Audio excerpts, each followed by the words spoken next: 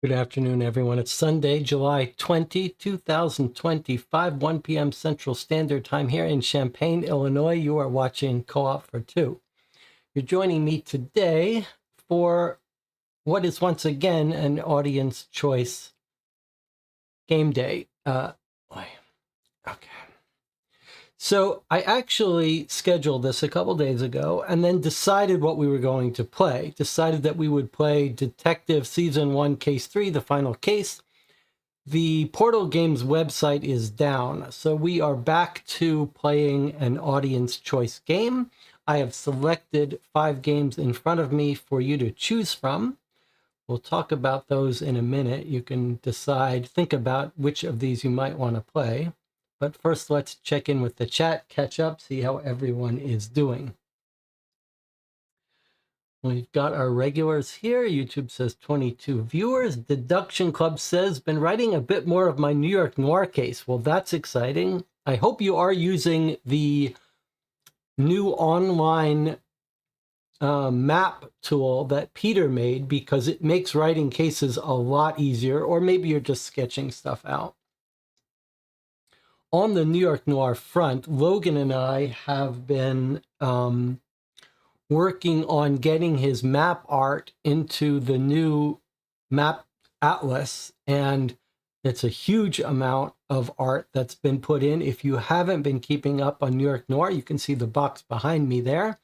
You might want to stop by the Board Game Geek webpage for the game. I have posted some teaser images of the art that Logan has illustrated into the game. There's like almost 400 individual little buildings on the map now that look like they really looked in the 30s and 40s in New York City. And Logan and I have just been going through doing updates to the list of real places in the game, making corrections. I am running a couple of games at Gen Con at the end of the month in about 10 days, and I'm trying to decide whether I should try to print off a new set of directories and cases and which games it would be better for people to play. If you are going to be at Gen Con, please do send me an email or something so I can bring a call for two mug or something. Okay, so let's look. We've got some people already talking about the games that we have in front of us. Noah has already played the final act. He says it was just as good as the recent Hunt to Killer games. Okay, so Noah, this is not working out for me here. Noah might have seen that recently. I have a mixed track record with Hunt to Killer, but the set of recent standalone boxes that we've played have been noticeably better than the rest. And then we played an old case. So the Hunt to Killer games are hit and miss. But we played Wealth of Murder and Dead on the Vine were very good. And then Final Act I heard was reasonably good. Noah says yes. Noah says they used to be not so good. Well, we played an older case by Hunt to Killer. That was one of my favorite games ever. A big 6-part curtain call. So it does seem like they've got a real track record. Okay, so one case you have available to you to choose from is the Final Act, a medium difficulty Hunt to Killer game, quite recent. What we have here is the Hollywood Murder from a Norwegian cold case game. So these would be two very classic cold case games. This one just came out, literally in the last couple weeks. Someone posted it on Discord, and it's thanks to the Patreon supporters of this channel that I was able to just purchase it. This is like $35, probably Final Act closer to 30. So this just arrived. We could play that. Probably some internet use, maybe a little bit of internet use. The other games, we have some smaller box games here, are two wallet-based cold case games. This one from Unsolved Case Files, which recently we've been playing a couple and have been pleasantly surprised. You can see the hook here as you've found a wallet and you're investigating it. So both are wallet-based games. This one is quite packed with stuff.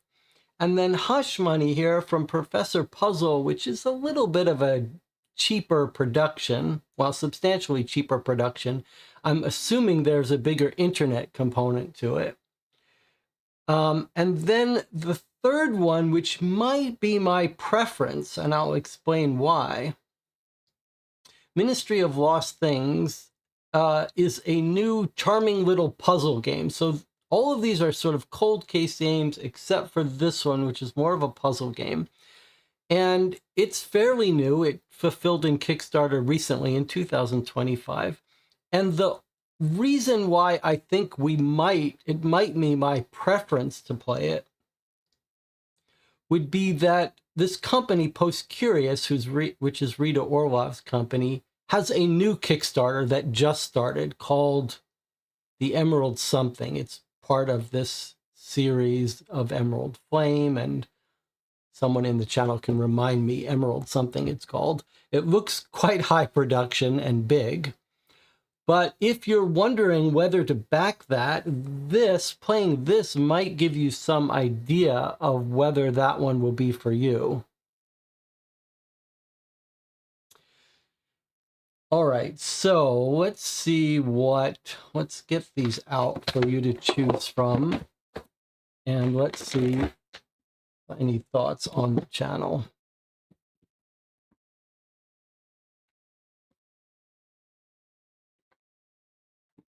All right, so Hush Money is a waste of time, disappointing, says Marty Muth. Noah says, I saw a playthrough of the Brown Wallet. It is not so good, but it may be appropriate for a Sunday afternoon.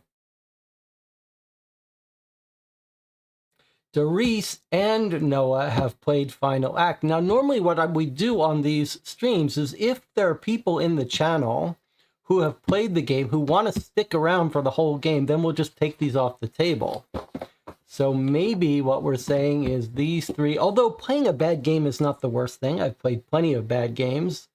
It doesn't disturb me to play it and be able to talk about why it doesn't work.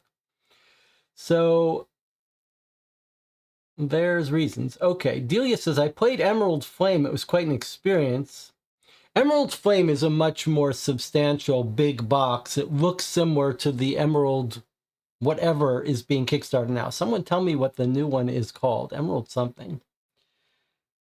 So this is definitely a different game, but it may be... This one says 2 to 3 hours. So if we map that to how long it normally takes us, this could be 6-7 hour experience for us here. Okay, this one says 2 to 3 hours. This one here, which I assume must have a lot of internet component, doesn't have anything on it. It doesn't have a playtime. It doesn't have a difficulty. Professor puzzle games are odd. The Lost Brown Wallet game. Well, the Unsolved Case Files people never list difficulty, so there's that. And Final Act is a level 3 medium difficulty, 28 piece of evidence, 1 locked box. This is what makes me a little bit suspicious. All of the games I've played that use this little lockbox gimmicks have been a little on the mediocre side, but I've heard it's good. Emerald Echoes is the new one. I think that's correct. But yes, at least this one is impressively done. It's like a real wallet. This one here is just paper. But, and then of course this one, so I should say the Norwegian company is called Detective for a Day. And we have played one more of those. It was Cult Member Killings. And it was quite good and quite difficult with substantial internet multimedia stuff. So they have a pretty good track record, but I would still be inclined for us to try this one. Ministry of Lost Things. And then we'll see if we should back the Kickstarter. Although the Patreon supporters have enabled us to back the recent one as well. All right, but let's take a vote. I'm okay with living by the vote today. All right, so what's it going to be? Just type vote and which one you want to vote for. So you got Hush Money, Brown Wallet, Ministry of Lost Things, Final Act, or Hollywood Murder.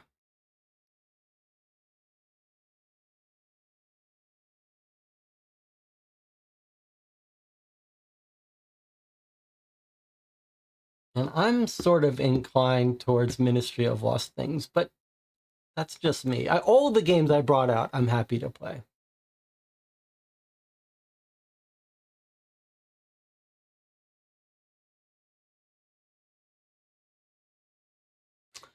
Four votes for Ministry of Lost Things, 1 for Final Act. So this is an interesting case where Noah has played Final Act, but wants to see us play it.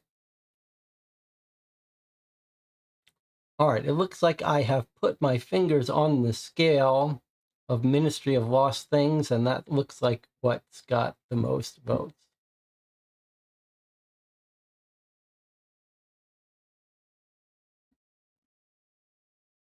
I think we almost had a tie vote for Ministry of Lost Things a little while ago. So it is appropriate that we finally get around to it here.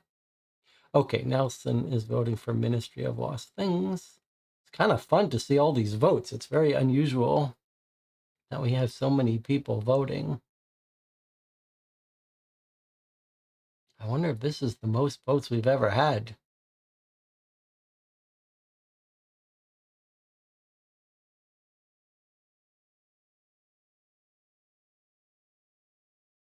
Did anyone ever watch the movie I recommend called Tony? What is it called? I feel like I forgot it last time. It's a German movie.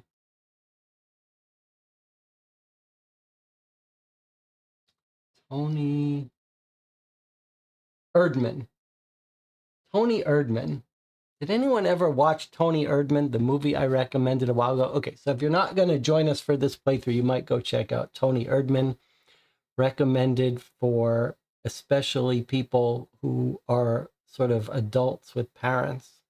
All right, we're playing Ministry of Lost Things. It's being decided, so we can stop the vote here, clear the chat, come back. Okay, Ministry of Lost Things is what we're going to play. The rest can get played for later. Interesting, with Ministry of Lost Things came these two things. So I kickstarted Ministry of Lost Things. I forget what it's called, how much it costs. These just might be stickers for that you get to have. This looks like clearly it's part of a game piece that maybe they didn't pack originally. All right. Anything else we need to discuss before we start playing? Any other projects people are working on? All right, we don't need Tony Erdman here. I've already recommended it. I feel like there aren't enough people doing the homework I assign.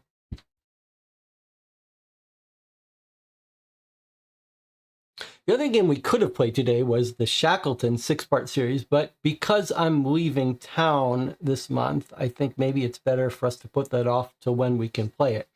If you're interested in the Shackleton series, a sort of puzzle game in 6 parts that will take us 6 sessions to play, stop by the Board Game Geek Guild for this channel. There's a link on the YouTube page, and let me know when you think would be a good time to play it. The other game, before we get started here, that we've been playing on late night Wednesdays is Heredity, which is behind me. And we just played chapter 4 of 5 in this campaign, and it was really good.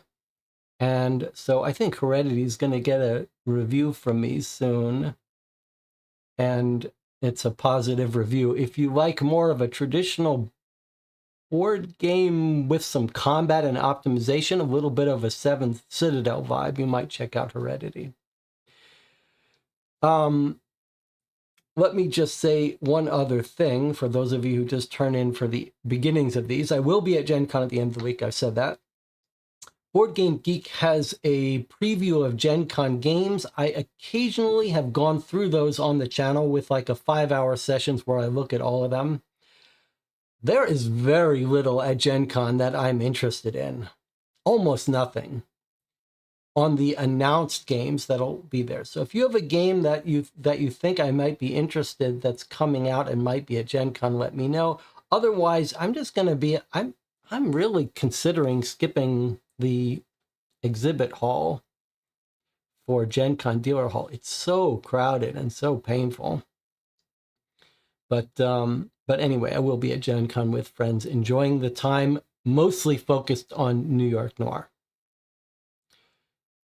Anna says, Anna has been working on her 3 cases for New York Noir. She says, I'm leaving for a 1-week board game retreat tomorrow. That sounds fun. Fake Alex says, I'm currently investigating a real-life mystery. I have to be careful what I say. Investigation has gone transatlantic and involves a bona fide Greek count recently deceased. Wow, that sounds interesting. Maybe you could make a case out of it.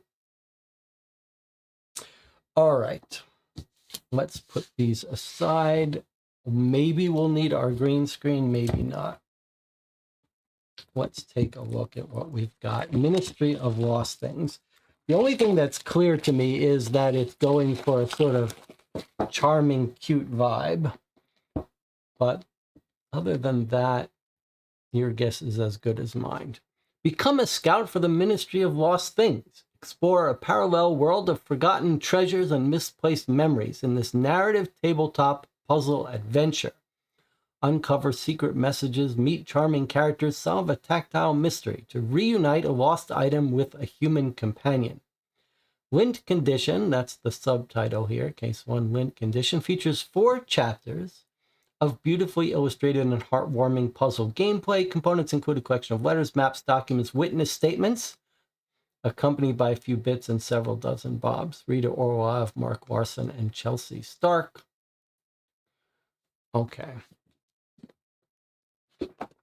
Ministry of Lost Things, Case 1.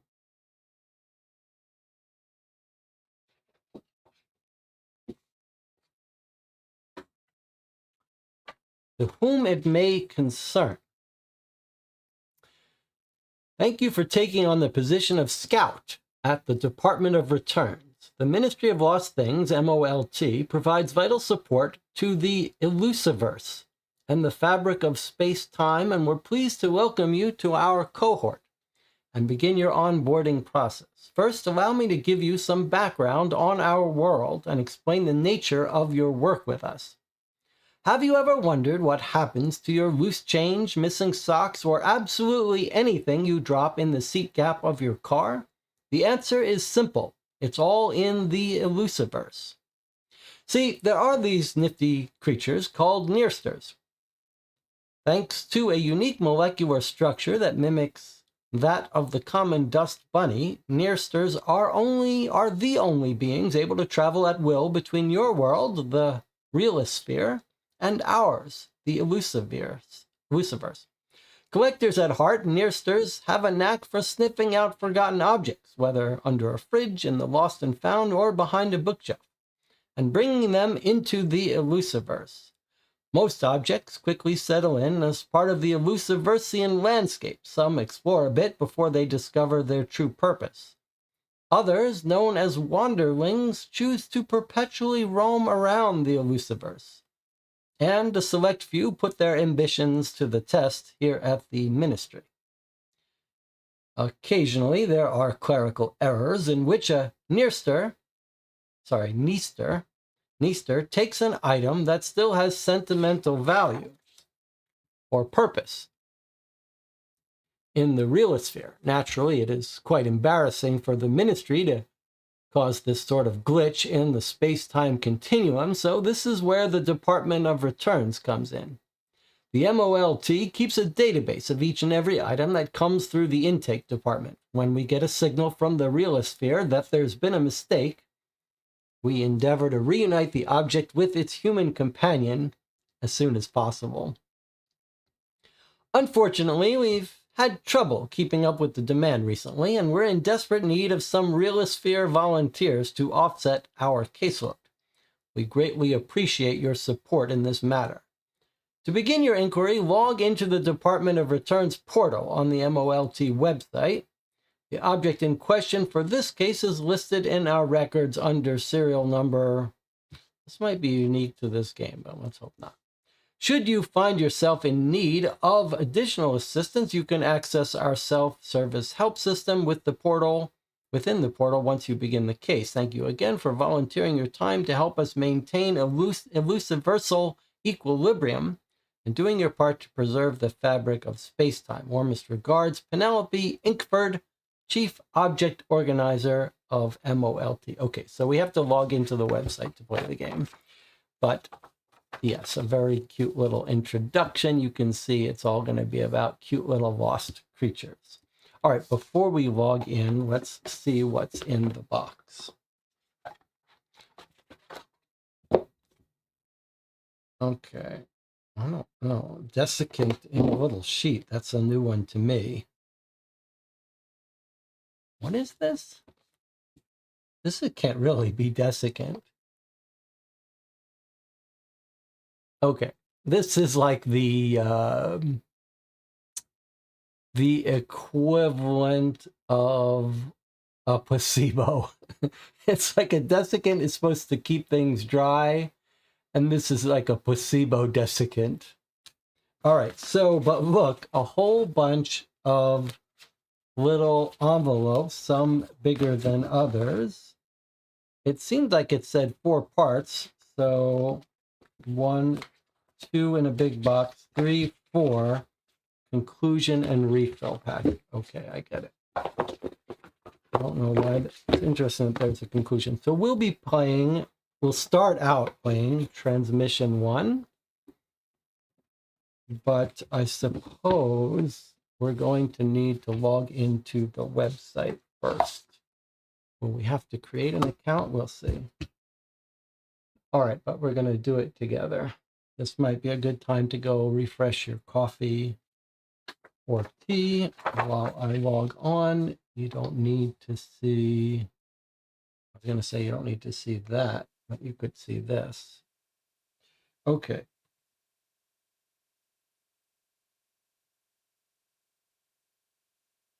ministryoflostthings.com.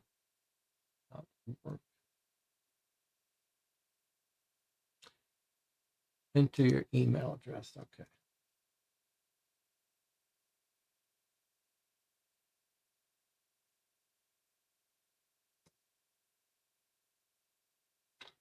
All right. Should we take a little break here now that you've learned what we're going to play while I create an account? Why don't we take an early break here? You can get settled, get your snacks. Those of you who want to join me, this is a puzzle game. That means once you watch me play it or play it with me, you won't be able to play it separately by yourself. So if this seems like a game you're interested in, you might want to stop watching now, come back after you've played it yourself, or you could stick around for the first chapter and see if it's something for you. For the rest of you, I'll see you in 8 minutes.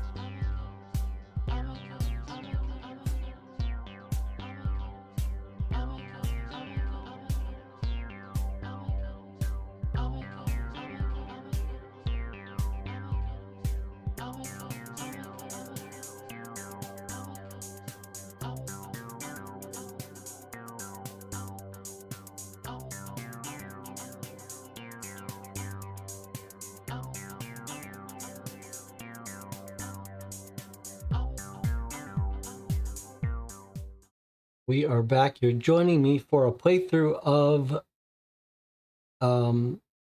Ministry of Lost Things, Case 1, Lint Condition, where we are helping to reunite, find things that have been lost into the Elusiverse where they don't belong.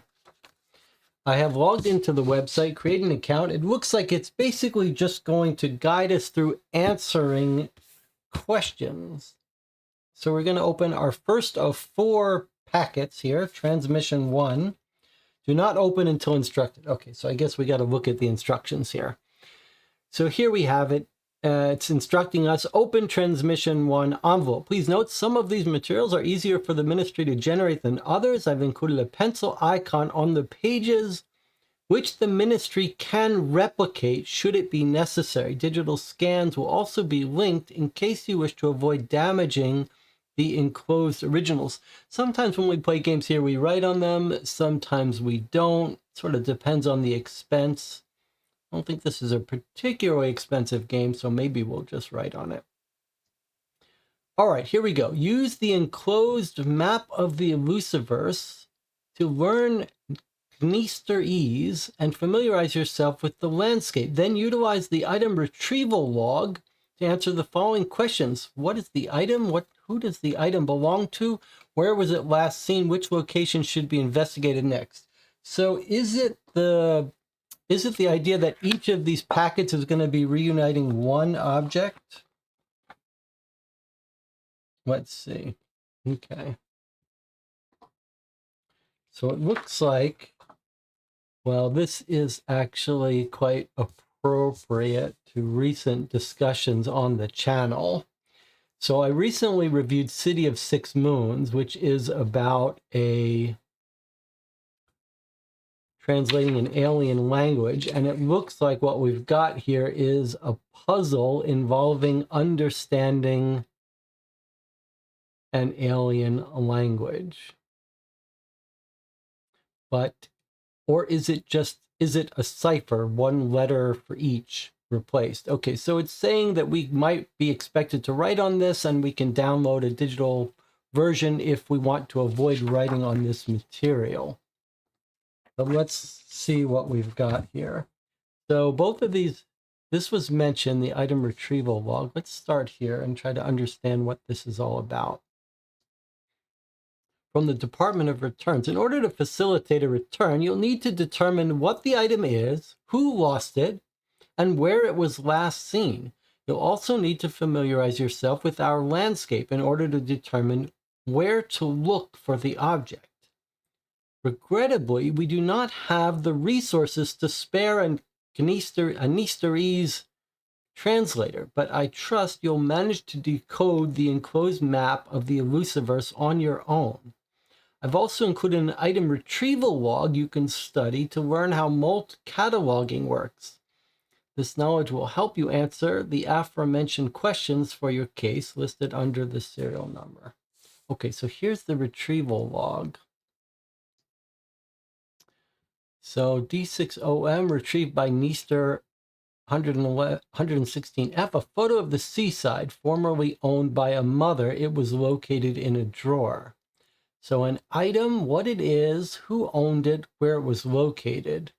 This was a key to an outdated and rusted lock formerly owned by a husband located in a pocket of a suit coat.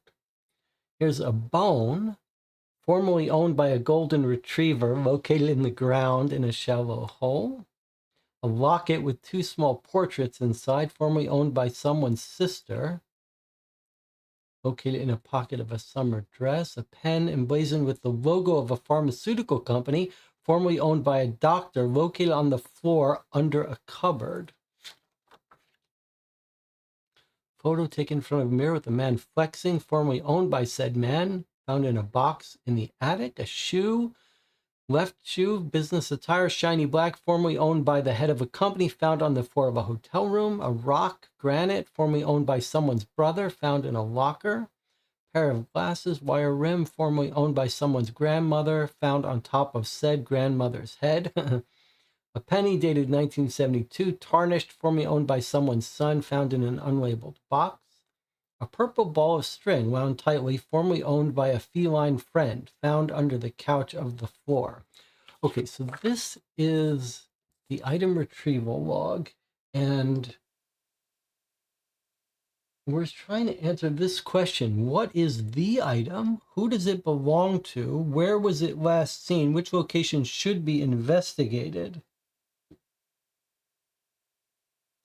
So is it the idea that we have to find all of these eventually, or transmission 1 is just about finding one of them and we have to figure out which one? Is it this number tells us which of these? Is one of these our AD?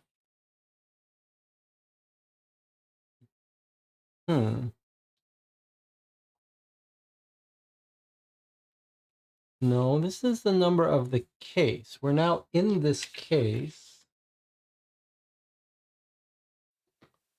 Map of the Elusiverse.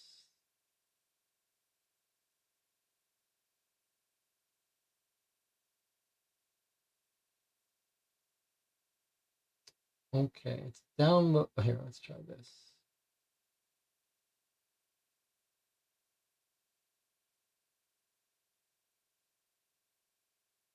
This is just going to be a scan of, oh, I see it's having trouble downloading it all. 4 times.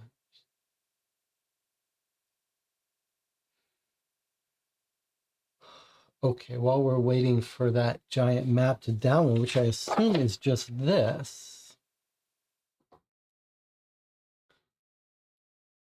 I'm trying to just grasp the basics of whether it wants.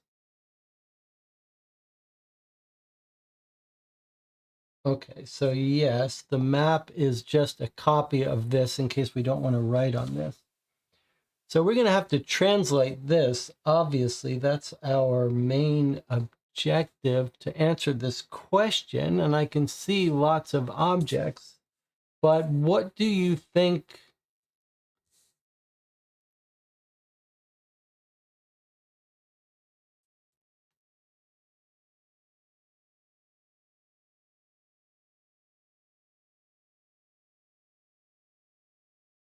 Cataloging work. So this it's telling us this is a sample. So is it saying this is a sample, but our case is, it's not even listed here, but is this our case? Okay, so this is our case, I think it's trying to say. So that's going to be a specific object lost by a specific person found in a specific place. So for this item, which is cataloged with this number, we have to answer these questions. And the way we're going to do that is by understanding the relation between this and this, I suppose. So we can see in different areas, different objects. So do we think, for example, we're going to find a photo of the seaside located in a drawer? So do we expect that somewhere in here is going to be a photo of the seaside?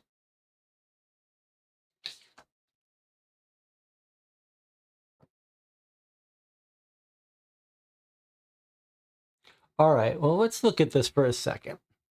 Retrieved by Neaster 116F, and there's the 116F. 224C, there's the 224C. Okay, so we can see this first, the second of the tuples, the second of the thing tells us what Neaster found it. And then what else have we got? Any repetition here in the rest of the stuff? SC, SC, couch.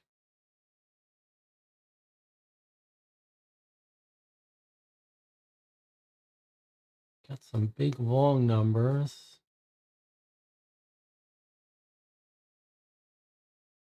So they're not dates. What would those long numbers be? But somehow from these two things, we're going to have to uniquely identify this object. So we know this Neaster that found it is 515C. Is that person on our list as having found anything else? No.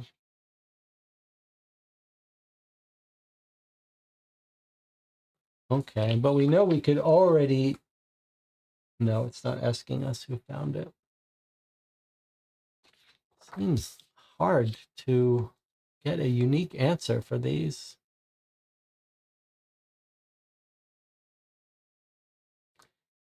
Drawer, coat, up, OMUB, up is OC.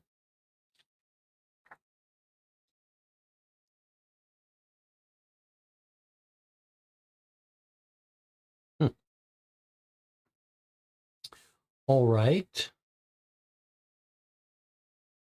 We might want to print out the copy to write on this. All right, let's just familiarize ourselves, get comfortable with some of this stuff while we're looking at it. So what do we see here in this map? Is it easier if I give you a full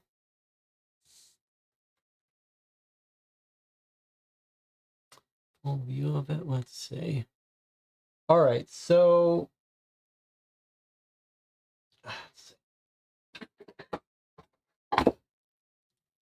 what do you notice here?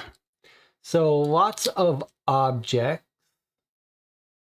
I mean, this could be our photo album. Got various things. Okay, fine. So we've got pictures of things. Any sense of how they're organized? Yes, look, this is all socks. Now, do we have a sock item? Let's see if we can find anything that we would know where it would be. Shoe, I don't see. I see all socks are here. This is like socks land. Now, SOCKS, this could say socks if this is a code cipher of English. Might not be, but let's see. Do we have any socks in this list? Glasses, what about this? Okay, here are keys. Let's stop, let's do that. Okay, so this could be keys, Keys. Does that match up with this being socks? Not quite. Oh, S. If this is S, keys, socks, but then what would this be? All right, so, but this is keys, and we did have find a key. Now, where was our key? Glasses, penny, rock, shoe, photo, ball of string, photo, key. Okay, so let's look for a second here. I'm afraid I'm going to have to move this so I can see it too. All right, so, okay. Let's do it this way for a second. All right, so this is where this key is going to be. Where's our key? Phone locket key. Okay, let's just focus for a second, one thing at a time, as an example. So we know the key is going to be here. The key is going to be in this little land here. P6UB H. Anything jump out?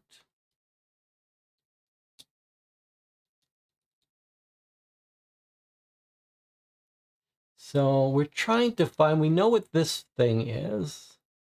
We don't know what these three things are. P6UB.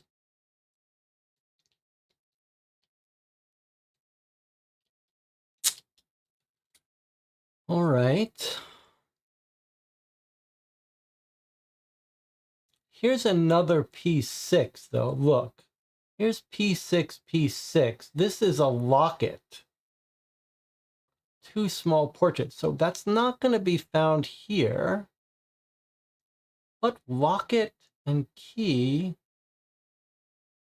kind of similar. What else do we have here by way of areas? Umbrellas. This looks like umbrellas have their own area. This looks like paper. What have we got here? Belts, purses, leather, sock. Here's pencils and pens. I only see pencils, but I have to assume pens would be there also. So we've got a couple pens. What have we got here? A little lake of razors. What is this? Do you think phones? This looks like toys.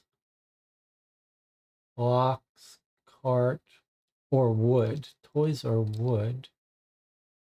This looks like glass stuff. Is it organized by material type?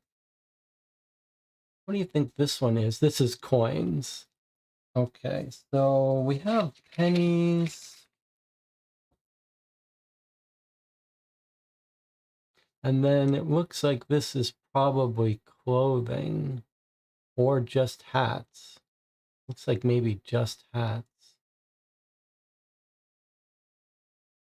And then what's this then?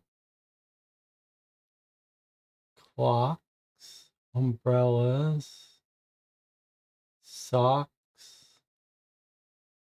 belts or leather, paper, pencils, maybe pens, keys. I'd like to see that there's like, where would the locket go? Is there any sign that there's lockets here? And then what have we got here? 3 words that are almost the same. Like, what is this? This would be a clue for us, right? So is that glass with the double S at the end? GLASS. If that was right, if this does translate to English, which we don't know, but assume it does, and assume this is GLASS, then this would be GL blank blank G. And then this would be GL blank blank G again. That's an odd idea. All right, well, let's stop for a second. Let's before trying to make any more conclusions and checking with the chat, let's just summarize what we've got here. So we've got our map of the elusiverse.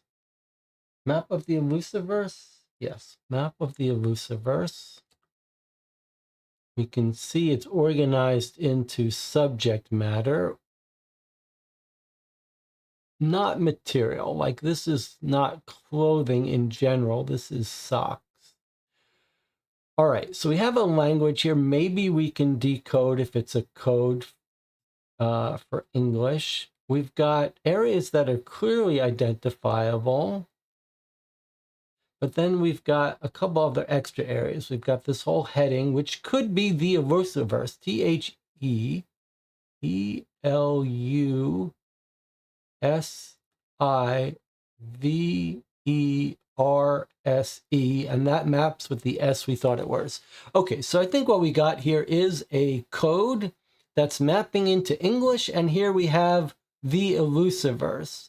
So that tells us that we are going to be able to do a one-to-one and get a mapping and understand this fairly easily. So I think we'll be able to translate this quite easily. That is, there's no way that's a coincidence. That's going to say the elusiverse. Now, what this is, I don't know, but that's okay. We're going to translate it and figure that all out. Okay, so we're going to translate this to English without too much trouble. Before we do that, let's just talk about this for a second.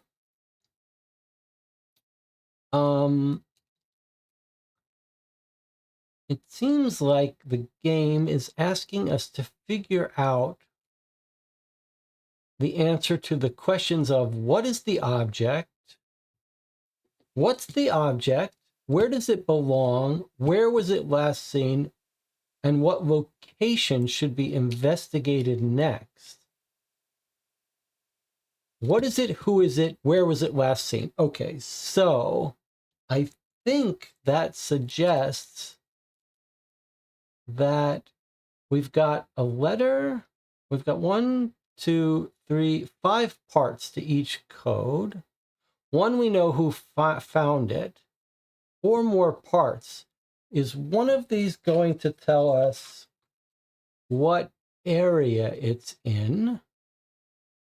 And is one of us going to tell us, aha, okay. So one of them is going to tell us what area it's in, probably, what area it was filed in. From that, I think we might be able to deduce the answer to the question, what is the item? Because knowing that's the redundant information, right? Knowing what item it is tells us what area, knowing what area tells us what kind of item. So we've got those 2 answers are going to be in one of these things. Perhaps I wouldn't be that surprised if one of these wasn't indexing into alphabet letters, like letter 11, letter 5, letter 25. Letter 16, letter 8, 15, 20, 15. I wouldn't be too surprised if these don't map to alphabet letters. But then this is a weird case. D6UB. We still need to have something tell us who was the owner.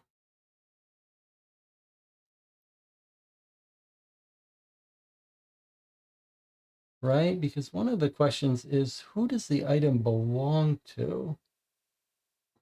Do these look like codes? Like, where is the person who owned their own thing?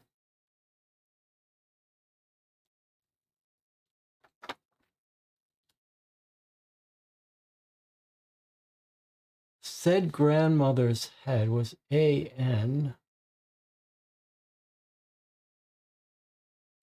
Like, I wouldn't. These last two digits almost sound like they're telling us who, where. Let's see. Where it was found? No, we don't care about where it was found. Where was it last seen? Hmm.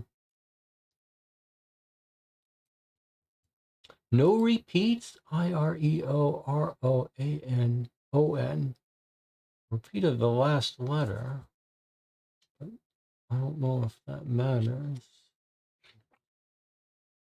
OCISUPUBOM.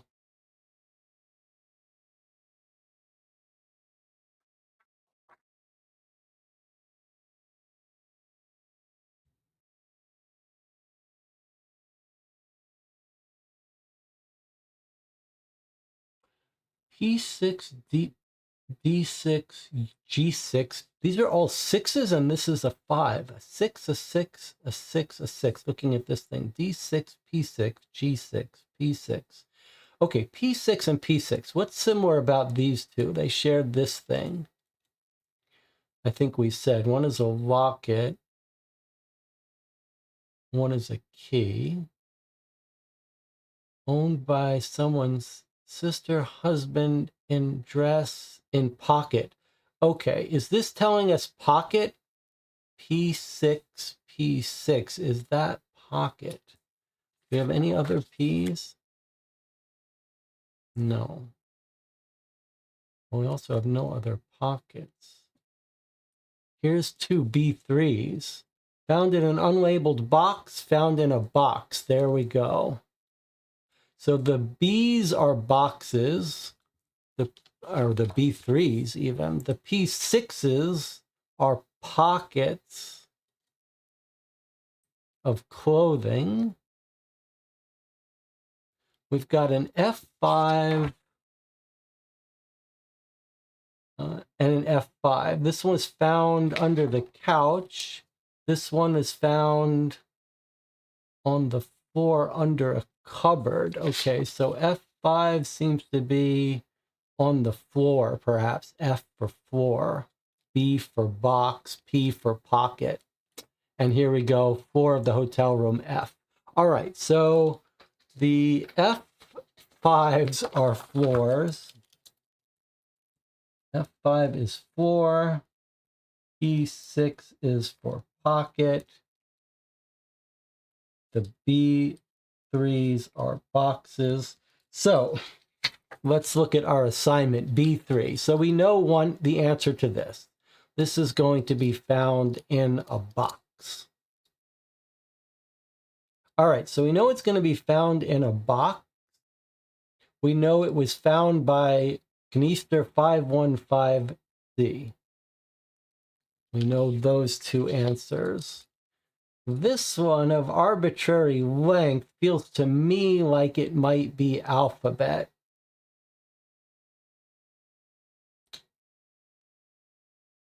And that's just my guess. Like the first two digits, are they ever over? I guess unless it's a 7, but that could be a single letter. I wouldn't be surprised though if that's alphabet. Okay, so we've got what this thing is. That's where it was last found, last seen. Now, what's our other question here? Who does it belong to?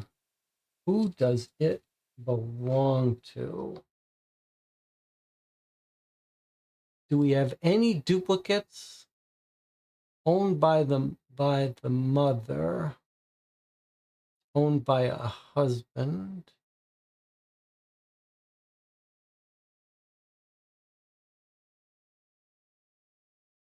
owned by a dog.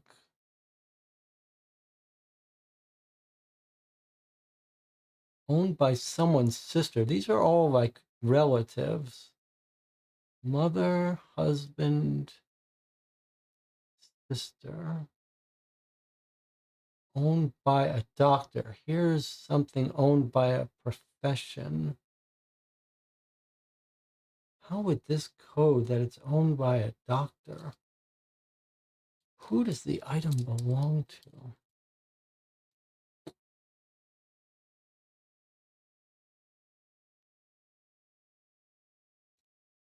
Suppose we could just do the translation of the map that we know.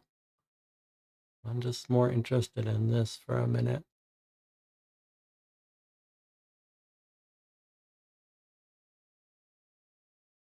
And this one is,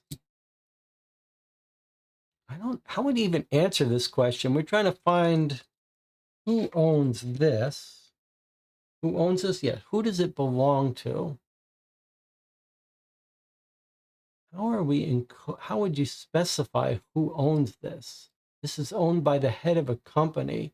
Could this be someone's name and it's just not summarizing it here? All right, let me see if my guess about this is right. I just don't know what else it would be if not an alphabet. Let's try to find a short one. Here's a short one with less permutations. So I'm looking at that third thing here. All right. 11, 52, 5. So the way I was saying you must break it, you can't break it. You can't have 52, but you could have 1, 15, 25 or 11, 5, 25 or 11, 5, 2, 5 or 1, 1. Okay. 11 would be K, E, X. K-E-Y. That's interesting. K-E-Y. Is this a key? A key. Okay, so there you have it. That was indeed the answer, but it's telling you the item though. So this number 1152.5 is actually 11,525 or K-E-Y. And the way to decide which of these it is not, there is no specific answer. I'm guessing it's just constraint satisfaction.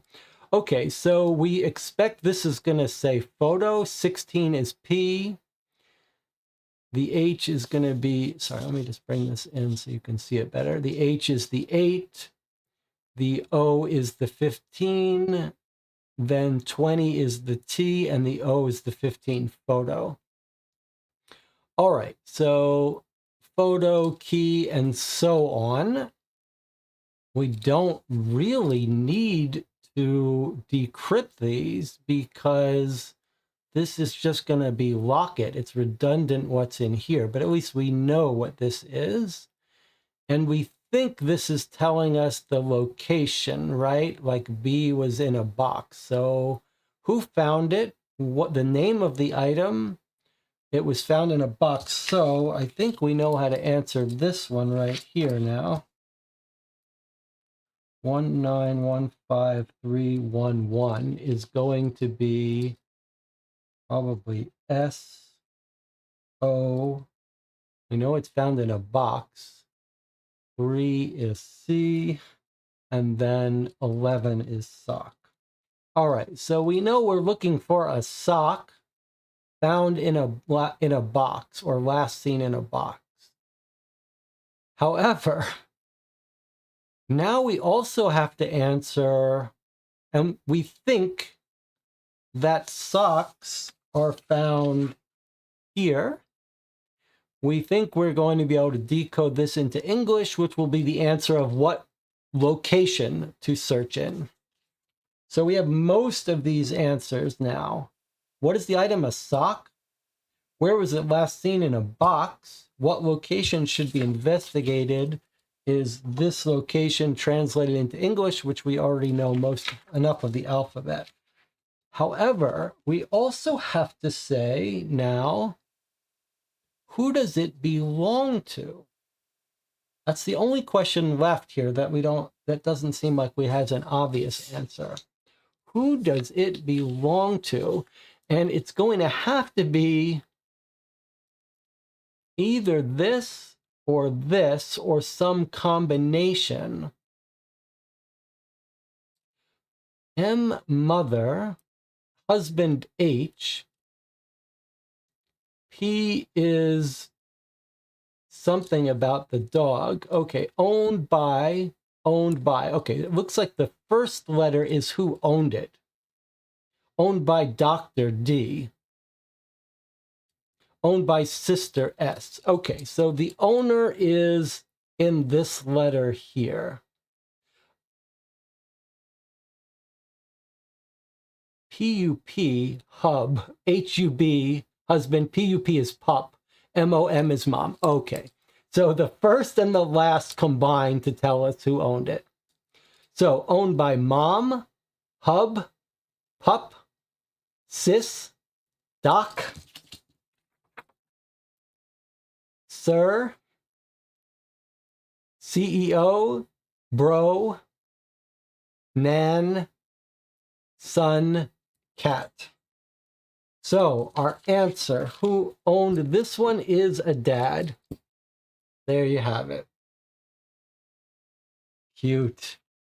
All right, let's just translate this and then we're done. All right, so I would rather have the printout to write on. Let's see if we can print this out.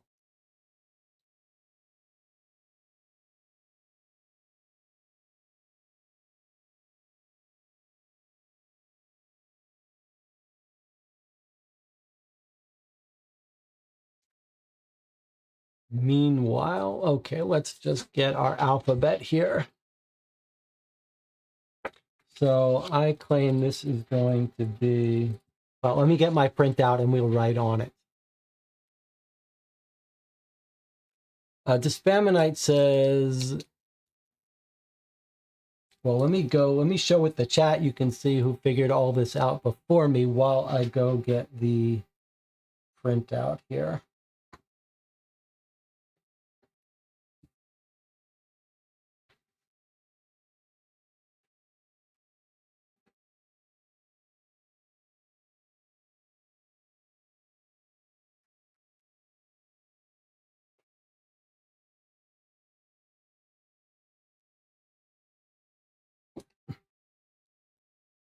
All right.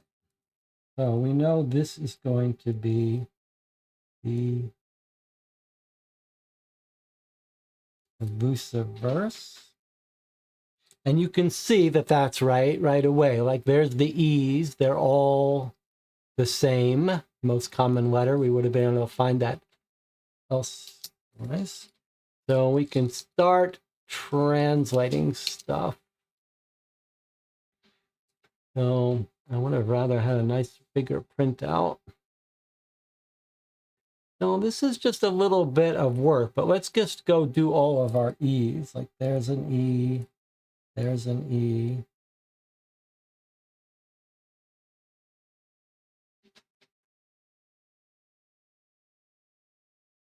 What's our E's? This one, right? Okay.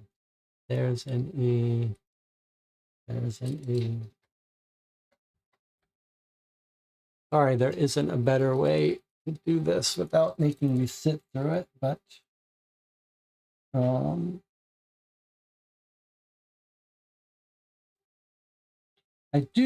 we'll just talk for a bit while we're doing this. I have written an essay on the best way to use codes and ciphers in games, but in general, this is my favorite kind of cipher code. Prone to errors by me. which is just a generic substitution cipher that you're basically deductively figuring out. To me, this is the most enjoyable kind of cipher, one of the few kinds of ciphers that's fun. Okay, where's our S's? Let's do our S's. Our S's are these little J's.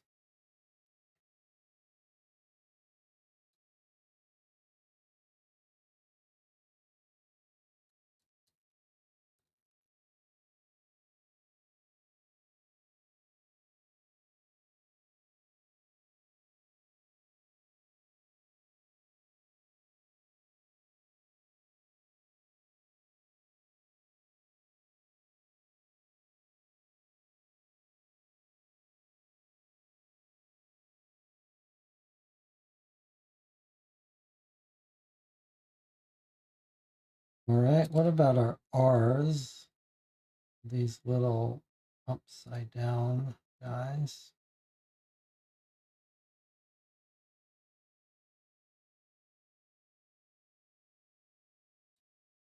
It's an R, that's an E, was an S. So we'll do enough of these till we can start guessing. That was our R. R.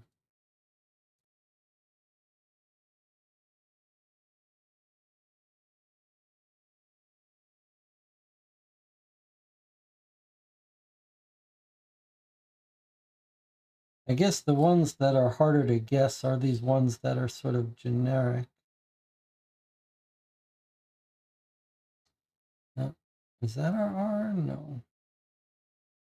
And it's okay if you make a mistake. One of the that's the other reasons why this kind of deductive code is more enjoyable is if you make a mistake, it's not the end of the world. It'll come out as just an oddity that you'll realize you made a mistake on.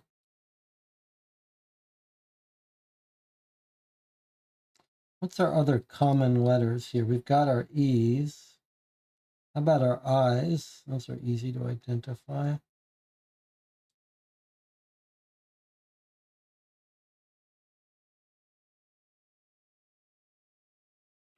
I, I, I.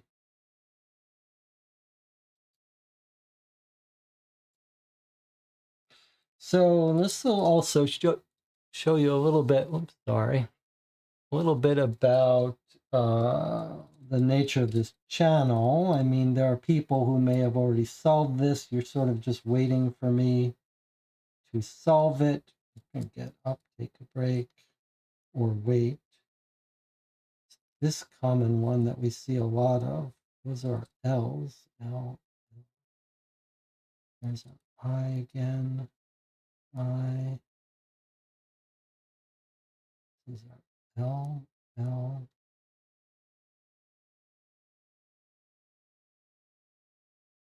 You could also just go by, this is our E,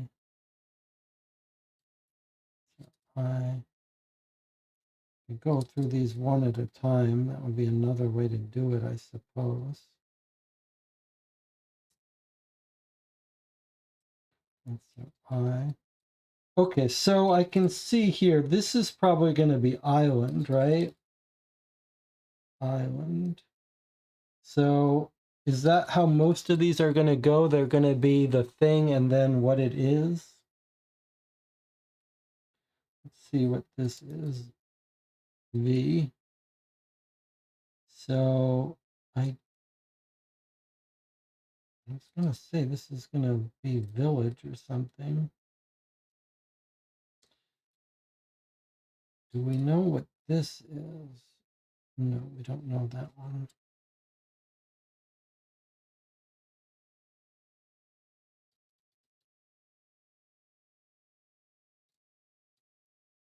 Okay. L, L, L, lots of L's in this one. Okay, this is umbrellas. EMB, umbrella, L, land, is that what it's going to be? Umbrella, L-A, L,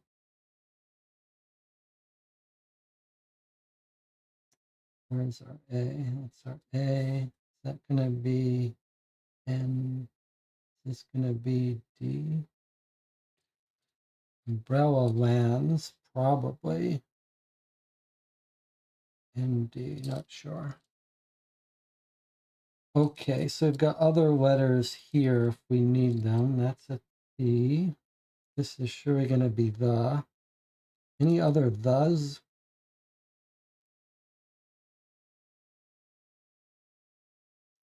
Here's an H.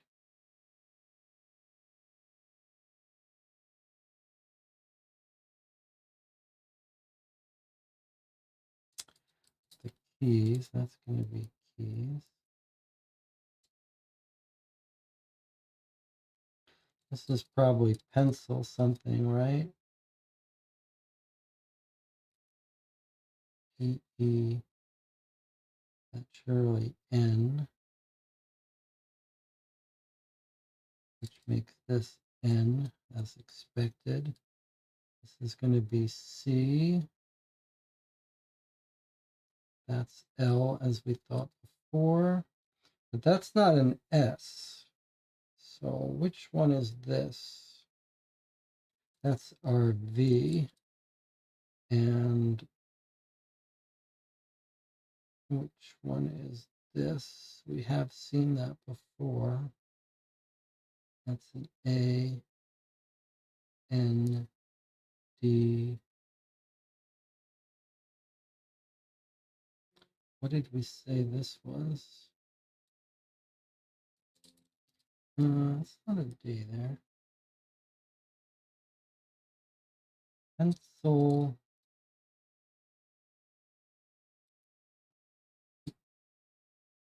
That was a V. Is this going to be Pennsylvania? Is that our A? Umbrella, yes. Okay, so that's Pennsylvania.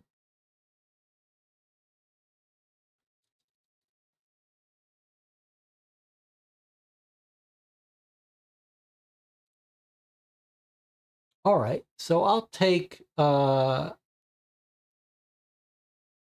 say some nice points here. We'll take a break and just chat for a bit before we go back into doing this. Okay. So Jamie says, I think I know the second word at the top right corner. I have two of them. Yes, this is quite lovely. Fake Alex makes a nice point here, which is, I like that they have left space under the symbols for you to write your own translation.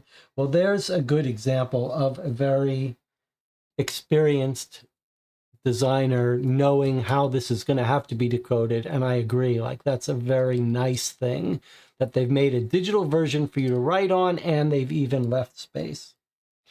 Okay, so let's keep going here. We know that this is a P. I'll do a little bit more generic filling in, and then we'll go back to guessing as we go. So we know these are A's, so let's go ahead and do the A's. The A looks like a symbol that we've seen.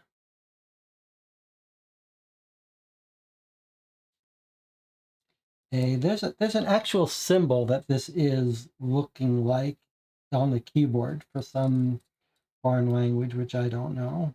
But maybe someone can tell me what that's called. What about these? We keep seeing a whole bunch of these. These are our L's, huh? There's a lot of L's.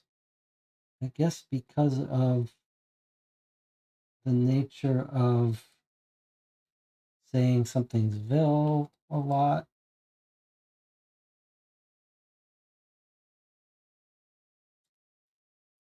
There's our L's, huh? There was our A. There's our L again. L, L. So this is something vil. That's our V.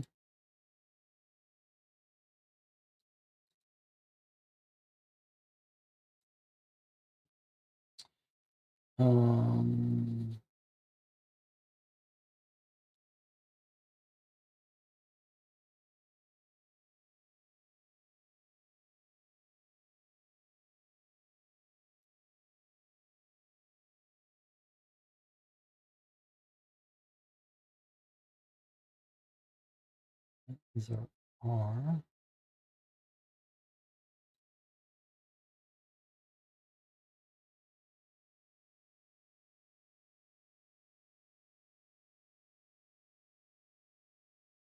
Is a T. The necklace is a T. T. That was an A.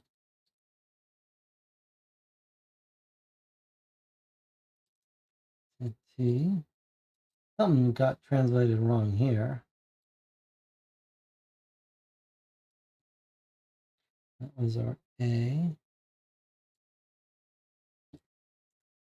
That was our L. What about this sideways necklace? We said that was a B. Okay, so that's pebble. Necklace is a T. This one we've seen before. What did we say this was? That's a P. Receiptville. Okay, so that is Receiptville. Okay, what about this question mark with a dot? We said that was an H. So that's leather something.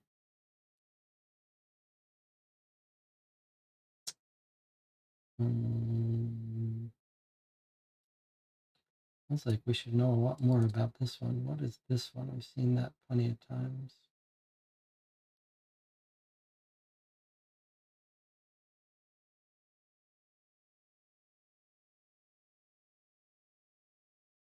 That's an N. Let me do the rest of these.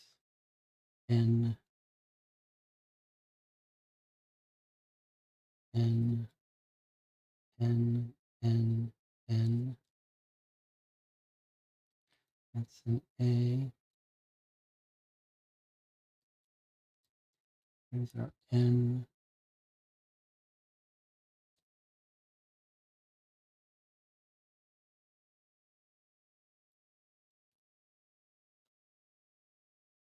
Here's our R.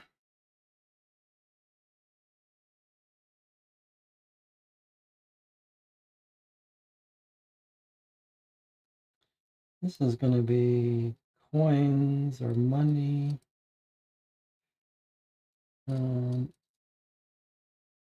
Okay, so this is probably going to be D, right? For lands.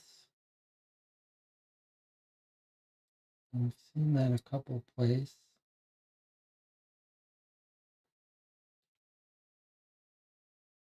I believe that's going to be a D.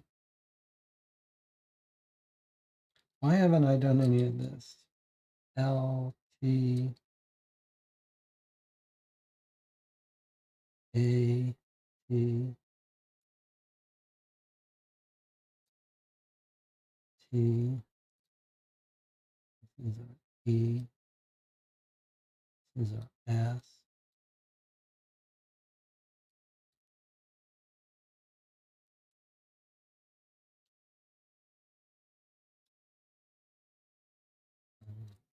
T, T. This is going to be Toy Town. Toytown. So let me do the O's, if where we see them. Should be a bunch of those. That's an O. That makes that coins.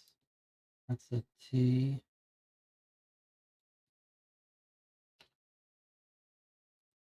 O. That we said was an A. It's an R. O. This is going to be K. Is that our S? think that might be, that's our O, that's our A.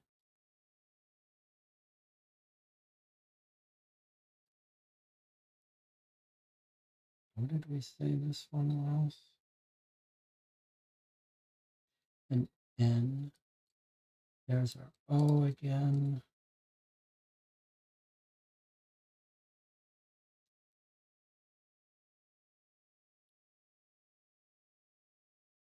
That's our O. Toy Town W. Okay. That's a tower. That's our O. Receiptville, Pennsylvania, the Keys, Umbrella Land.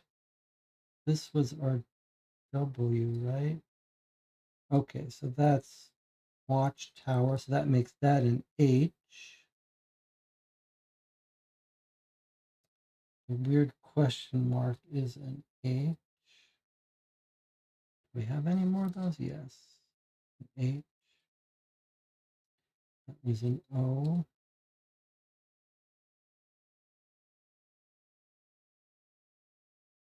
All right, where's our sideways necklace?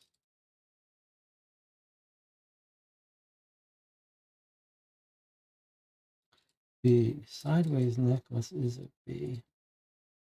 That was the W.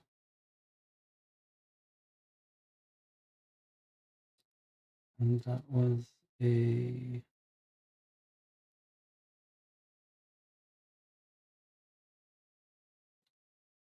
O.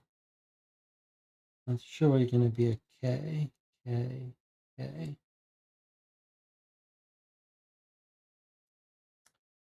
Okay. Almost there.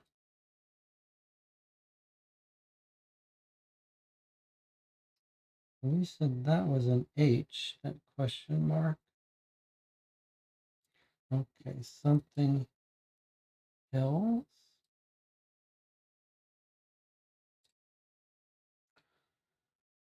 All right, almost done.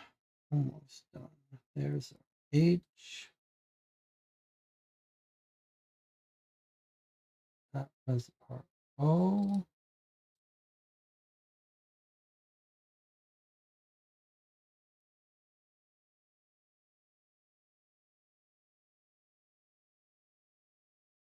That's going to be Glades for Heather Glades, right? So that's going to be a G.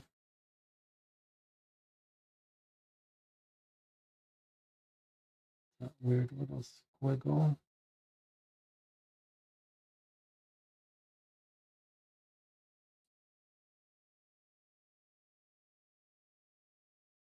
What do we have left? This is going to be mountains, obviously. So there's M. That's M.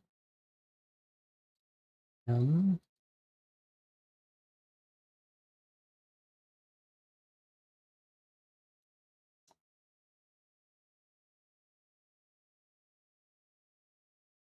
What did we say this one was? Not an I.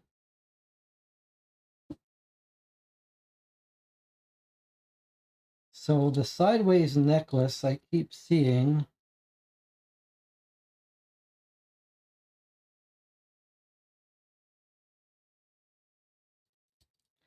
Surely we've translated it already. What would this be? Molth. Have I done something wrong there? Molth. Watchtower. What have I done wrong here?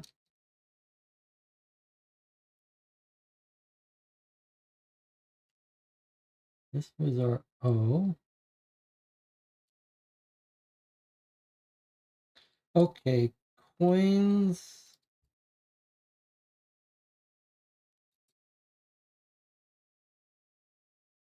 That's a weird one.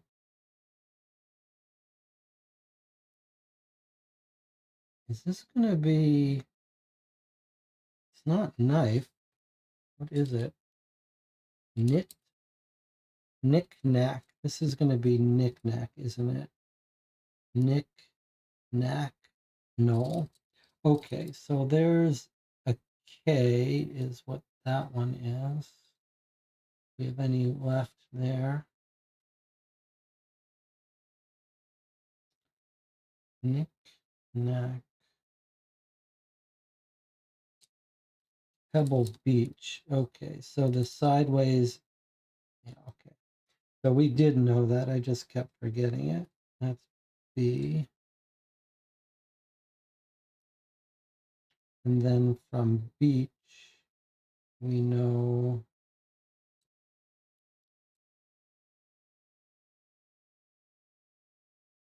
That's a weird one. What have I done wrong here? Something that's not the B. Okay, that's a B. Pebble Beach. And then this is this weird one. Town. Is that our Y? Bay. Yes, that's Bay. Okay, just about done. Hats.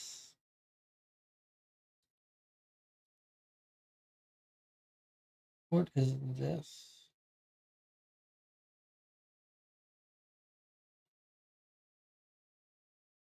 Knick-knack knoll, and then this is valley. Okay, coins. Right, valley coins something. What is that? We're missing it here too. Sarborough. That's going to be borough. GH. Okay, that's fine. So we still don't know Starsboro, something with, it's not a T though, but what is it? This is Saki Mountains, Leather Glades, Receiptville, Pennsylvania, the Keys, Umbrella Land, Watchtower.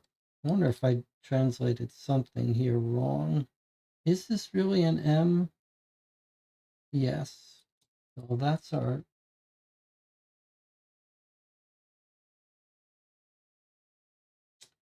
umbrella. That's definitely an M.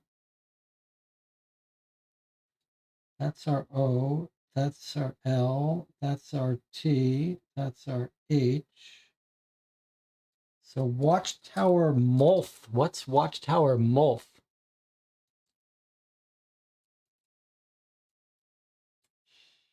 Are there any more of the... this is an M. Coinsamite Valley. Unless I've translated that wrong. Okay, so, and then what did we say this was a... We didn't say this was a B. What did we say this little backwards one was? Okay. Homework Hills. Okay, Homework Hills, Watchtower, and then we're missing very little else. Now this is a C. Scarborough. Okay, Scar something borough. We've got one letter here, but I don't think we've seen any more of those. Have we? So we might need to guess this one by process of elimination. Scarsborough. That's going to be a Z, is my guess. Here for Scarsborough.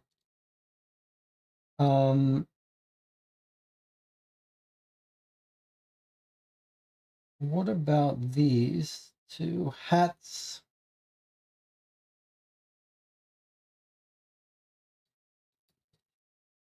Surely we've seen this one before.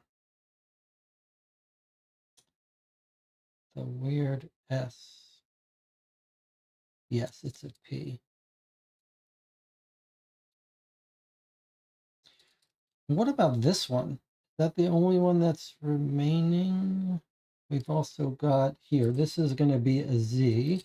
So this isn't a Z for Scarsborough because Razor is surely our Z, this big W, Razor Bay.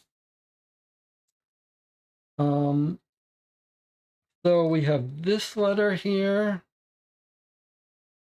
And is that it? No, in this letter. 2 letters remaining. I'm not sure we've seen, I don't think this one we've ever seen, this little face here. So that's going to have to be a remaining letter, like a X. It's not a Z, though. But what about this one here? Have we seen this?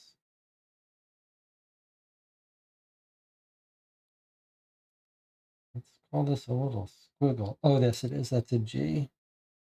Okay, Hat Springs instead of Hot Springs. Okay, now what about this one? I thought this was going to be Scarsborough. You think that's an F for Scarsborough? Do we have no other Fs? We have no other Fs, so that makes sense. All right, so it looks like we've solved it. Here it is. There's a space after molt.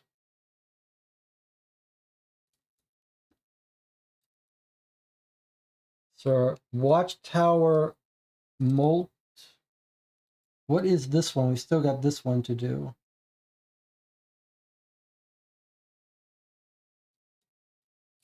That's a weird one. I don't think we've seen this letter anywhere else before. So what would it be? What's left?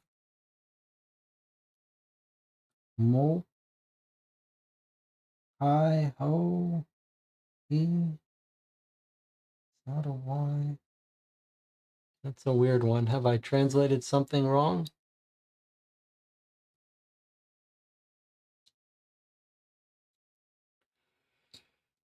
Remote island is missing the M. Okay, yes, there's our M. Thank you. All right, so what is this last letter here? Watchtower.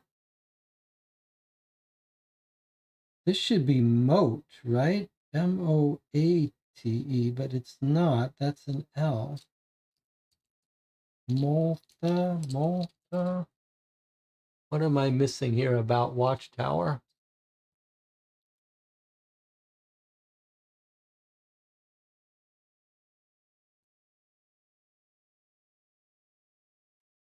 Poinsamite Valley, Hat Springs, Scarfborough, Saki Mountains, Leather, Glades.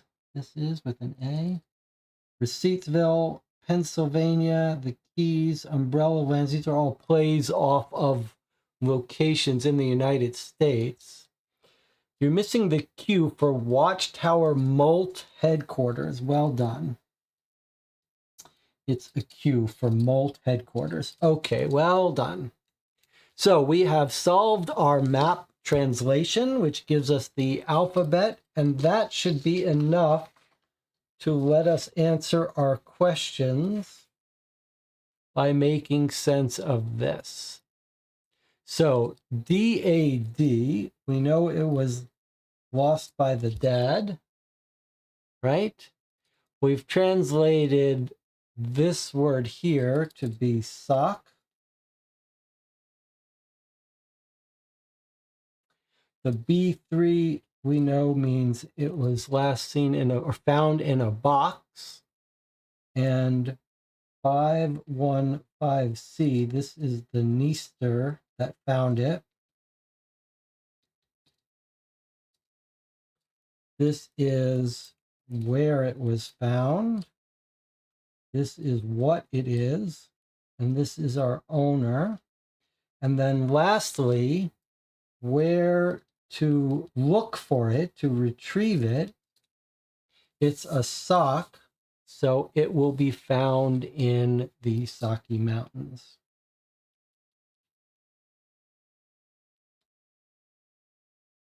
So there are our answers to the questions here.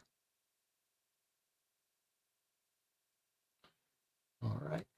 So What is the item? It's a sock.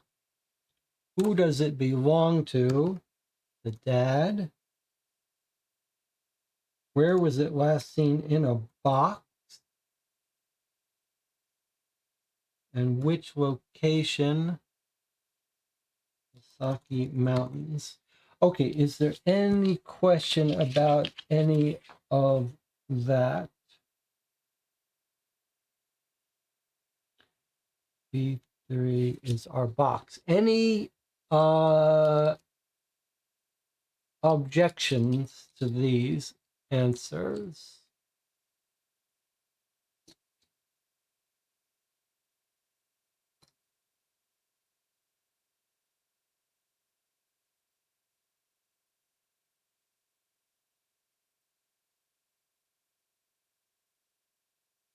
Okay, I guess that means we got it right. We're going to take a break now. I'll see you in 8 minutes.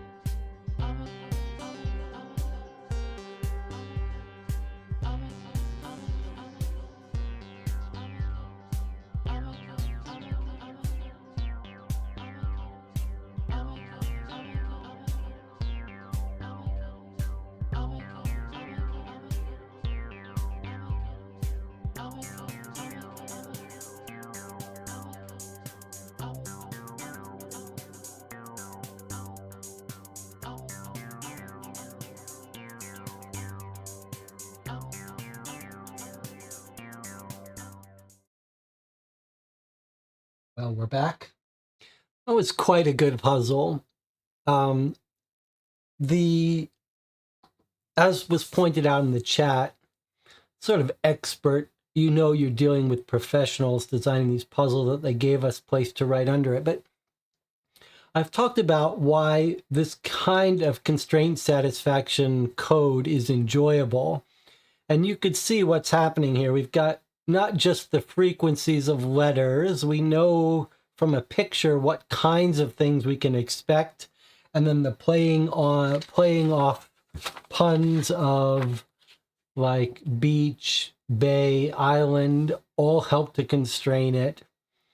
And then there are a couple sort of wild cards. But this was not the most enjoyable part of that puzzle to me. To me, the most enjoyable part is that moment where you're like, how are we supposed to figure out from this thing? Like, what are we even supposed to do? And then the idea that this is going to give us the answers to the questions of what's the object, where was it found, that stuff. At first glance, you're saying, how can that possibly give us the answers to that? But then to see that there's a pattern and then to be able to pick up that pattern in these examples, really quite nice. And it is an example. If you're sort of finicky about words, we use the term deductive very loosely when we talk about kind of deduction games that use logic, but really the people who specialize in this are familiar with the difference between deductive and inductive, and this might be a kind of example of induction, where we've got examples, and then we're trying to find a general rule for the examples. We don't get much of that in these kinds of puzzle games, and boy, is that enjoyable. I'd like to see more of those. And I think the chat is in agreement, and Alex Blue makes an interesting observation. He says it's playful, but there's a slight sense of sadness to it. And I was just pointing out that we played Morrison Game Factory, which is behind me somewhere on the wall, recently by the same company. And it also had that mixture of sort of charm and sadness and some happy elements that it's a storytelling formula. And Joseph Mayu says similar kinds of things in Emerald Flame, which I do have. All right, so we've been told to open box 2. I am drinking today most of the coffee we drink is from a relatively nearby roastery called Mad Goat, and I'm drinking a Colombian washed double fermented coffee. I don't understand that concept. I thought the fermented coffees were supposed to be unwashed, and they're a little strong for me, a little peculiar in taste for me, but I like this one. It's sort of a hybrid between the washed and unwashed. I don't understand this double fermented, though. That seems like a gimmick. It's all a gimmick. All of the coffee stuff is a gimmick. All right, so the website told us to open transmission 2. So we found, is this all about hunting down one object? Is that what this game is going to be? It is called Lint Condition. So is this whole box about rescuing one sock with its owner?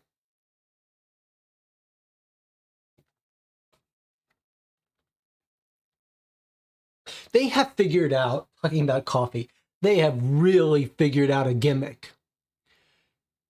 And that is this co-fermentation thing.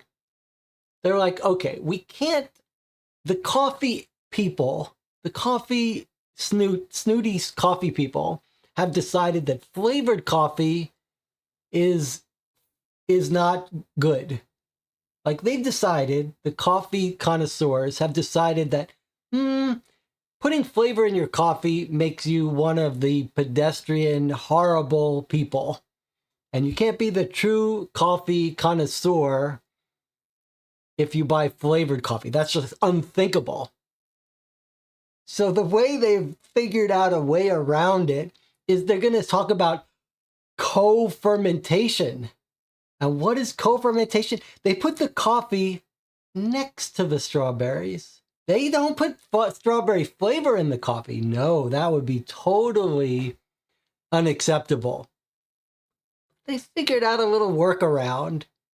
They put the coffee right next to the strawberries. And they just let the odor seep next door, seep into the coffee when the wind blows. Now, if you drink coffee co-fermented with strawberries, well, that's fine. Then you're still the coffee connoisseur. All right. So, transmission 2. Let's see what we got. Let's put our transmission 1 away. We don't know if we're going to need that map later.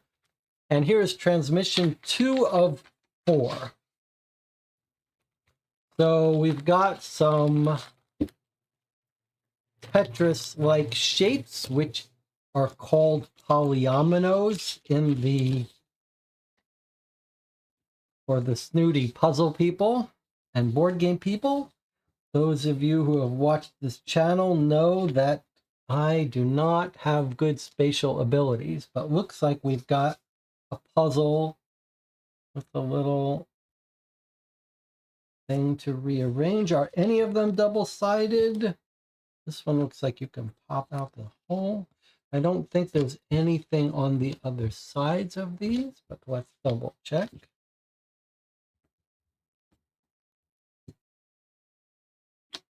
Okay, so there's some puzzle pieces. Let's put that aside. Let's read what we've got here, though, because we've got some other stuff. Here's our memo for transmission 2. Upon arrival at the Saki Mountains, Smoky Sock provided us with a map of the local topography, and some information should help lead you towards a specific location within the Sakis. Enclosed is also a reproduction of the massive stack of letters and keepsakes that were found inside the box where the sock was kept. The original box arrangement may prove important for your investigation. Please note that the stack structure was likely compromised during interdimensional transit. We believe these will help you learn more about the item's relationship to its companion and how the item was used. The stack structure was compromised. Does that mean we have to stack these on top of each other to get something? Probably. All right, so it seems like we're all about reuniting this sock with its owner who misses it for some reason. But we've got a bunch of other documents here. Let's see what we've got here. A map of the local topography. Where is that? Okay. So this is just the Saki Mountains? Yes, this is just the Saki Mountains, I think. So we've got within the Saki Mountains, where the socks are, we've got crew station, no-show station. That's a sock that's meant like for runners that doesn't show outside of your sneakers. Pattern station, wool station. I am a huge fan of smart wool socks. You want to get someone a present. You've got, I think women would appreciate this more, but if you've got someone who wouldn't spend $20 on a pair of socks for themselves, which is a completely smart thing to do, go get them, though, some nice smart wool or darn tough socks. The difference between a cotton sock and a merino wool, that's what it is. The material is merino wool. The difference between a cotton sock and a merino wool sock is night and day. If you walk for 15 hours, if you walk for 6 or 8 hours in a cotton sock, you're going to be damaging your feet.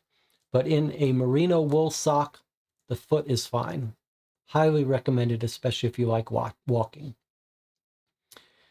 Okay, tow station, knee-high hills, striped cliffs, Everesting Canyon. They make a good gift because people don't want to spend that much money on a sock for themselves, but they'll remember that you got them a nice pair of socks. Okay, Argyle, which is a pattern tube station.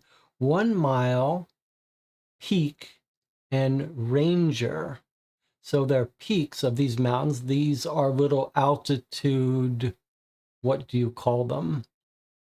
Altitude lines. So you're going higher up the mountain. There's a certain technical term for an altitude map. I can't remember what it's called though.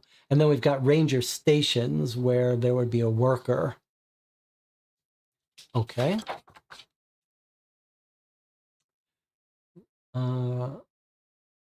Reproduction of the letters and keepsakes are found where the original arrangement may prove important. Note the stack structure.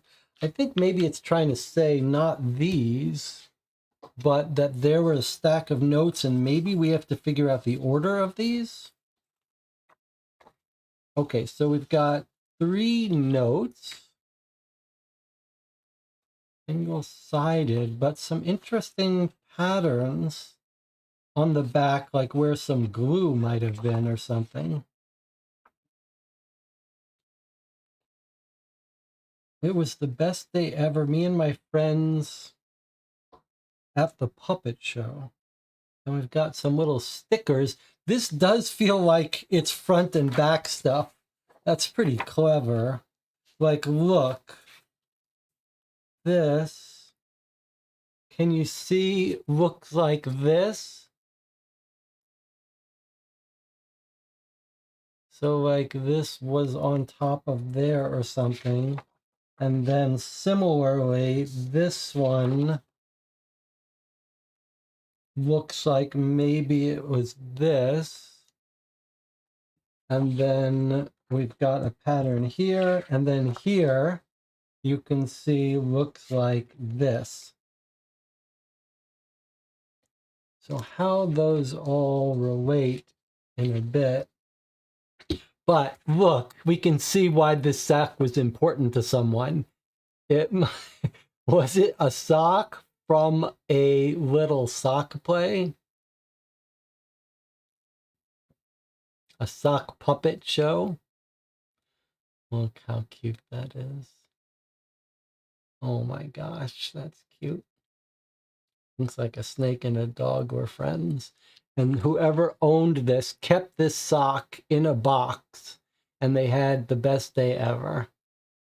So they went to the puppet show and they kept this sock from the puppet show, or they made their own puppet show with socks. So perhaps this is a group of friends and someone has lost this sock that they held very dear. All right, so let's look. Now, do we need to be told, if I click on this, is it going to tell us what we have to answer? Yes. Okay. So we've got a map of the Saki Mountains. Okay, what was the item used as? Probably a sock puppet, but maybe a specific name of a puppet. How was the missing object related to its companion? And what location should we investigate next? So we are diving deeper. First, we've chosen to go into the Saki Mountains, and now we're having to pick a location within the Saki Mountains once we identify what specific sock. So probably we're going to give it in grid coordinates. So those are the questions to answer as we play Transmission 2. All right, what's this? I've traveled all over the Saki Mountains, so I bet I've run into the sock you're looking for. Oh, here's the ranger who's in charge of some area of the Saki Mountains. He says, in fact, I just got back from a 6-day hike. Maybe something along my path will give you a clue about where to look for it. Here are my notes. Sorry, I didn't label which note goes with which date of my hike. You'll have to piece that part together yourself. Okay, so these are in random orders. I descended from the tallest peak, traveled due northwest. I really wanted to stay at a ranger station, couldn't decide between the two of them. I ended up camping exactly halfway between. Okay, this is great. So this is a little map puzzle.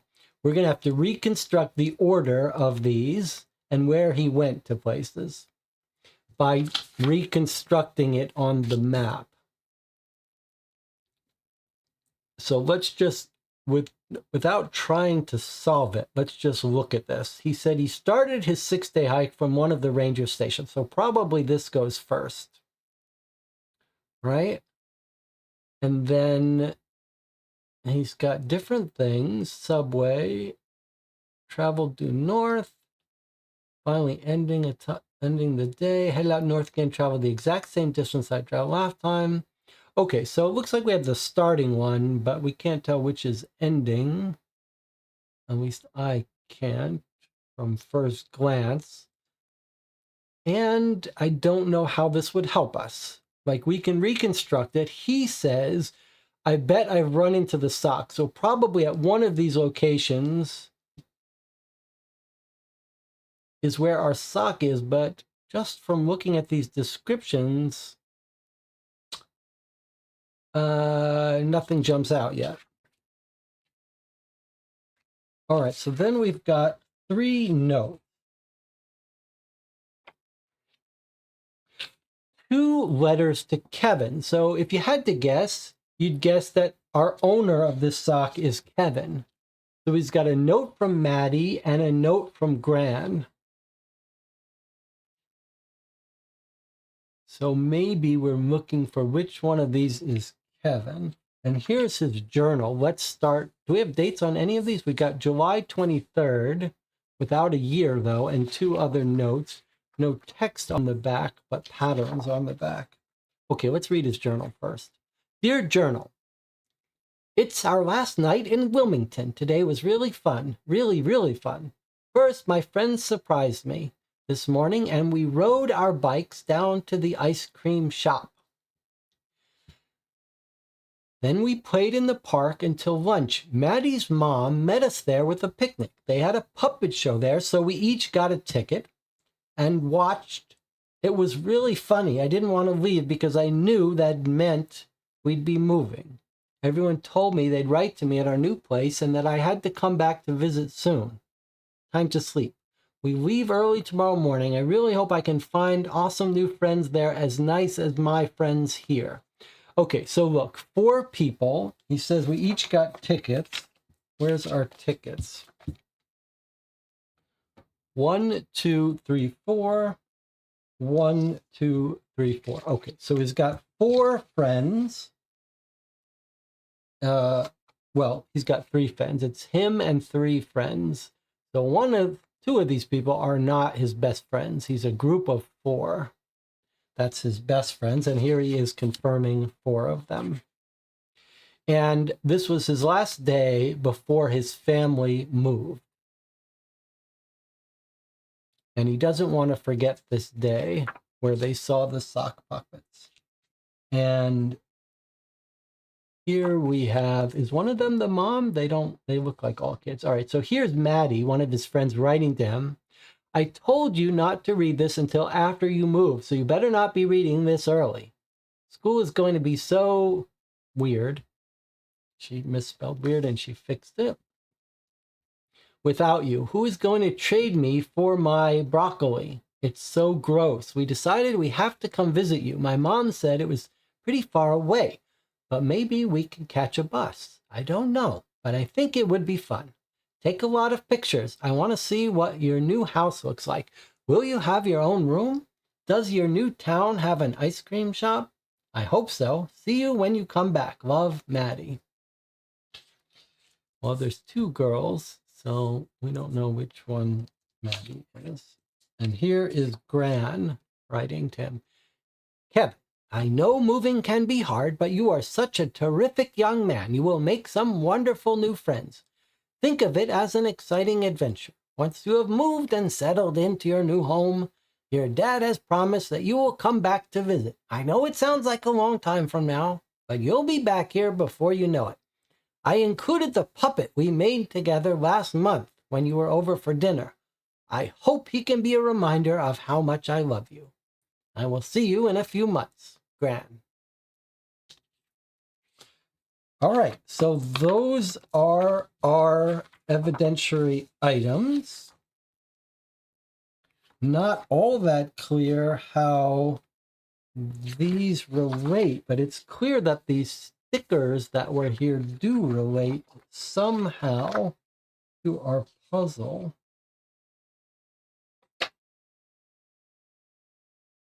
So what do we have? We have 2 things. We have a map reconstruction, and we have the notes that are reconstructing with this information.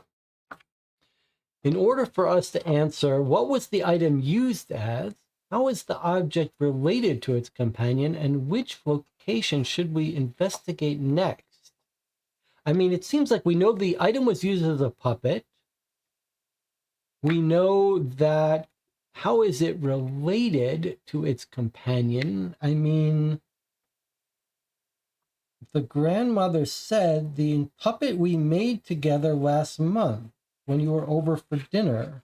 So what's the answer to that thing? Little, like, how do we phrase that? And then what location? We don't know how to answer that yet either. I see there are a couple more pieces here that pop out. There's a little heart there. So it's not clear to me, again, it's not clear to me how to answer those questions, which I like.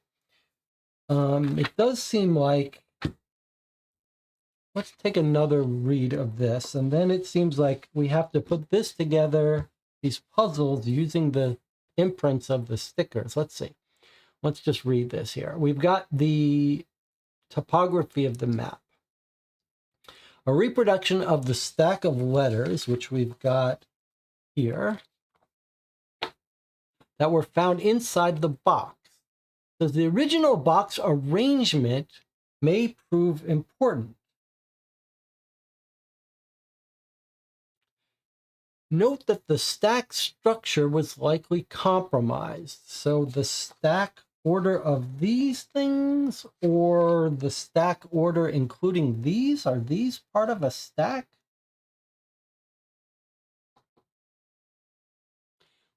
We believe these will help you learn more about the item's relationship to its companion and how the item was used.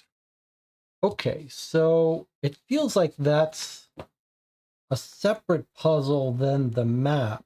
So let's just think about how we're going to use the imprints on these are not double-sided. Well, now that's interesting. So this one has a pattern on this side and a pattern on this side.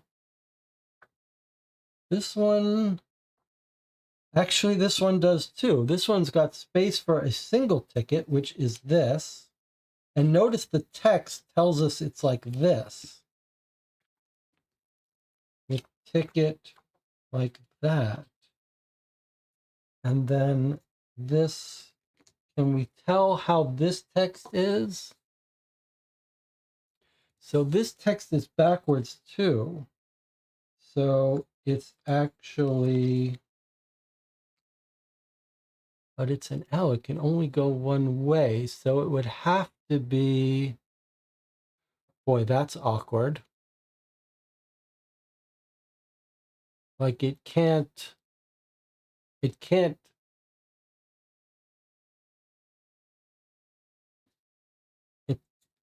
doesn't make quite sense. Like the text is backwards, but I can't get that to match. Okay, that's what it is. On the back of these, we would have to assume that the back of these, the text would be different. Like it's awkward, right? I can't, like that's the exact pattern, but it looks like this is supposed to be behind this, but I can't flip it.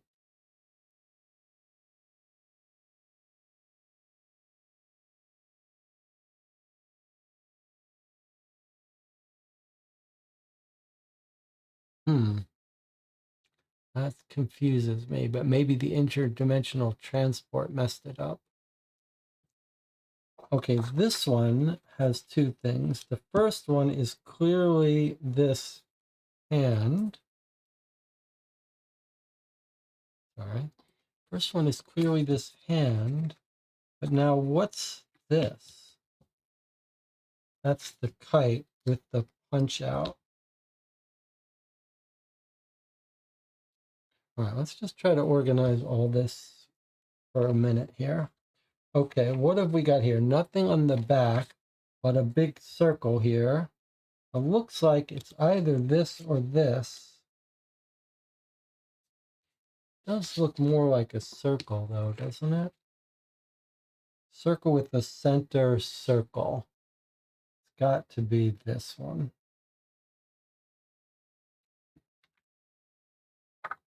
Okay. And then this one has a car and this on the back. So this is our only square thing that can go on the back.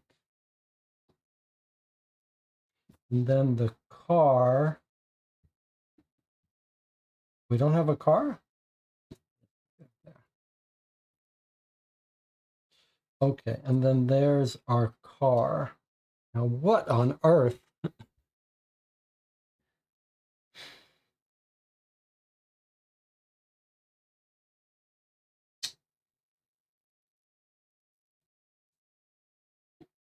It says the stack. Oh, I don't have that activated. The stack structure was compromised and the original box arrangement may prove important.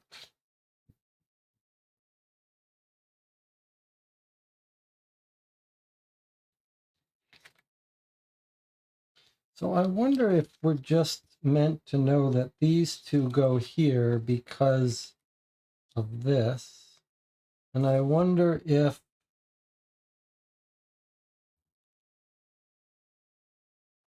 but this one is odd because here we have the car and overlapping it is this. So that would almost suggest like that.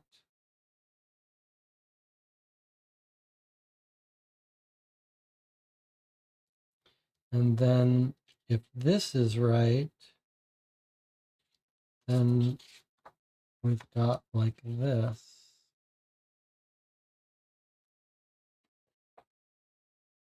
Don't know if we should be turning them all.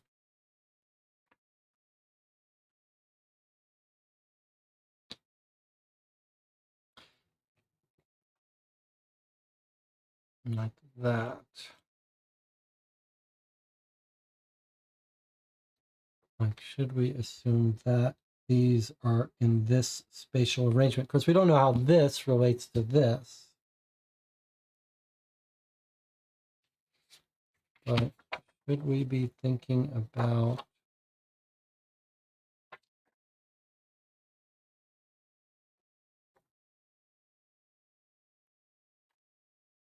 like that's by itself, these two are connected, this is just off by itself.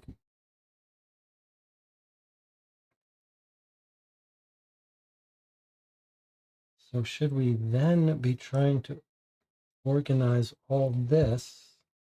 But I mean, surely this shouldn't be upside down in our final puzzle. Does that mean that we should think of it like this somewhere? Let's just play with this for a second. Okay, so here's Kevin Miller's library card. We're sort of putting together his memories, it seems like. And we've got some pieces that look like they have to go together, right? Like they have to go together. Okay, so clearly we are reassembling these. So let's just reassemble what we can and then try to keep these groups together. Like these are going to be together. These are going to be together, but let's try, maybe I'll put the ones that we think have some spatial arrangement here, and we'll just try to reconstruct the rest. But I wouldn't mind anchoring that one.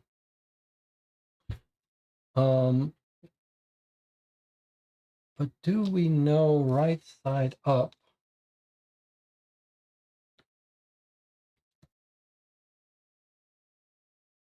Do we have any idea? Like some things seem like they have an orientation, like these.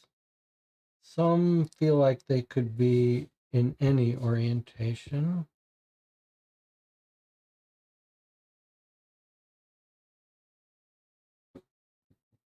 Of course, the stack of letters could be all together. That would tell us something.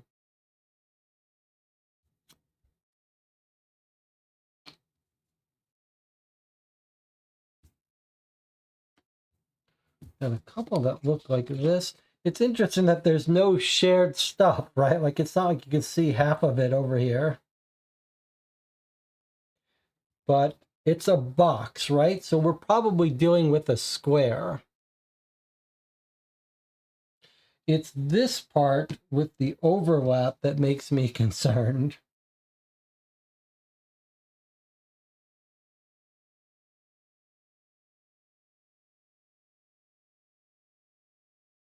Is there any other logic about,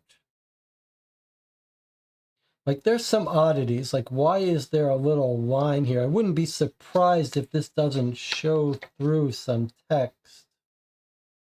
Why is there a, I wonder if these are like the corners each have a shape. It is interesting that we've got 4 cutouts. Like, is this for 4 cutouts for 4 corners? What? So, and why are these cutouts shaped the way they are? I wouldn't, there's 4 cutouts, 4 best friends, 3 letters. I wouldn't be surprised if they don't let some text shine through. That's a weirdly shaped cutout. That makes me think it's a word that's going to be shining through here.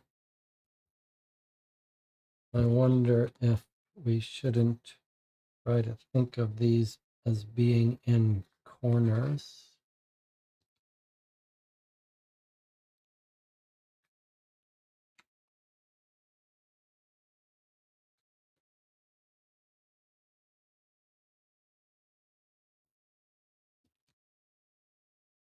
I mean, we can just start experimenting. What would give us constraints? So these objects aren't mentioned. What would give us constraints? I mean, like that fits there, but it would also fit elsewhere. Looks like maybe the angled ones could have the most constraints on us. Like that's unlikely to go here because we have nothing that would be at that angle. What else could go there? They don't line up. That length matches. So is it more likely that that would be like that?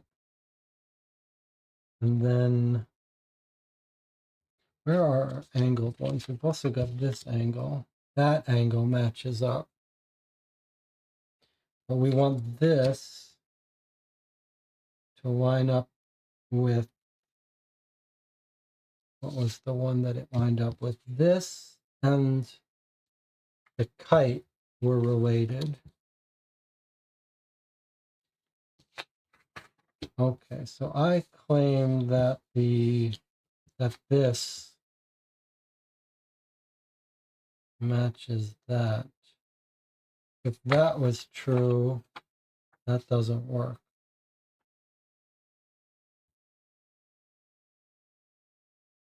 Hmm. Uh, hmm. Okay, let's say that's right.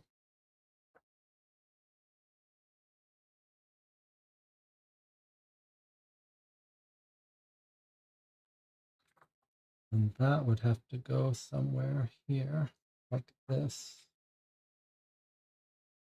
Is there any way to make that happen? Yes, there is. No, there isn't. Close.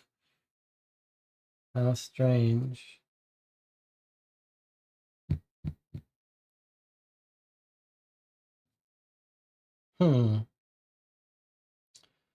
Like I'm trying to make, oh, this is,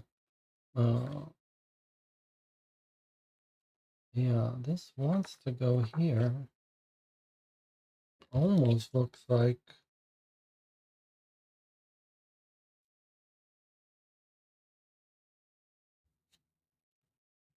I mean, this looks like it would go here. But maybe we've got, I wonder if we haven't gotten 2 layers. I wonder if we don't have 2 layers.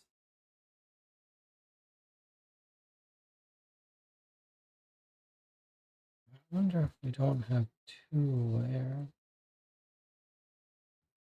So I tried to do this. That feels like too big a coincidence. I wonder if we don't have 2 layers and that this is one layer and this is a different layer.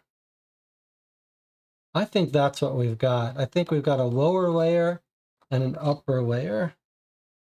Is that going to work? Yes. Okay, so here's what we're going to have. We're going to have multiple sides. Look at that. Okay, so what we're going to have is like this is going to be on top of this thing. We're going to stack these. So this is going to be one card size thing, and they're going to be this sized. This one's going to be on top of this one, and then we're going to have another one whose bottom is here. So we're going to have another one that's going to line up with that. How are we going to do that? It's going to be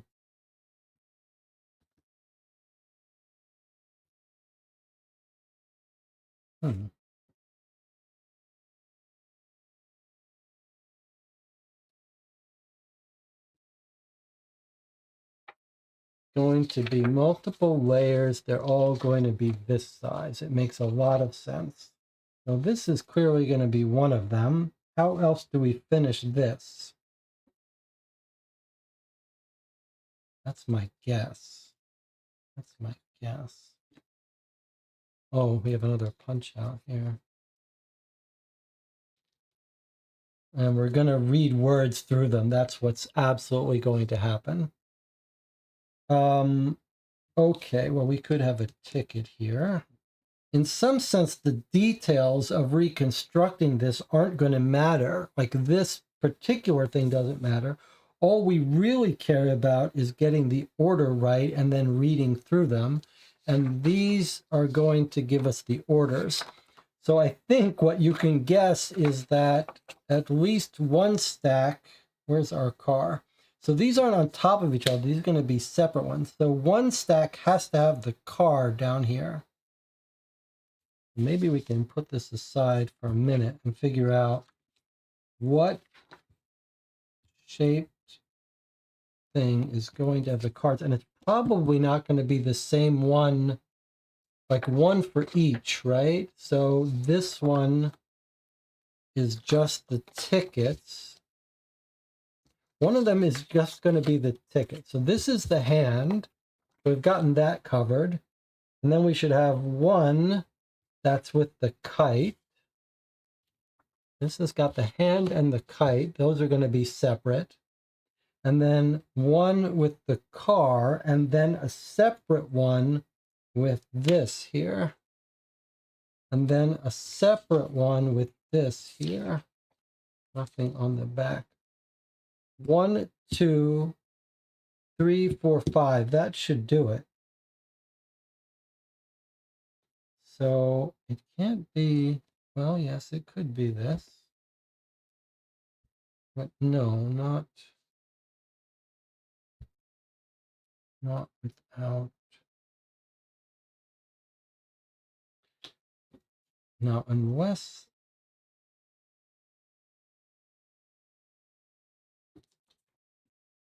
this one, that. Where did we see the ticket? The ticket was on the other side of this one and was down there like that. This one is like that.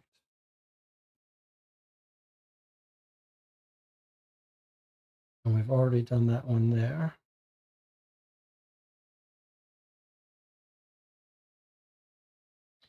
We don't have enough for all these, so it has to be something else. Perhaps redundant information. Perhaps some of these are mapping to 2.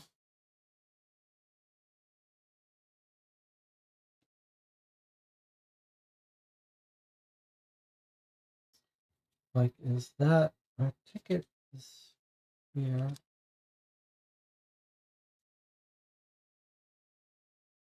Is it possible that some of these line up?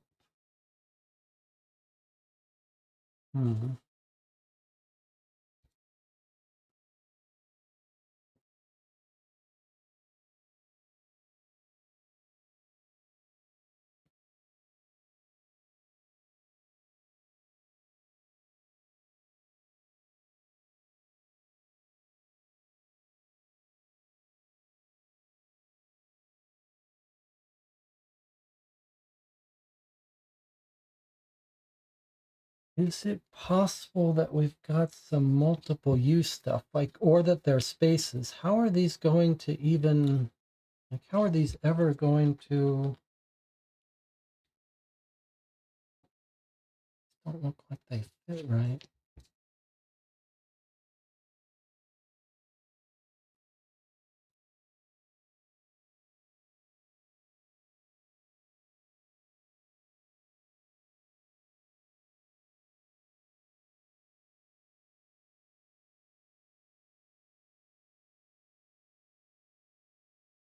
Hmm.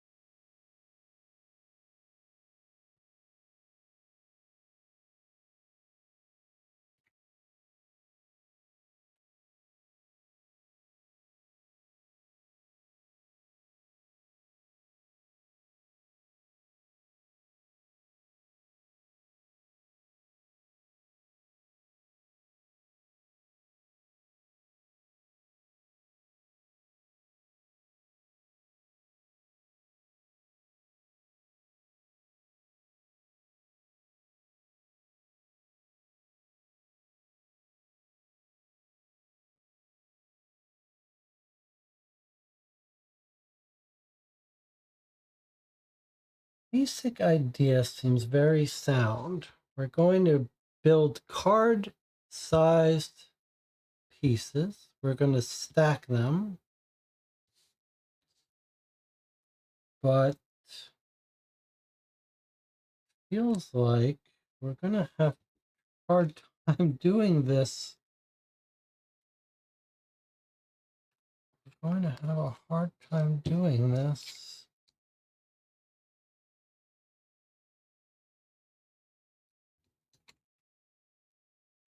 It's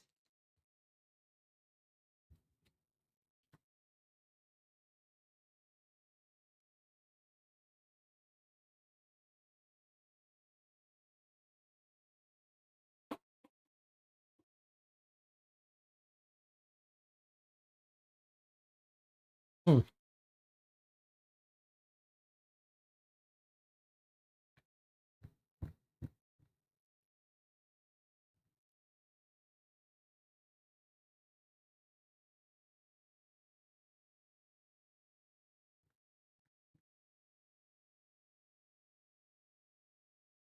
I mean, yes, that makes a card. That's consistent with the location of one of these tickets. Is it also consistent with this? I mean, it is consistent sort of with this and this being for the same, this and this. So here's the ticket here. and this being for the same thing. But you could imagine like one on the bottom, one on the top.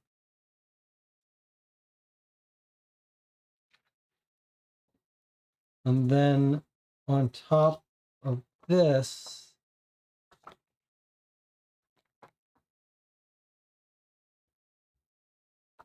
is this backwards, but that's okay. So can we get two out of this? But this, I don't know that this is right, but this seems like a reasonably constrained. This one I have no reason to think it has to be like this.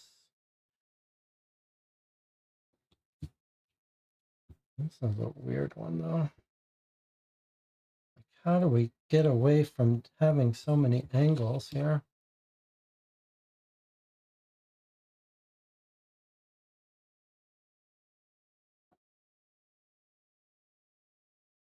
I guess we've got angles here. Can try to match to.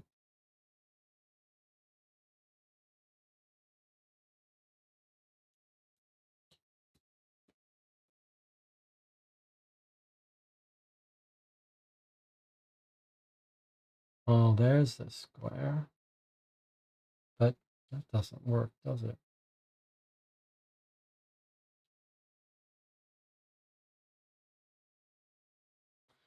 And one of these things that's hard to help with, isn't it?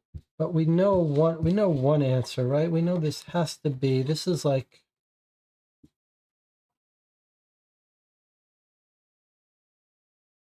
this. So this is going to be in a corner here. I don't see how that's going to work. Doesn't have to be that.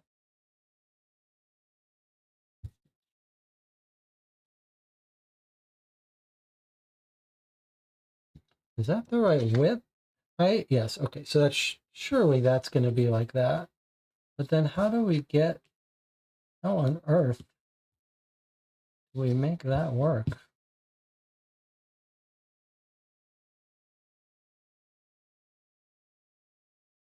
Doesn't seem feasible.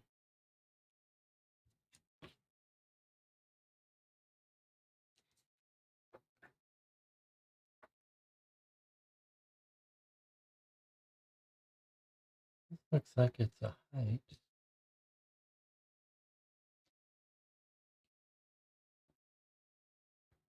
Is it too big a coincidence?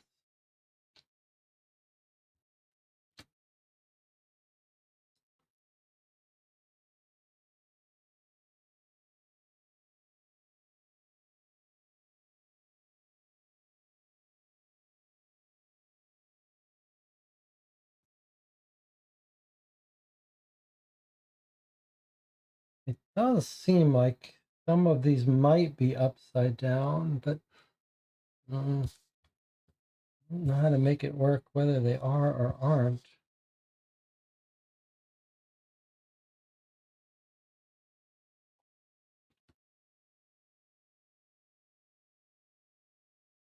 Well, I haven't been using the car. The car is at a weird angle. So that doesn't work. This has got to be at the bottom right of one of them, and the square has to be at the bottom right of another.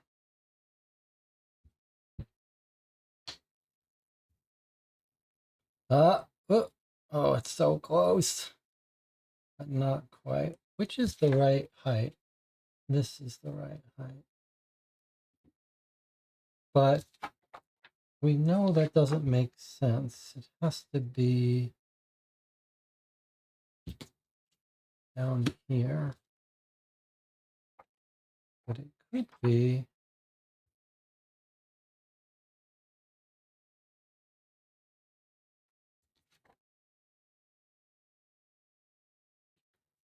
Could be like that.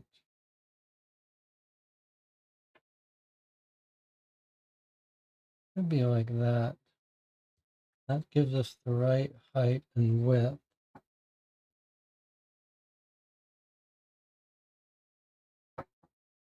But That doesn't work.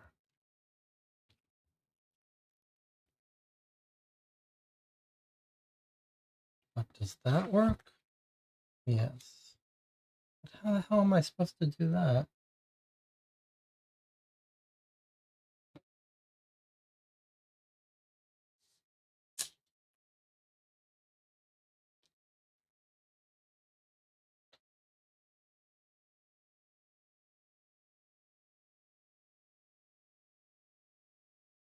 Oh.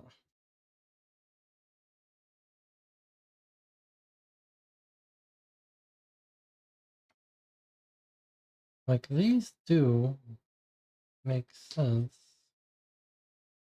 What about that one? Does that one also work? How the hell am I supposed to fix that? That's too long anyway. That's closer. Is it possible that these aren't aligning perfectly?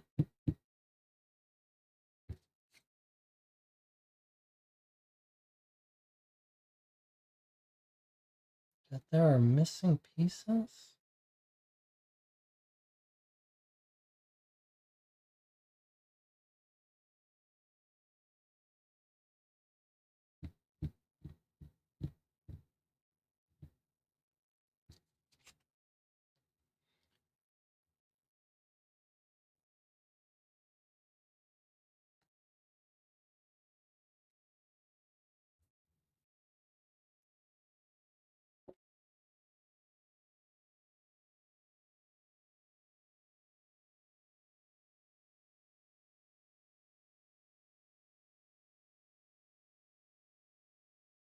There's a hole in this one too. How interesting. We know there's supposed to be that pattern on the bottom right. I mean, it could be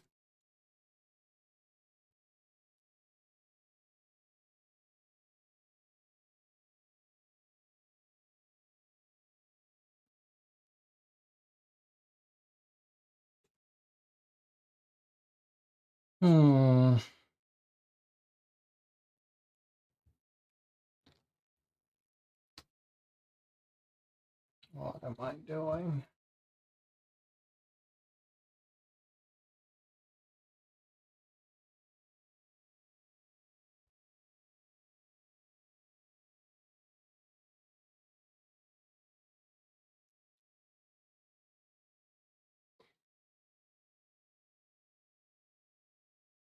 Remember what MOLT stands for?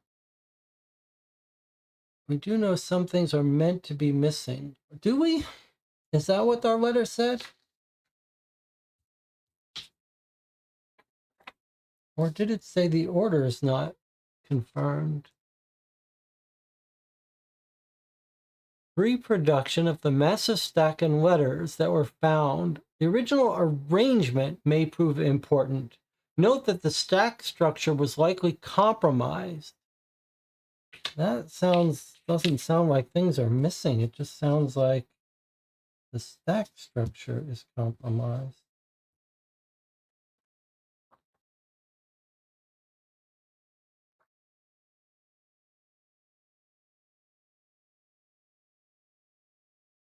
And the stickers tell us a little bit about the spatial arrangement. This seems to me like it's telling me this lines up with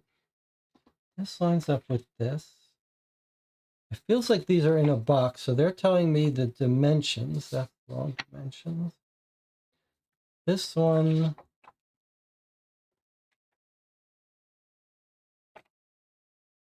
has the hand like this. And then a separate one underneath it should have this one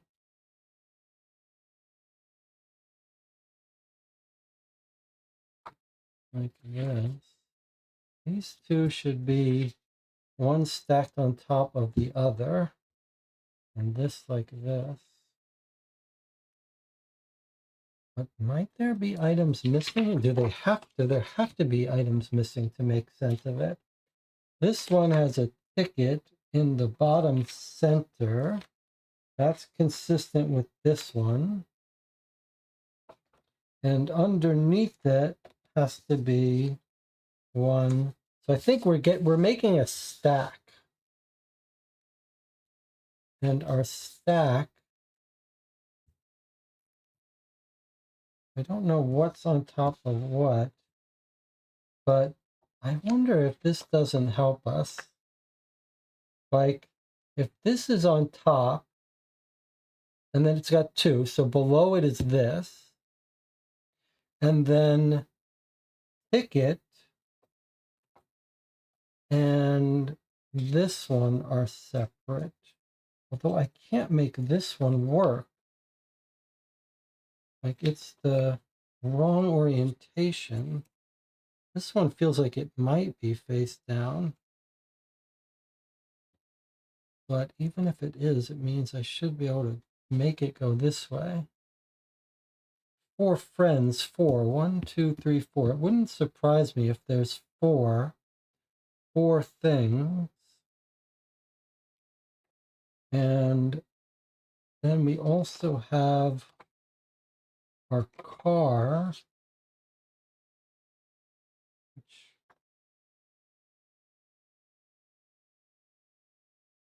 might be backwards. That would make 5.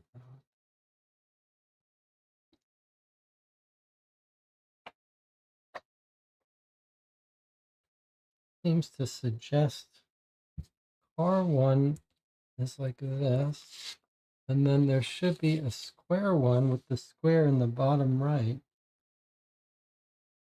But this one could be like this. This one is like this, then it would go here like this.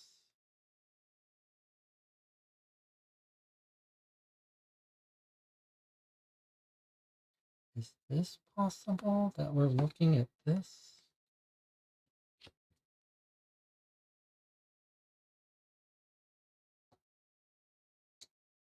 There's nothing that goes in here.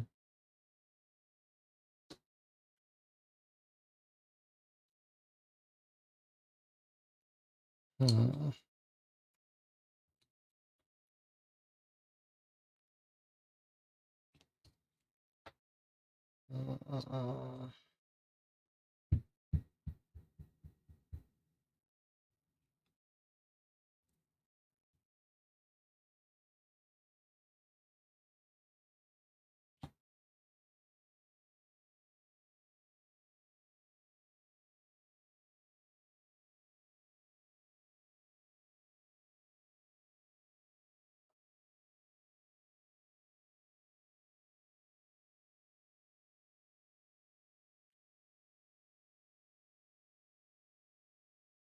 This one is this one. I still think 4 seems most likely.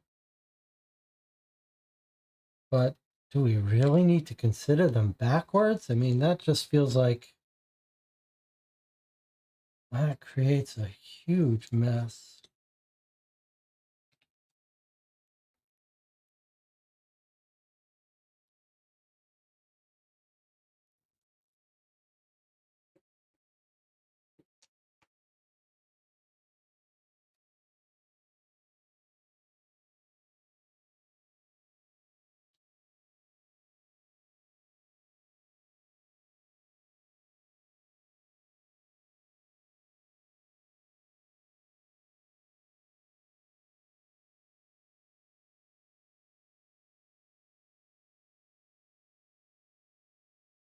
I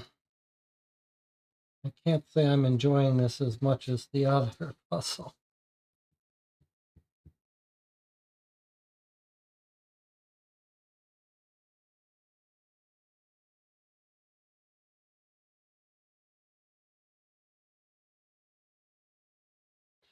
All right, maybe we need to stop flailing and start thinking. So if this sticker was right on top of this, it would make sense that it's just exactly like this. Like, nope. That's the part that's driving me a little bit bonkers. Like, what does this mean? Does it mean it's upside down? Let me try to do one thing at a time. Like, if this is on top of this like this, that makes sense, right? That this sticker is on the bottom of this. But that means that on the other side is this, like this. So this on top of this, and this on top of this,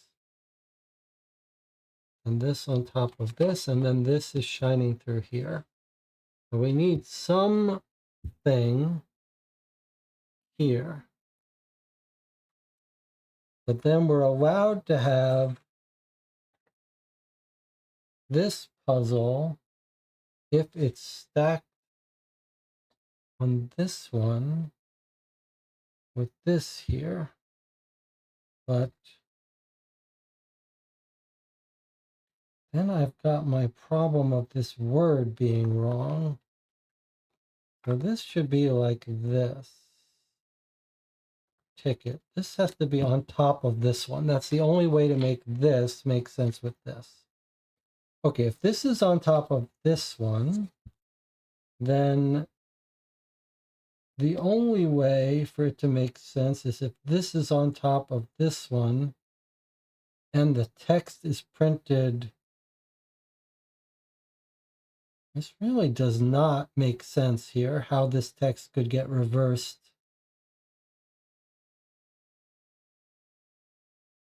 Maybe it does. Okay, so this is on top of this one. This is behind here on top of this one. And then this one is on top of this one. No, it has to be this on top of this, on top of one with a square, which could still be this one as far as we know. But then how does that work? It doesn't. Feels like we need a separate one.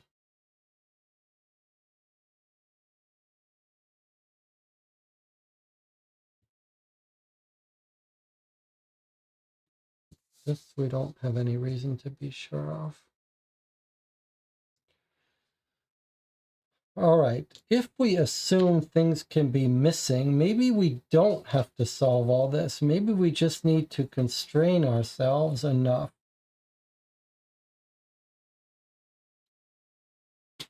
Still feels to me like there should be 4. 1, 2, 3, 4. I've got 5 here. We know these two must be different things. We know these two must be different things. We have stuff under here, yes. And we know these two must be different because they're on both either sides of this piece of paper.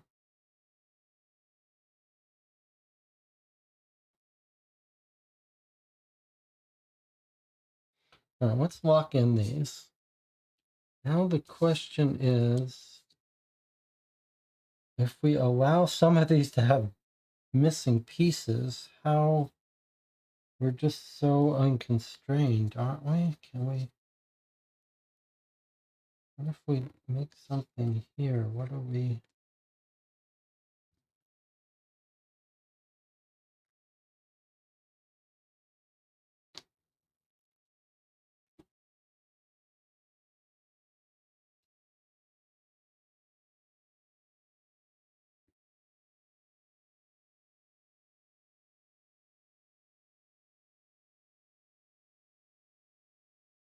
Okay, that's going to be this in our corner, surely.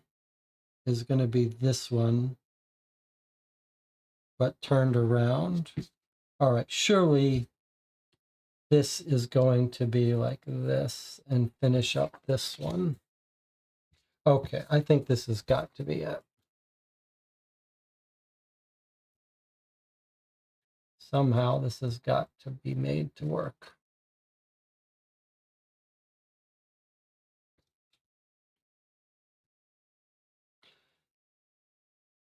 All right, so we did it. A little bit of a struggle, but we did it.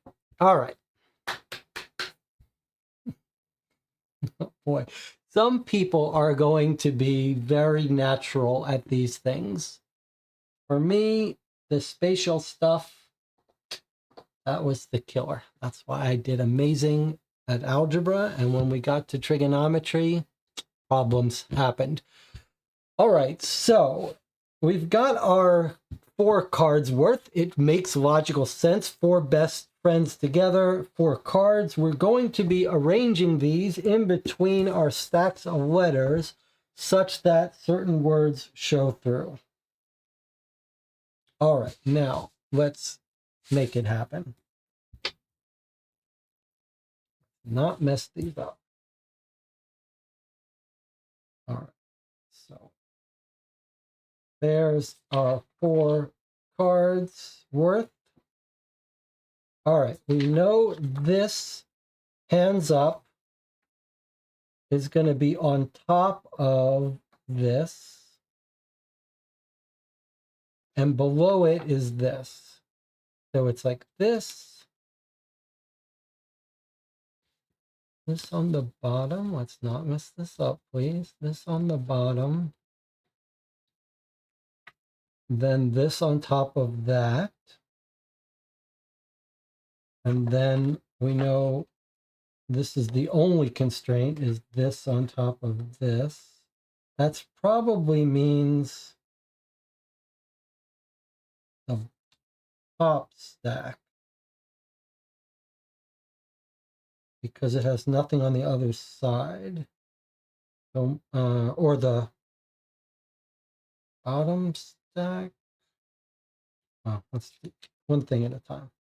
Then there's this and the ticket. So between the ticket and, we know that the small bottom ticket is on top of this because of that. And then on top of that is this. And then we've got our little corner square, which matches this.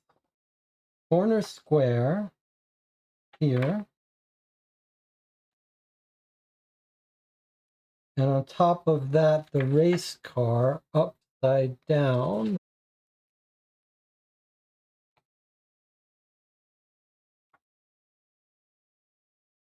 This one here is related to this one here.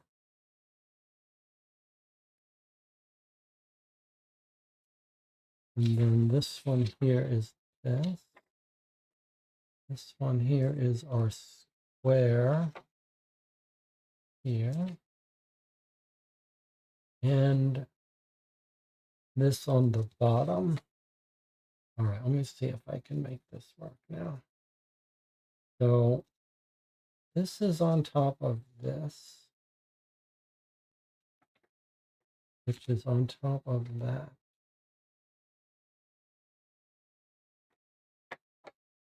Car has to be on top of that. Upside down.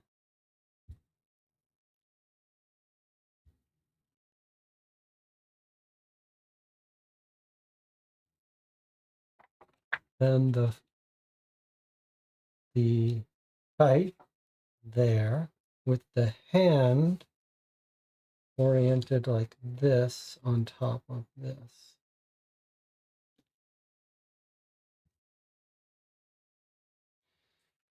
And then this one has to be here with this on top of this.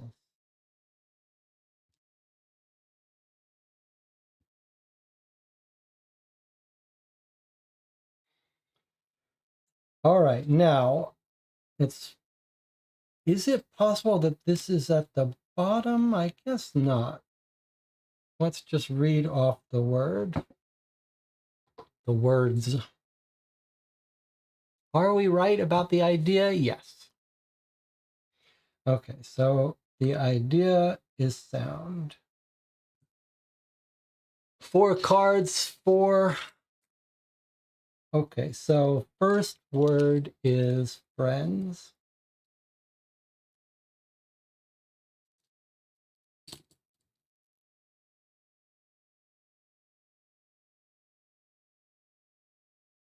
Oh, so close. Friends. These are all single side. What happened?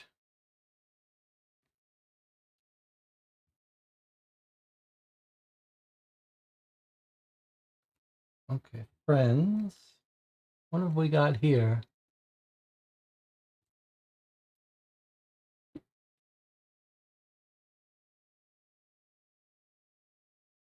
What are we looking at here? Is it a, it's like a, maybe we. That's the word we. W-E. Doesn't look like we, but if you look at it in context, maybe we.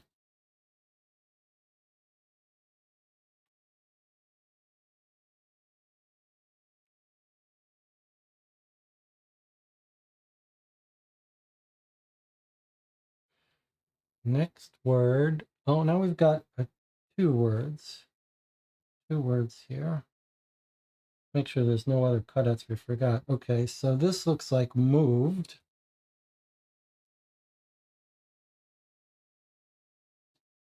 And another word, which is he. H-E.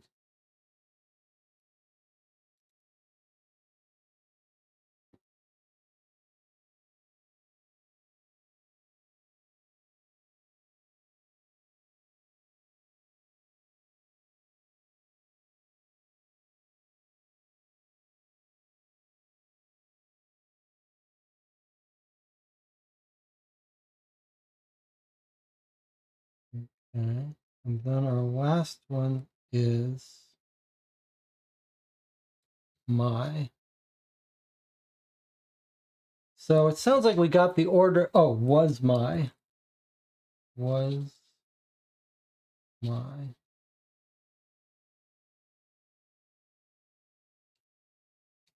So it sounds like maybe we got the order. Was my. Friends we moved. He was my. So we moved. He was my friend. So probably, maybe that we're not supposed to get the S. Yeah, I think maybe the S was extra.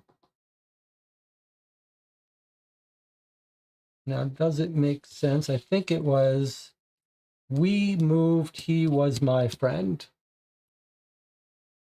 We moved, he was my friend.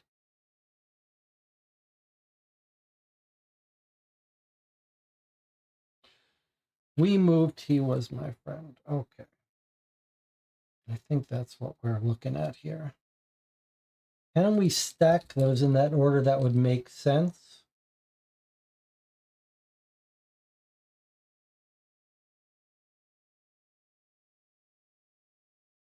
We first,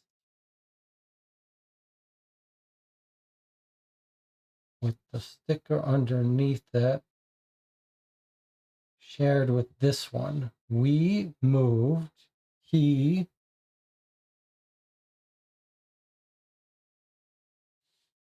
was my friend, and this one is the last one, not the top one. So we just got the slight order mix up.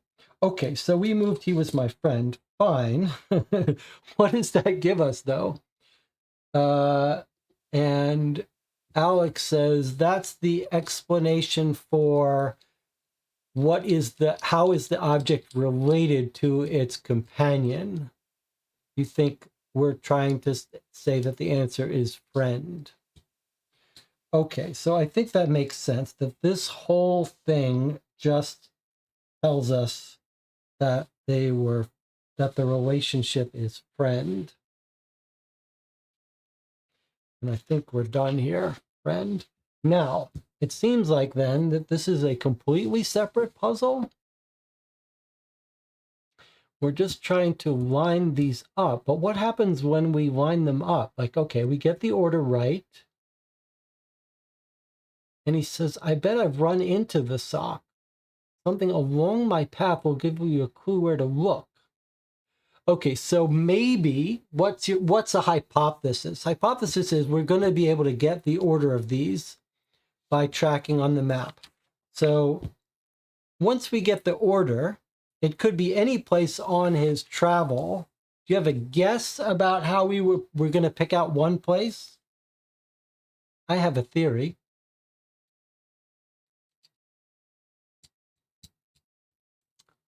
What theory do you have? So we're going to be able to reconstruct a specific, there's only going to be a single order that's going to be consistent with this map. And that's his 6-day travel. Now, how are we going to pick one place out of that 6th day? Any idea?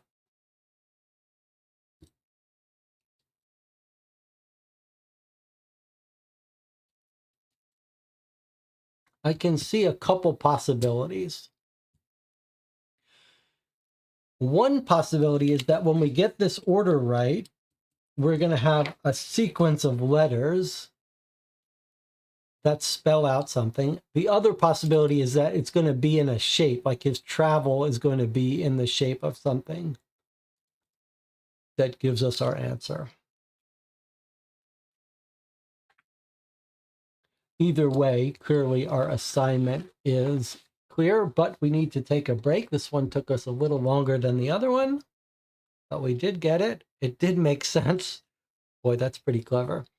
All right, I'll see you in 8 minutes, and we'll track down the location and hopefully make it past transmission too. I'll see you in 8 minutes.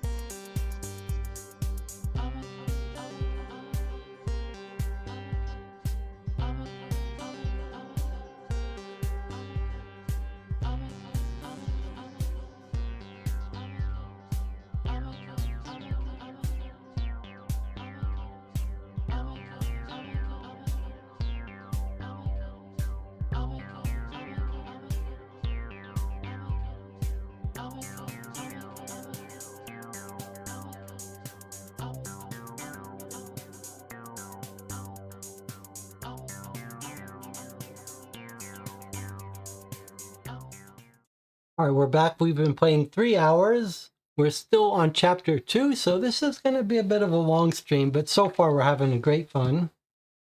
Chat seems to be into it. As much as I enjoy darker, powerful ambitions and poor impulse control sides of mystery game genre, it's really nice to have something that's a little softer now and again, almost cozy.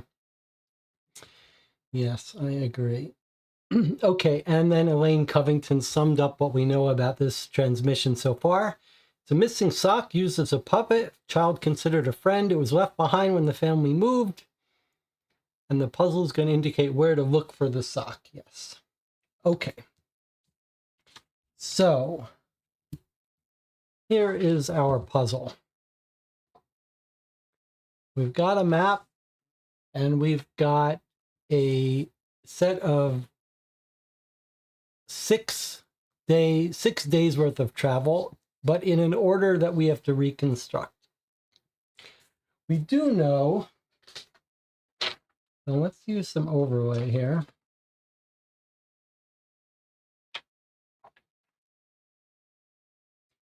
All right, we do know what the first step is. Step 1. Once we reconstruct it, we'll have a pattern. So we know this is step 1, but this doesn't say exactly where he started. So started my 6-day hike from one of the ranger stations. So we know it's going to be one of these houses here. Here, here, here, here, here, here.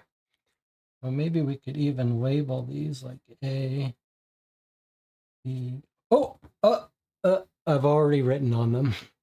I've already written and I didn't mean to. Okay, that's unfortunate.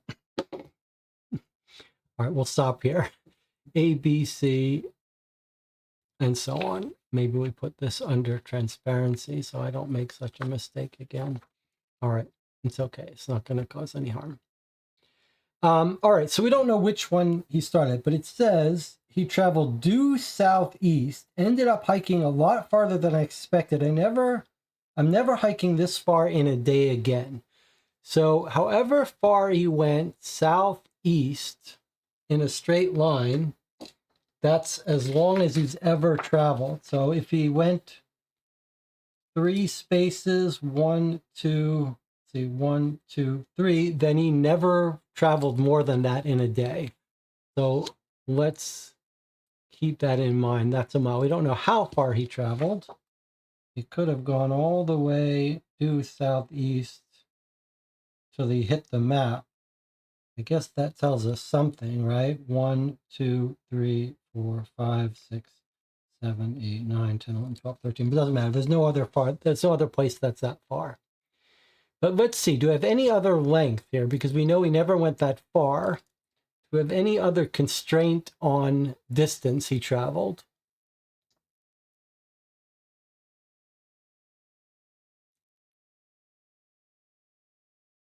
Due north. Traveled north again. Traveled the exact same distance I did the last time. I traveled north. I camped somewhere in row 4 on the map. All right, so nothing constraining us to a distance yet. Due southeast. Okay. It's an interesting question about what's the best way to solve this. Best way to tackle it. So I guess like this is a very unlikely place for him to start, right? Because southeast, you couldn't ever go more than 2. So that's probably not the starting point. And this is probably not the starting point either. So let's just say starting point for step 1 is not pattern and not Argyle. And probably not here either. It's just so short. Probably not tube station.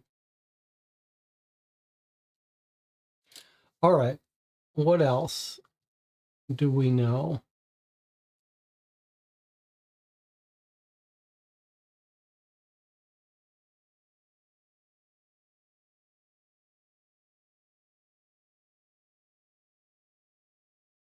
Descended, traveled. I really wanted to stay at a ranger station. Couldn't decide between the 2 of them. Ended up camping out exactly halfway between.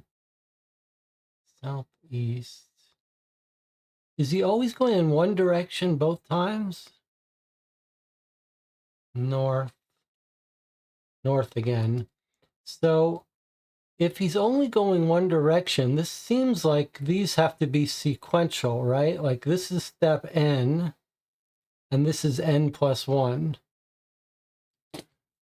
right? Whatever step this is step n plus 1, because they're the only two times he went north, right?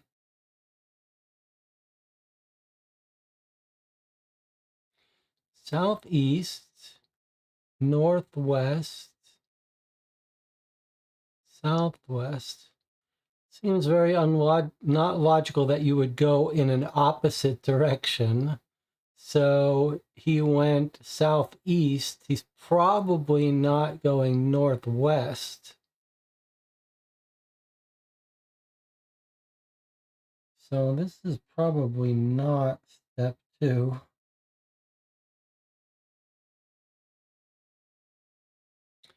Southwest, north, ended up in 4. Southeast, southwest. Started southeast. Okay. What other constraints do we have? Ended up, we don't know if this is the last step. Could be.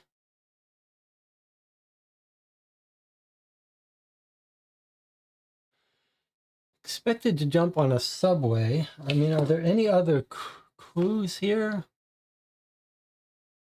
Tow station, Argyle station, tube station. I'll bet tube station. How about that for clever? I'll bet tube station is him talking about expected to jump on a subway. So I'll bet you this is tube station.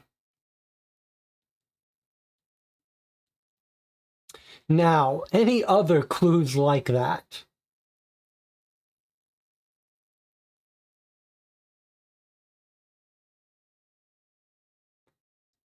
Between the Twin Peaks, for the second time, I ended the day at one of the ranger stations. I forgot which. I did southeast. I descended from the tallest peak. So if that means the tallest peak in the whole place, what is our tallest peak? What have we got here? Altitude of 600. This looks like 620 maybe? That looks like 400. It's kind of hard to read these, but maybe I can zoom in a little bit more. Or not.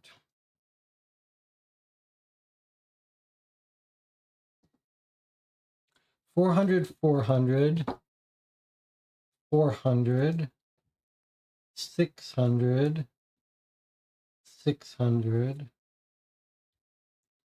400, and something we don't know, but we can see that there is our highest one right there. You can see by the color that there's the 400 line. Whoops, sorry. There's the 400 line, and this is in the 400 line. This is in the 400 and 600 line. So we know that this peak from the tallest peak is the peak at Q6. So we can figure out where we know he started at one day at Q6 and where he ended. We know he ended at the tube station. We can back up from there. I guess we should start. I think we have enough to start making some steps here.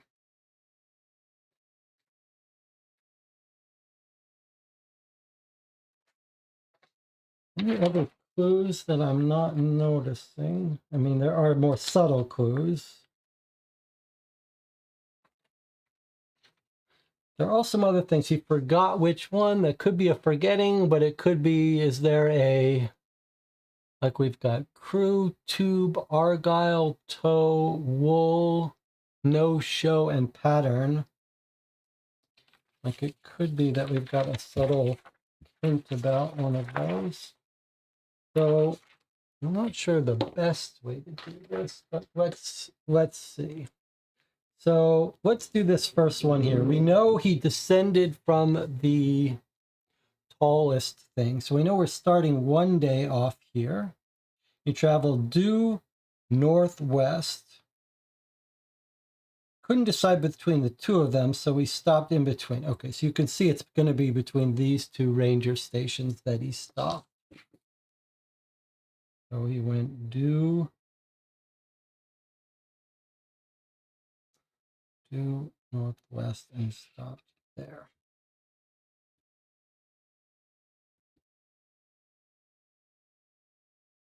Okay. And that's straight between the two of them. Okay, we don't know what stop on the travel it is, but we know at some point he went from here to here. All right, I'm going to try to keep all this in.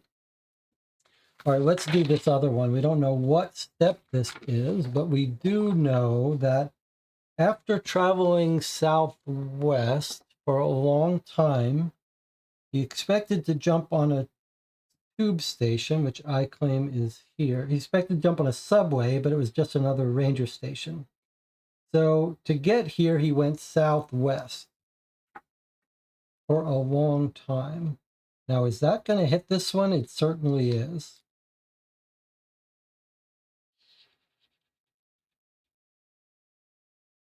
Probably he's coming from here, southwest. Probably. We can't say for sure. He could be coming from somewhere along this route, but probably from here. And probably this isn't the second stop. So we've got this one on the map, and we've got this one on the map.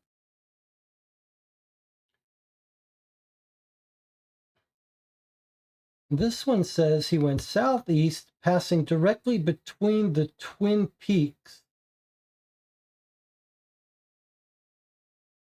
I headed due southeast, passing directly between the two Twin Peaks for the second time, exclamation point.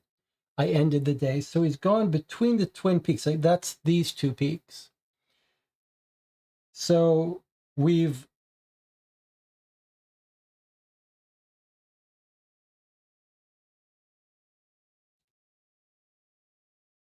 think this step for the second time. So we think it's like this and like this. And not on this path has he, the second time has to be after this, because this is happening here. So this has to be after these two steps. I claim this is after the tube. So I wonder if that might be the last one. Where is he go? Where is he ending up though? I don't see where he ends up. There's the Twin Peaks, which is at F8. Southeast for the second time.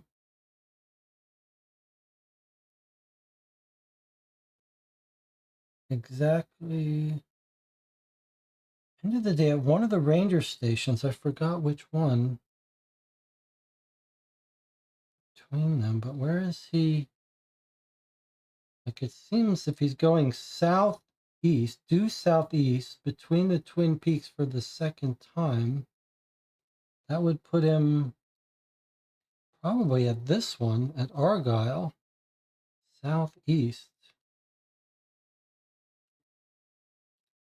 Argyle, but where's he coming from then?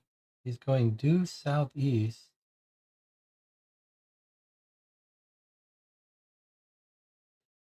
That makes me a little confused, except if he's not starting directly at a station.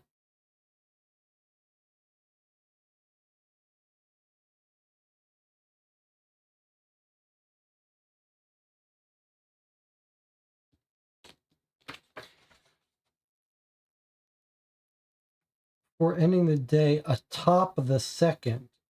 North over 1, and then here, camped somewhere in row 4. I see. Okay. So this would make sense as the starting point for this. Like if this guy's going due southeast and crossing through the Twin Peaks again, I wonder if that isn't his row 4. I wonder if this isn't n+2 after this place.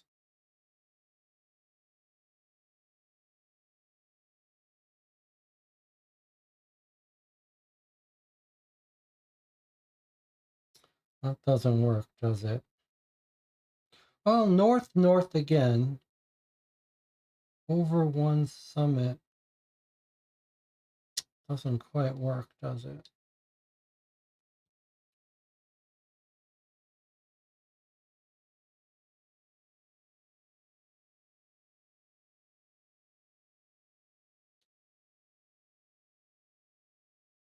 Travel north, traveling over 1 summit before finally ending the day atop a second. That feels like it's these two. That has to be these two. Right? North, 1 summit, ending the day atop the second. That has to be these. But then he goes north again, the same distance, camps somewhere in row 4. That doesn't work.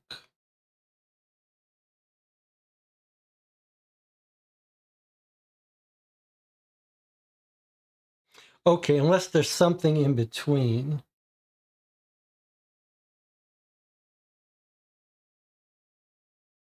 This has got to be our traveling over 1 summit, ending the day atop the second. Then he does this. And he's going north again here is what's happening. 1, 2, 3, 4, 5, 6. 1, 2, 3, 4, 5, 6. I think he's going here. So he's going north here, and this isn't n+1. This is first stop, then he's going this, then he's going north again here, the same distance, ending up on row 4. That's what it is. It's not n+1. Okay, so here he is here, then there, then there, then there, then there.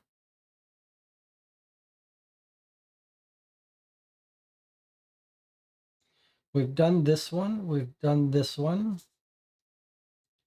and then we've done this one. And there's our start.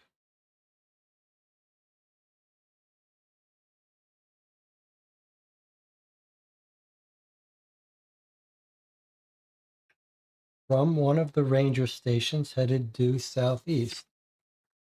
There's our longest trip.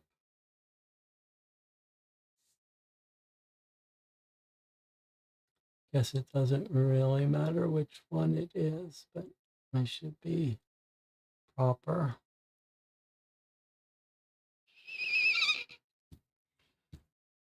Okay, first he starts out here. He goes southeast, the furthest he'll ever travel, ends up here. That's 1. Then step 2 is north, past 1 summit to another one. Step 3 is this one. Descended from the tallest peak, went due northwest, stayed between the two. This one and this one. That's 3. Camped out halfway in between them. Step 4, he goes all the way down southwest till he gets to the tube station. 1, 2, 3, 4 to the tube station. At 5, he goes west again. North again, sorry. He heads due north again, the exact same distance here, and ends up somewhere on row 4, which is right here. He ends up. Then as his next step, he goes southeast directly between the Twin Peaks for the second time, ends up at one of the ranger stations here. He forgot which one. Now, we've got our reconstructed map. And now the question is, what does this tell us? This was step 6.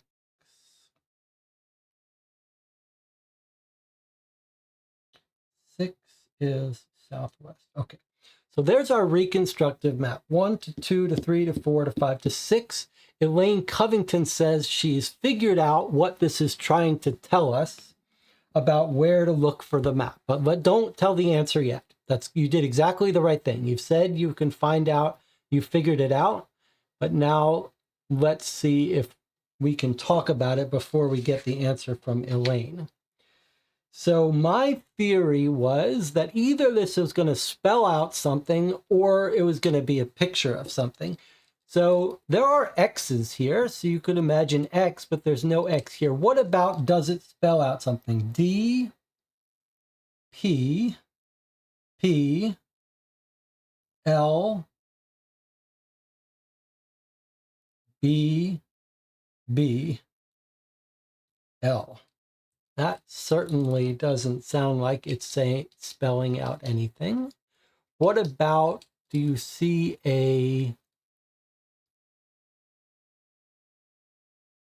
we think this is going to give us a letter and a number. A letter from A to Q and a number from 1 to 15.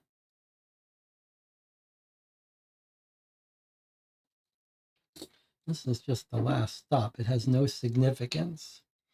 But he says, maybe something along my path will give you a clue about where to look for it. So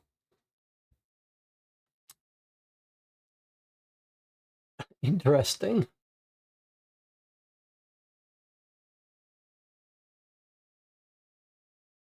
I mean, something on his path would give us a clue where to look for it. Is it drawing something? It sure doesn't really look like it. If I squint at it, I mean, I see 2 X's, but very useful. Is that a number? Yes, it is. It's the number 46. But like if I look at it this way, I see a 46. But that's not a... How about 4B? 4B?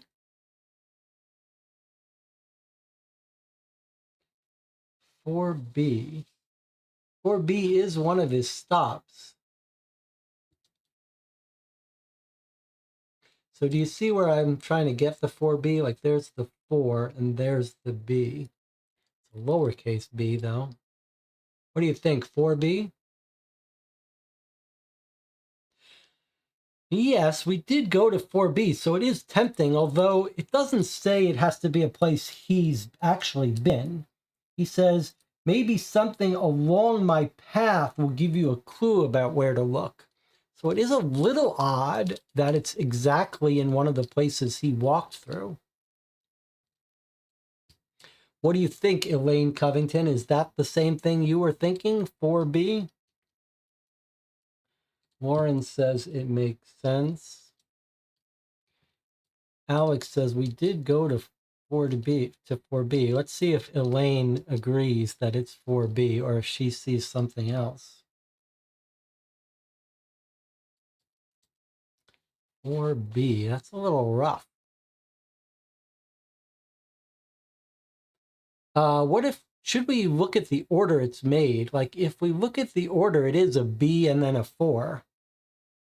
So it is a little more weight to the idea that this is B4 because it's first it's drawing out the B, then it's drawing out the 4. So I think actually you'd spell it B4 rather than 4B.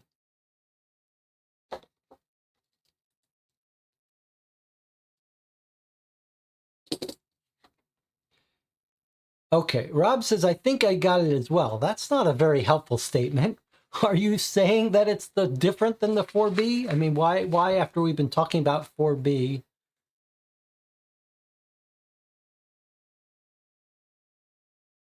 Okay. What about the letters we crossed? That's an interesting idea.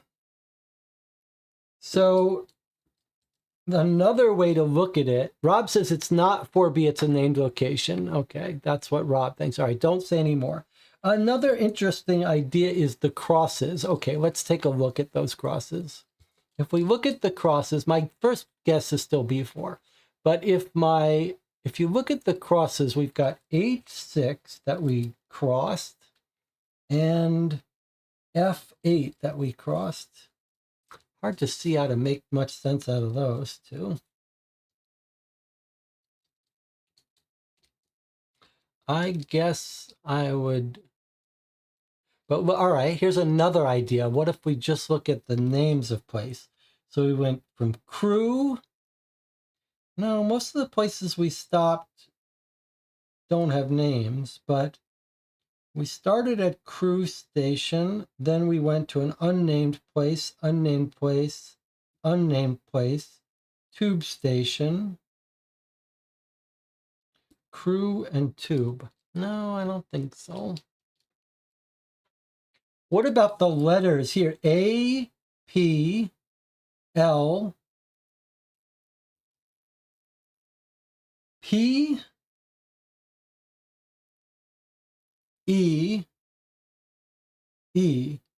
P-E-E is what it spells if you look at just the letters we walk through. We walk through this P on Gap, then we walk through this E on Striped, P-E, and then we walk through the E on Everstink Canyon, P-E-E-A.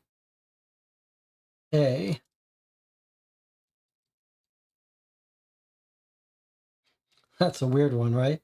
P, E, P, E, P, P, E, P, P, E. Wow, why am I having such trouble doing this? P, E, S, P. Wow, okay. I feel like this is insane that I'm messing this up. P, I. We start by crossing the P, then we cross the I, then we cross the L, then the E, then the P, then the E, then the A, then the K. Pile Peak. Pile Peak or Piles Peak? P-I-L-E-S-P. Wow, I don't know why that's so hard to do. Okay, so we figured it out. It's Piles Peak. It's kind of shocking that it looks so much like 4B, B4, but Piles Peak. Okay.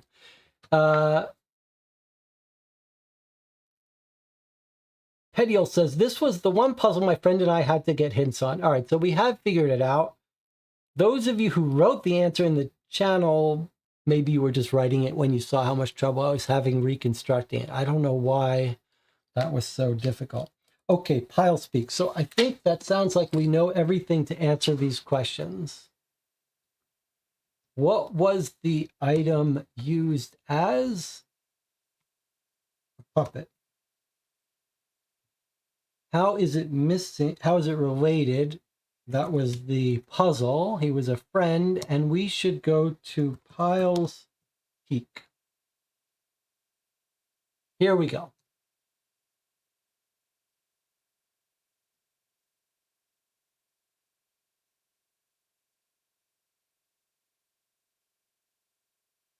All right. I guess that's an equivalent of saying you got it right. I guess it's not going to say anything more than that. All right. That looks pretty cool. That is pretty cool.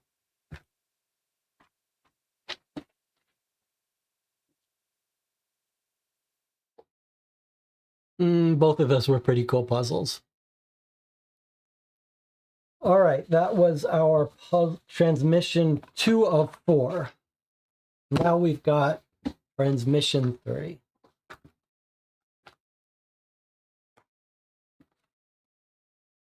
Really? More puzzle?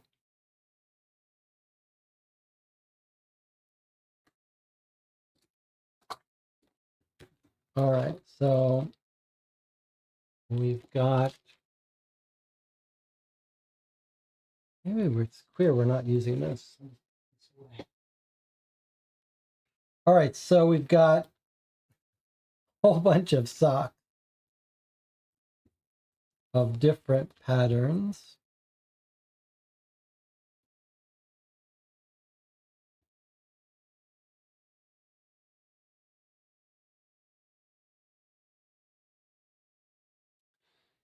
All right. Let's read our memo here. From the Department of Returns to MOLT Scouts, Transmission 3. We sent a Neester back to the sock's original location, but it appears the item's companion, Kevin, has recently changed residences. We were able to obtain some materials he left behind at the previous residence that could help us to determine his new location. Upon arrival at Piles Peak, we encountered 22 socks about to take part in a piling ceremony. Single socks frequently come to Piles Peak to find their soulmates through a piling ceremony, but it seems like these newcomers need your help. Before the piling, each sock needs to be paired with another in the group.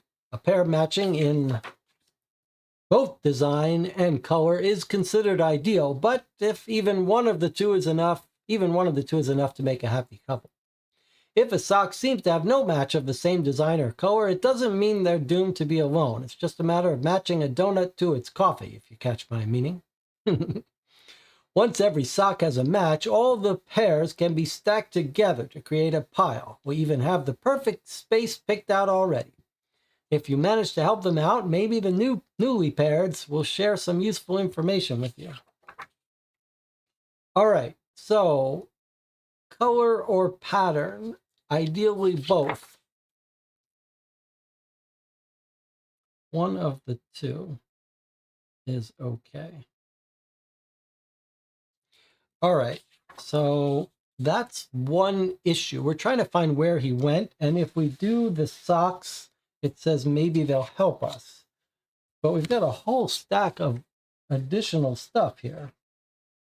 Okay, it looks like this is where the socks are going to end up, in this pile. So this is going to be where we assemble the socks. What else do we have here, though?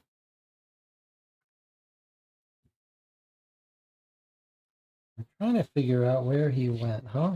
Okay, we've got 3 business cards, 2, looks like maybe screenshots, and a snippet of newspaper.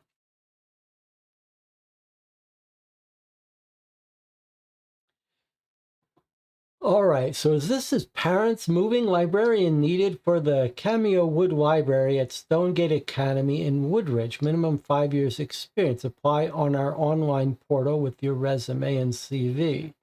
Here's a professor position. Cascade University is looking for an engaging, exciting, experienced faculty member to join our team at the historic Karen F.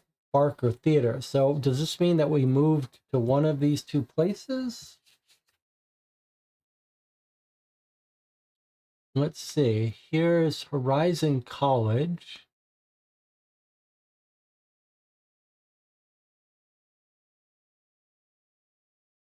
Pinecrest University and Riverside Institute. Research position, virtual interview February 10th. Nothing on the back of this. Interview for administrative position. So someone's looking for work. Okay. And then here is the person looking for work. Places to apply: Orion College, Pinecrest University, Stonegate Academy, Arcadia, and so on. Subject: Kevin Miller, teaching assistant position. Hi, Kevin. We loved your application at Canyon Ridge College. We'd like to meet you on campus for an interview. Are you available this Friday? Okay, so Kevin is applying to work at a university. Flight to Henderson, all set for your trip. Choose your seats.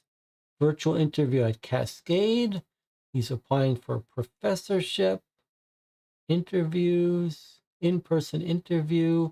Thank you for your application. Your hotel reservation. Was wonderful to meet you. We'd like you to return for a second interview. Thank you for taking the time. Unfortunately, conclusion, you're overqualified. Okay, so he's not going to be teaching at Canyon Ridge. Start of February 2nd. Now he's made his way here. We'd like to invite you for a follow-up interview. Sorry to hear your interview didn't go well, so probably he's not going there. However, he's talking about the interview yesterday. Job offer attached. So he got an offer at Pinecrest. Didn't get the job at Brookville. We loved speaking with you. You'd make a good fit. So he could have this research positionship. He didn't get the library position. He did get another job offer for this place, wherever he went, and stage 3 interview. Could have gotten that job, I suppose. All right, aim for minimal evening and weekend work hours. So wherever he's going to go and accept, it's going to be minimal evening and weekend. He needs a rink nearby so Daniel can play hockey. No skill assessments that take over 2 hours.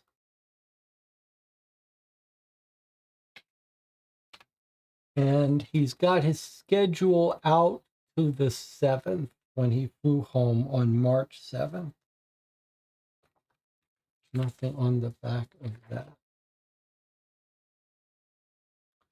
Okay, so this is a little constraint puzzle, which should be able to help us figure out where he went to take a job. Now let's look at what our assignment is. Determine Kevin's new location. Help the socks uncover more information about the missing sock. What institution did he get a job?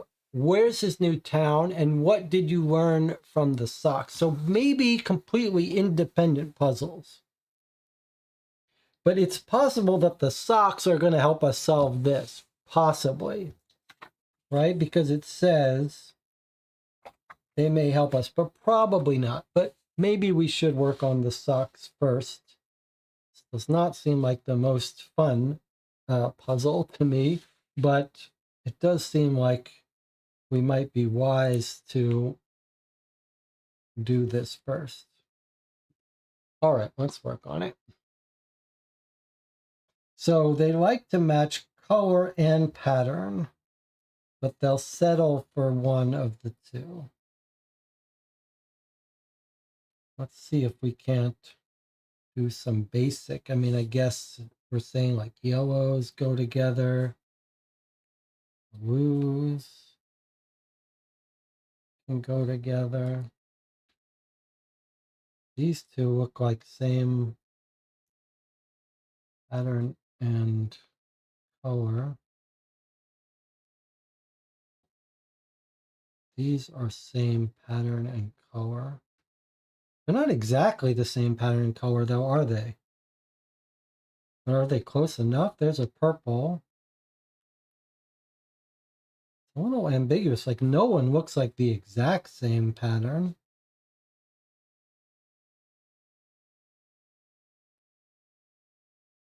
Let me get these all on the screen for you. I mean, these guys are all kind of purple. These guys are all kind of blue. What color would you call this guy?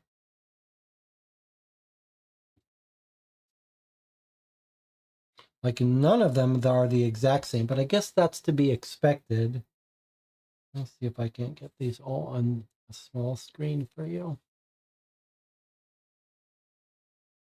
Are they double-sided? No.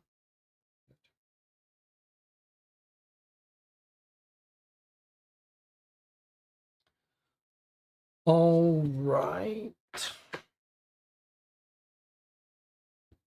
So they want to match up with both, but one of them is enough to make a happy couple. What?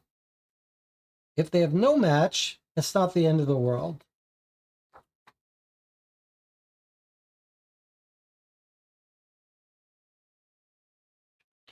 So I feel like this guy's going to go right in here. Okay, so can his mate live with him here somehow?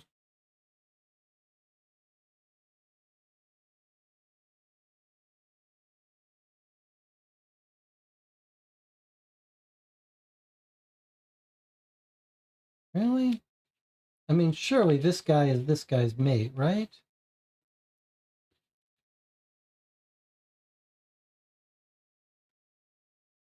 Surely this guy is this guy's mate.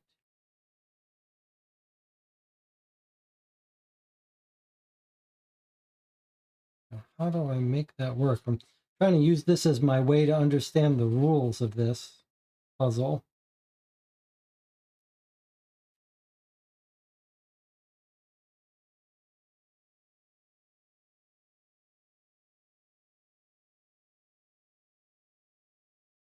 Shouldn't they be touching?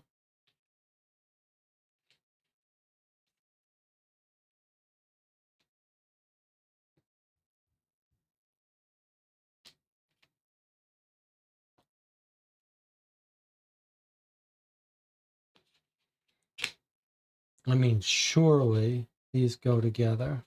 They're so similar. Surely they want to match up. And I see there's some word that's being spelled out here. Like, can you see that L? Do you think these go on top of each other? I feel like there's a word being spelled out here. I just don't know why this isn't lining up here. It doesn't work. Okay, maybe like that.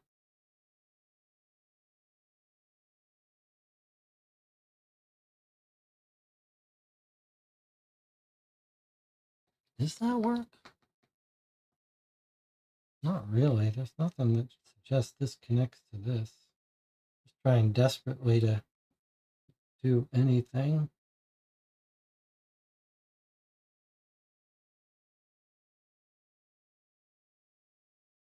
Feels like these guys want to go together.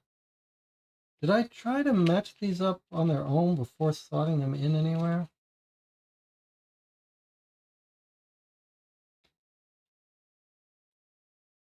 Not really.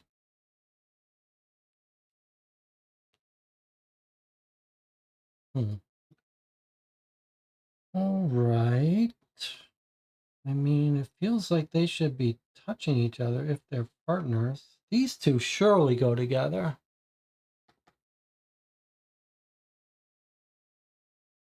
But how? Like, did they not? Did they not line up? That's really kind of weird.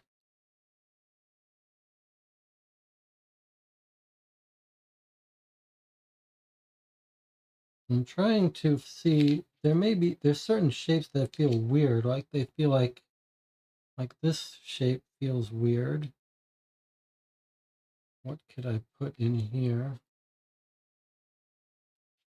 That's not quite right.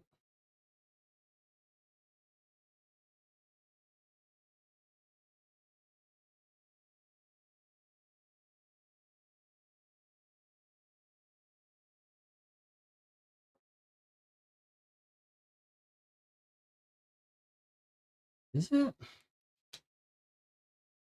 No, not really.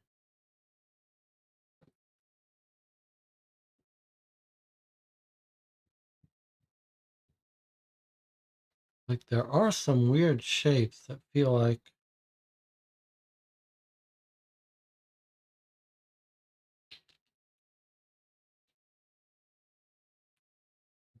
there shouldn't be too many possibilities.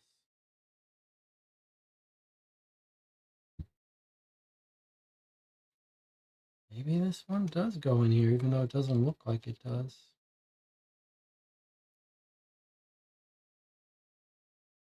But then his friend would have to go here somewhere. I don't understand this friend matching business. Doesn't seem right, does it?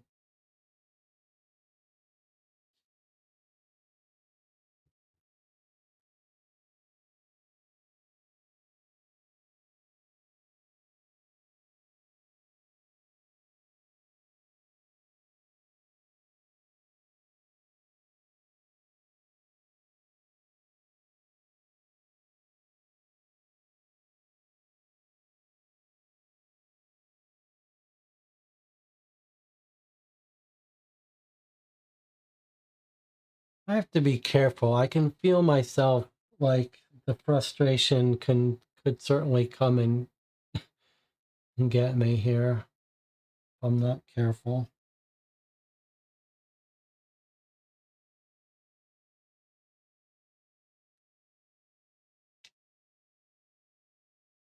This definitely feels like one of these things where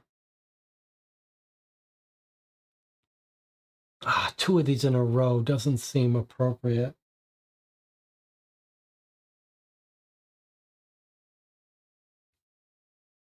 I can feel myself gonna get frustrated if I'm not careful though. All right, let's take it easy.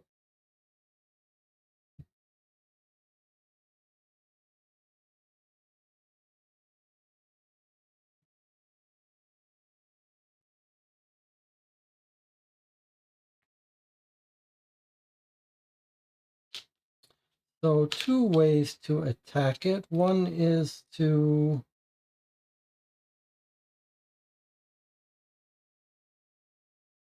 try to combine pairs by color. What about, maybe I'm too obsessed with color. Maybe I should be looking more patterns. Like here's two striped.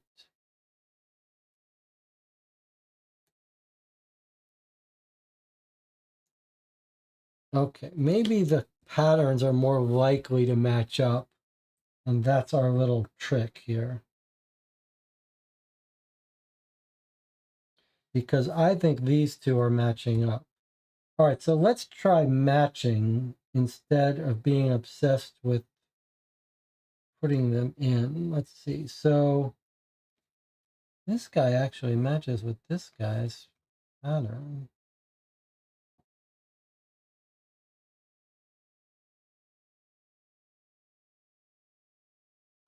This guy has bees. This guy has eggs. I feel like, unfortunately, that's it for the patterns. And here's more stripes. Do they ever form tuples instead of just binary couples? Is this some modern sock system?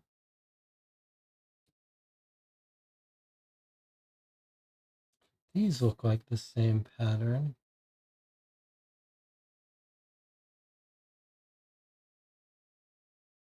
Oh boy, I gotta say, I don't like this. I do not like this game of matching arbitrary shapes, but okay, there's another one. This looks like a solid. Maybe these are candidates for matching solids. Yes, okay. All right, okay, we're getting there a little bit. and their words they're spelling out. So that's another way to combine them. This guy's got lemons, eggs. What is this? Can't tell. Hexagons. I feel like we may be done with the patterns, like Santa Claus. Maybe I should be looking up at the screen here.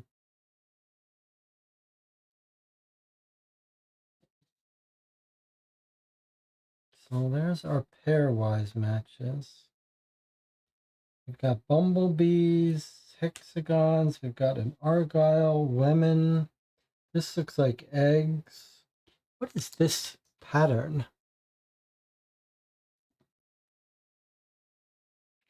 What is this pattern? Oh, it's a teacup turned sideways, I think. All right, anyway. Teacup doesn't have a match. Maybe he'd like to match with someone, but he can't. I don't know. This guy feels like it should match, but I just can't quite make it happen. All right, get out then. All right, so we've got a bunch of pairs. It'd be nice if we could fit these in and just, oh. Okay.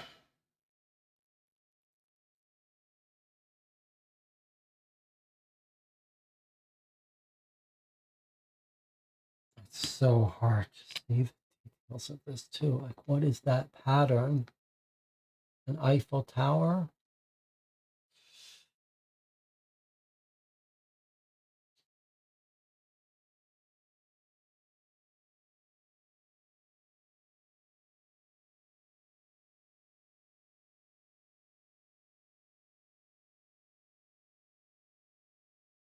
Okay, does this go here? No, fuck you.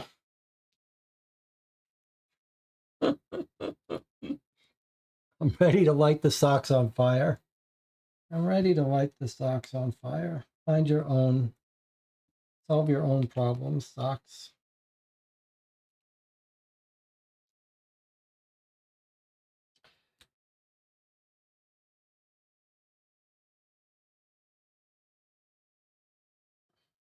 There's some socks, like, I don't understand why you're not mating. Like, why are these two socks not together? What's wrong with them? Just get together.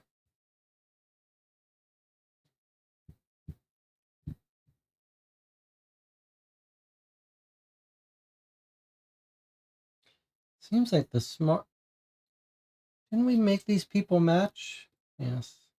Seems like the smarter thing to do would be to try to find places for these guys. But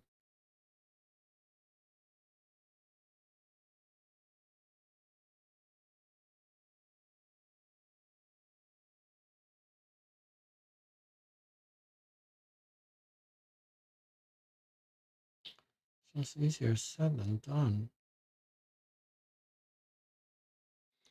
This big curve here. Is that for these guys? Yes, okay.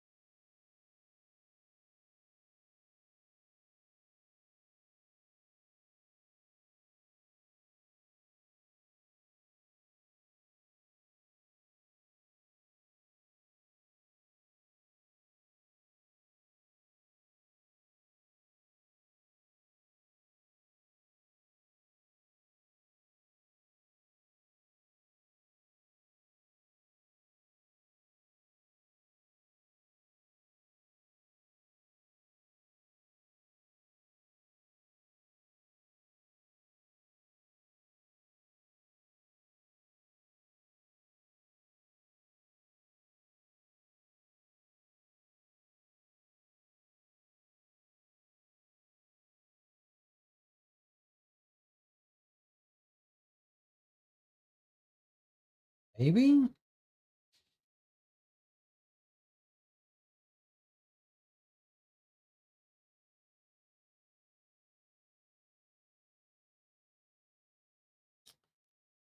I don't know, what's like this weird thing here.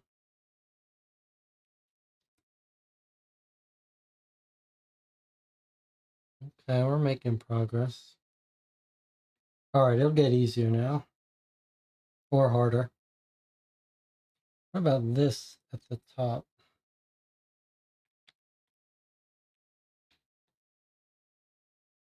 No. Guys, please stay in your lane. What was I don't know what I was thinking with this. I was thinking someone to go into this corner, someone angled. But let's stick to our plan. Let's get this in here somewhere. This double.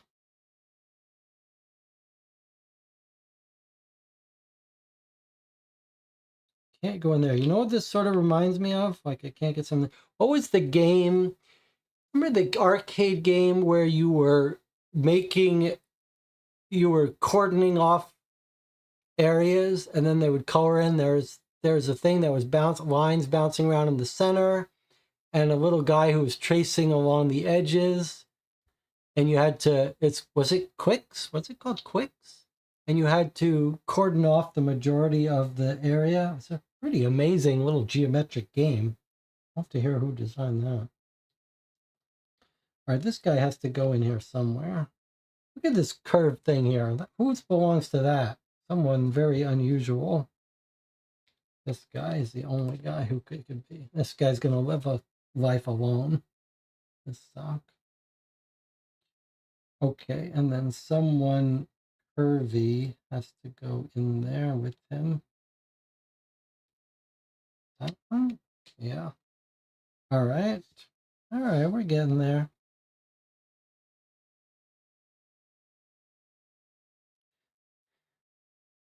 This is a weird shape. Someone's got to be just angled enough to fit in there.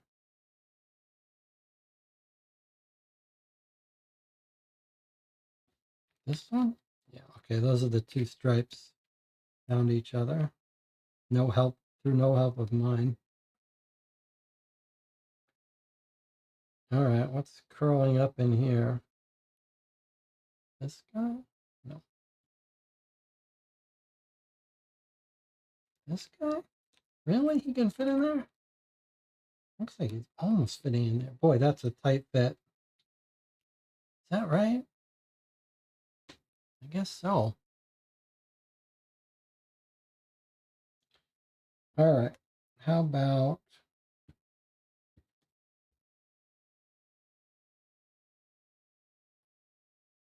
this guy?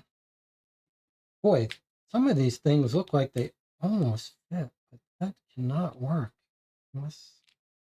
All right, everyone stay in your place, please. Please, please, please. What about this? No. Boy, it sure seems like this could go in here. It's not quite right, though. It has to be someone that looks like that.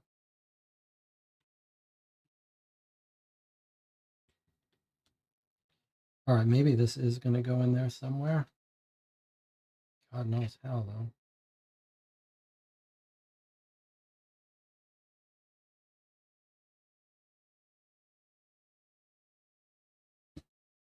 Seems like this should all be trivial now.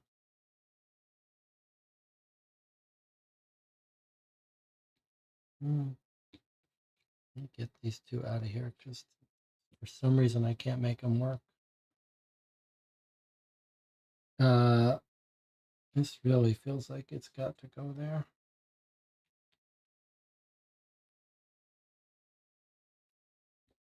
How about here? How are we going to do that?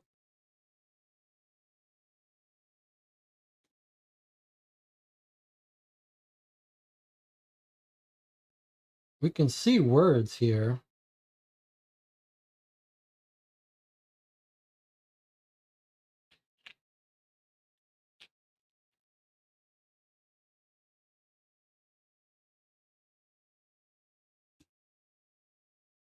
Kind of crazy how hard these things will be. All right, so the chat is making some interesting points, though. Eiffel Tower and croissants work. The blue and the bees are almost the same shape. Maybe the blue fits in the spot on the right.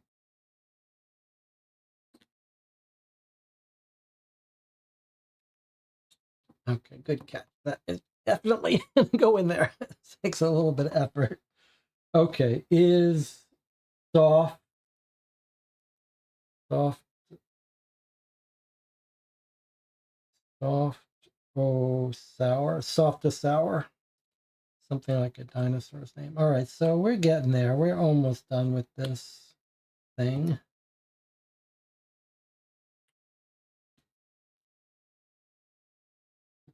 Stars went with moons. I see. It is a little bit of a clever. So what would go with cars? And this looks like Santa Claus. So I'm not sure who would go with Santa Claus, but eggs and tea? No. Eggs. What about tea and lemon? No, everyone's staying where they go. Hexagon. I wish I could see. Maybe I just need glasses. Okay, there's the croissants on the Eiffel Tower. Okay, fine. Stripes next to stripes. They're trying to find a little tuple there. Stars and moons. All right, so what would the bees go with? What would the lemons go with? Lemons and eggs? Are those eggs? Sure look like eggs. I don't know why you would put lemon in tea though.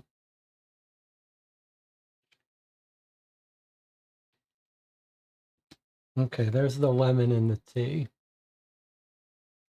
All right, bees and honey. Do we have any honey?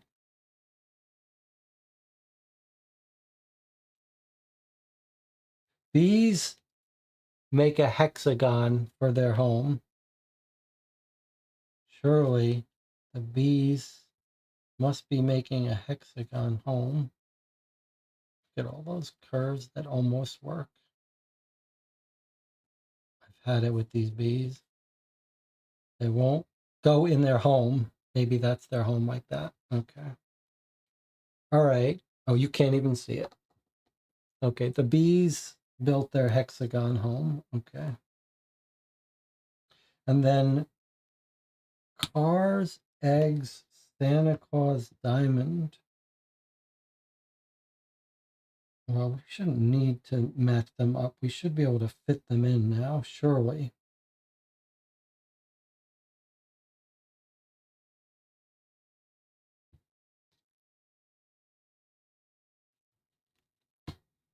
All right, so the eggs went with the croissant.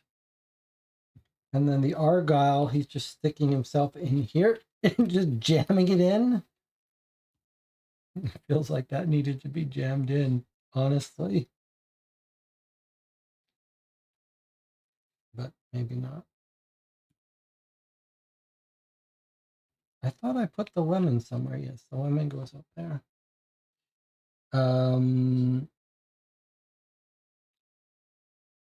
No. It would be funny if you couldn't align them all.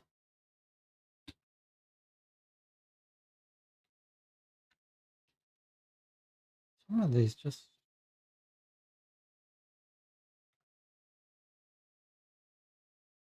I mean, really?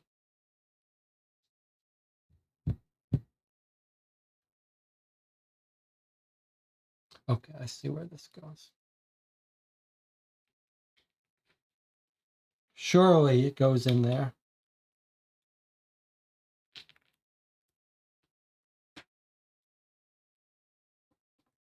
Okay. All right, we're almost done. We're almost done.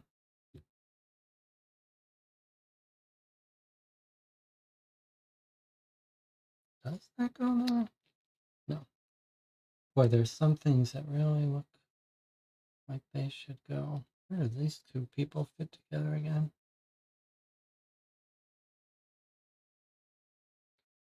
Look at this. I mean, surely this is this, right? It's just got to be made to fit. Is this one wrong then? Like, are these greens wrong?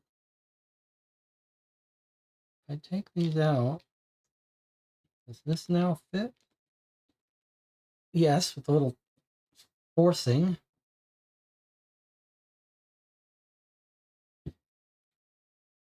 Let's just pretend that these all can live in harmony, because it's very close.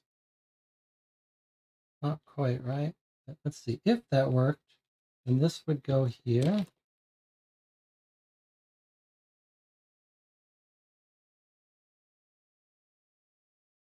Oh boy.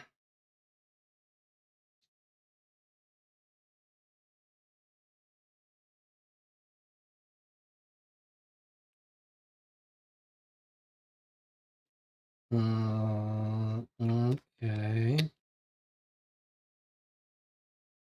Okay. Let's not lose our minds here. Let's not get carried away. Something's not quite right, but it's not worth losing our minds over.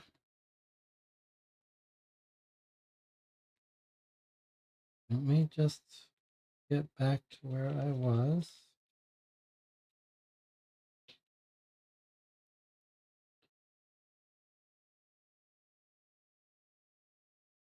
These were with their croissant, with their, somehow the bees were forced to live with their something. Okay, and this guy, what have I done here? I feel like we've gone backwards because of that explosion.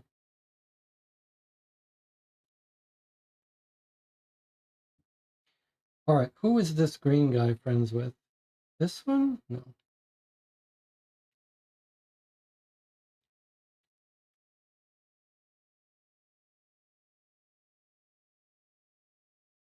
Are these two friends?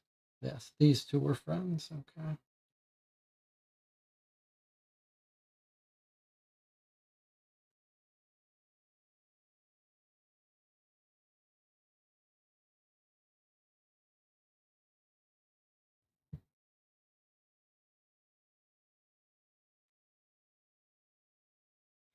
The bees and the hexagons must live together. That's their bees' hive.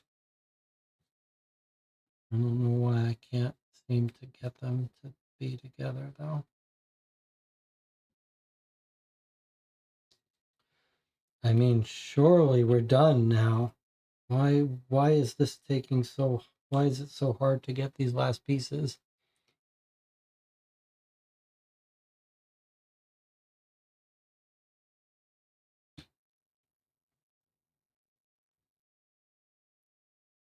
I think,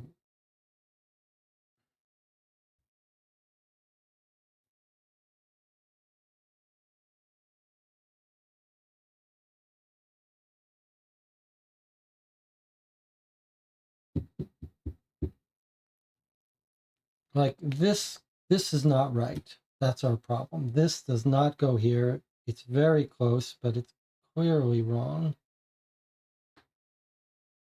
So did I have someone else in that place?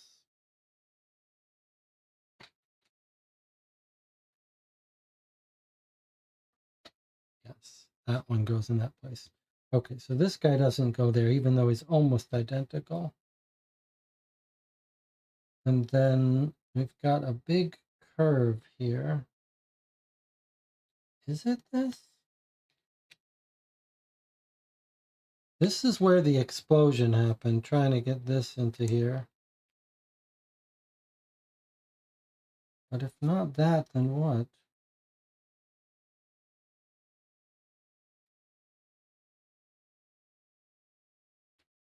What's going on with this nonsense?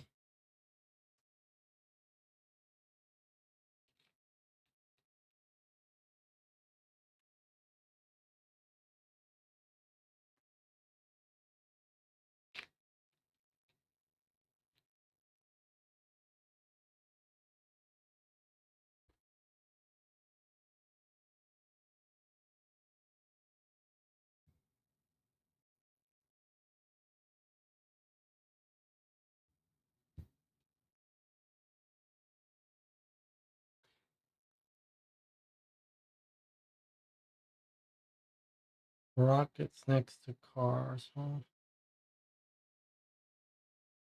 I don't really see it.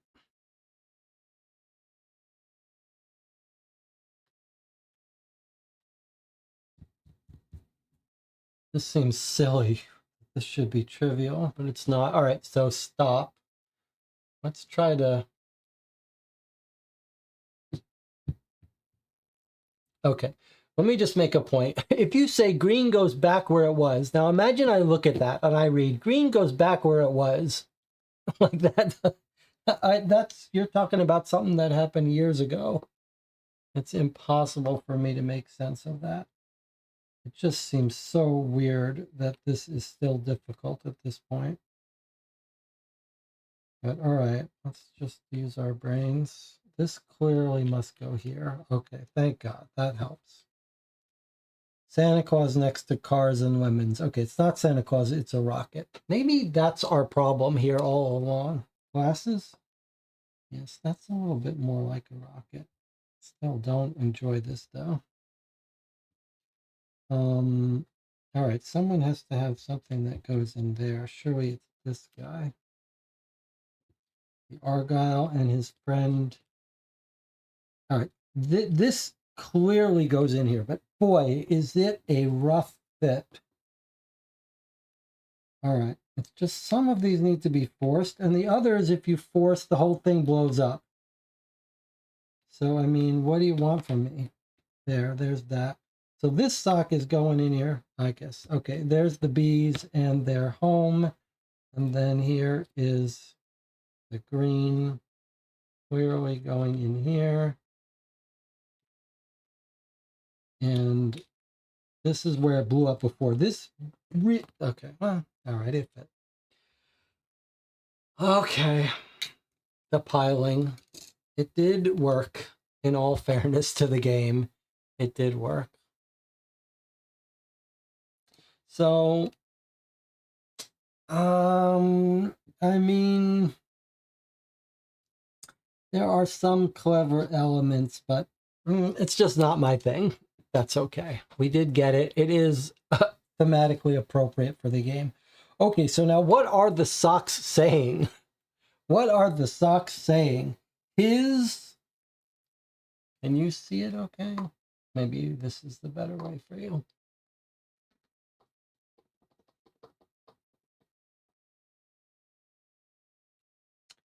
His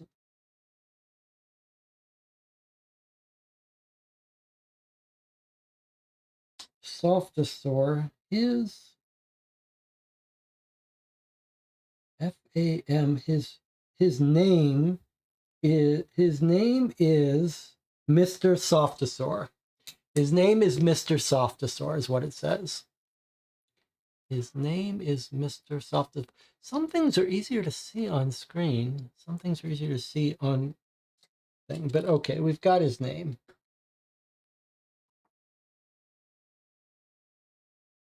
Mr. Softosaur. All right, so that's part of our puzzle. Now we're back to the constraint satisfaction puzzle of the job hunt, which is a little more enjoyable, I think. But it's time for another break. 4.5 hours. This is nothing. We could play this another 10 hours. We'll come back. We'll solve this one. I'll see you in 8 minutes.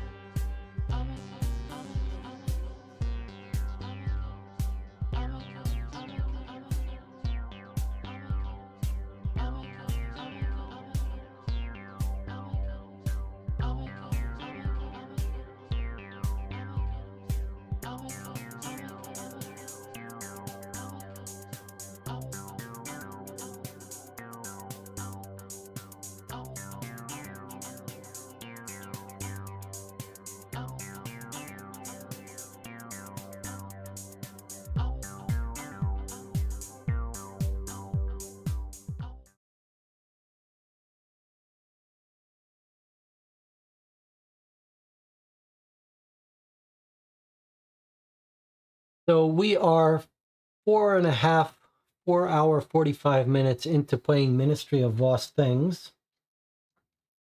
We are finishing up transmission 3 of 4. But this may take us a little bit while. I'm sort of curious what the channel thinks about. There's no other way to do those spatial puzzles. They're not my favorite. They can't be your favorite to watch. But maybe you just put it on in the background and wait for things to get better. But here we have a proper constraint satisfaction puzzle that actually looks quite intriguing. Like, this is the second puzzle where it feels like it's not that easy to see the systematic way to solve it. But boy, I mean, thematically, this idea that you're framing this constraint satisfaction puzzle with these things that have different amounts of information of different types, but look so reasonable. Like, it doesn't look like an artificial thing. All right, so we're trying to figure out where this guy moved to. What institution and what's his new town? That seems like it's basically the same answer, right? Whatever institution he went to, that's the town. But maybe it's not clear what all of the towns. In fact, from a meta perspective, you might guess that he's not going to take a job here, here, or here, because these tell you they're towns. But that's a little bit of metagaming here.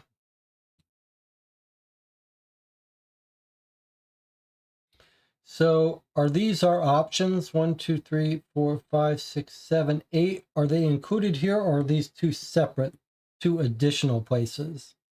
This is librarian at the Cameo Wool Library. That's different. At Stonegate Academy. No, that is here, Stonegate Academy. And this one is Karen Barker Theater,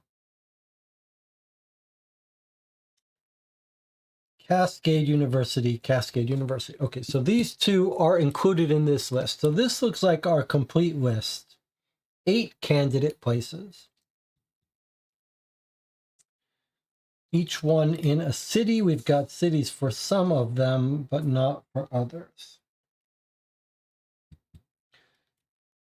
Okay, so it seems to me that maybe the best structure here for taking notes is to make a copy of the candidate list and start ruling out places.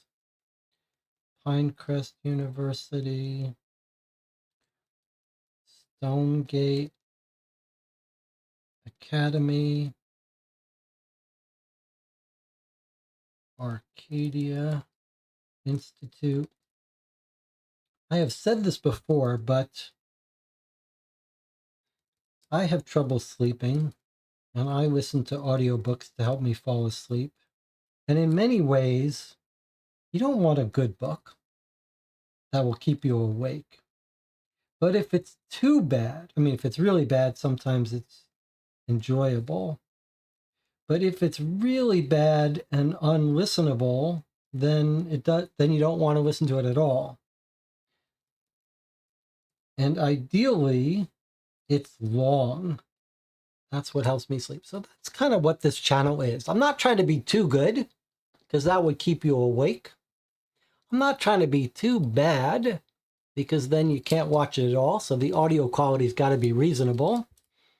But most of all, I'm trying to have these videos be long enough that you will help you fall asleep and give you some comfort. Like you're feeling anxious. You put on the channel and you know, okay, I got a 6-hour block.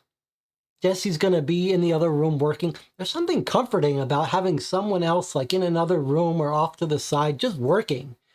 Gives you some comfort that the world is going to like stay stable for 6 hours. Nothing's going to blow up. The world's not going to end. The aliens aren't invading. You got 6-hour block where the world is predictable. That's kind of what this channel is. All right, so we've got our candidates, and then we saw on his email he got rejected from a few. So let's just start going through and getting rid of places from this list.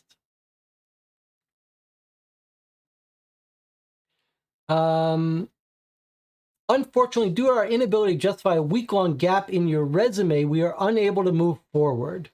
That's his professor application. And we know we already met them here. So, but to know that, we need to know which of these was he applying for professorship. That's why this is so interesting. Okay, let's see. That's why this is so cute and clever. Okay, so at Cascade University, they're looking for a professor. Okay, librarian at Stonegate. So this is what position? This is where? Or the institute, I guess. But not necessarily what town, which we might need to know. Okay, so that's these 2 positions. Do we know anything else about what positions he was looking for? Yes. Okay, sorry. I'm going to make sure I can see this. Okay, so at Horizon College, this is for an admin position. And at Riverside Institute, it's a researcher position. All right, what about these other colleges?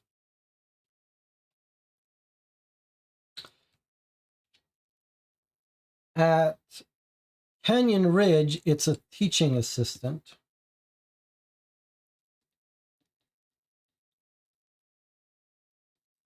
Okay. What else do we have? Cascade, we already know. That's professor. Arcadia is professor. So 2 professor jobs so far. All right, let's find Pinecrest and Orion. Here's Orion. Doesn't say what it's for. Come in quick.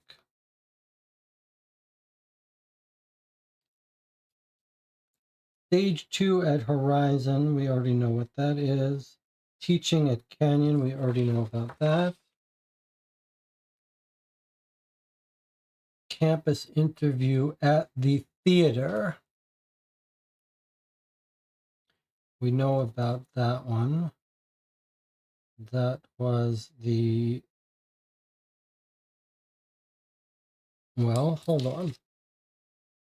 Cascade University faculty member.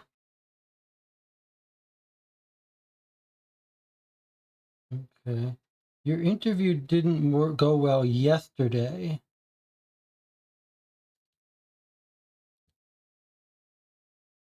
Pinecrest is professor. That's our 3rd professorship. We're just looking for Orion now. Professor at Brookville. What's at Brookville?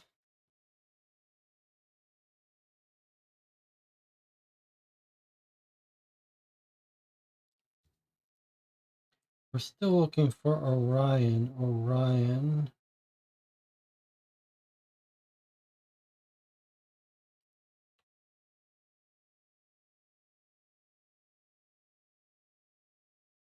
And we should worry about any towns with 2 institutes. All right, let's note where places are. Horizon is at Greenfield, Vermont. Riverside is in Springvale, Arizona. Pinecrest is in Henderson, PA.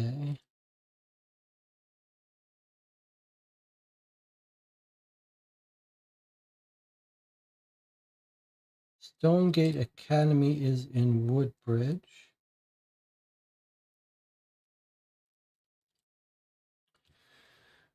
All right, so back to our thing here.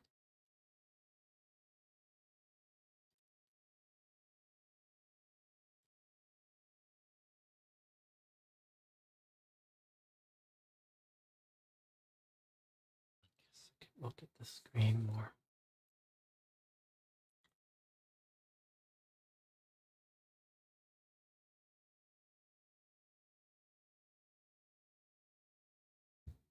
Okay, so Kenyon College teaching assistant is no good. So Kenyon College teaching assistant, that one's out.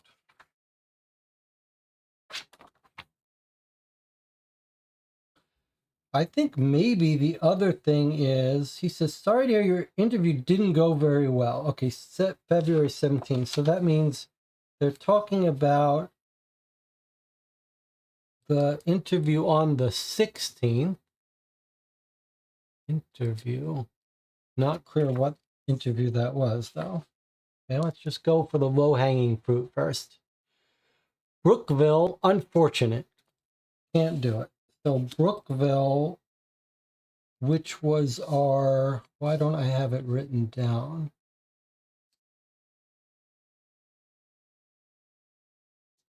What was our Brookville one? Springdale.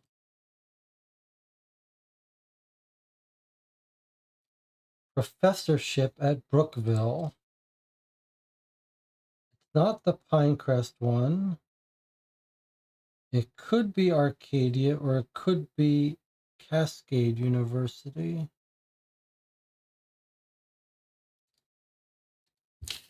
This was our Cascade at the historic Karen Barker Theater.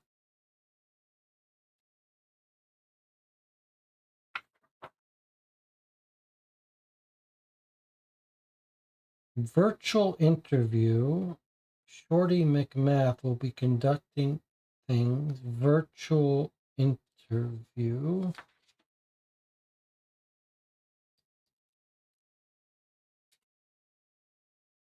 Thank you for visiting us in Brookville. So Cascade University was a virtual interview. We don't know where it was, but he didn't go to Brookville. Professor. So that means it must be at Arcadia, must be Brookville. Brookville by implication.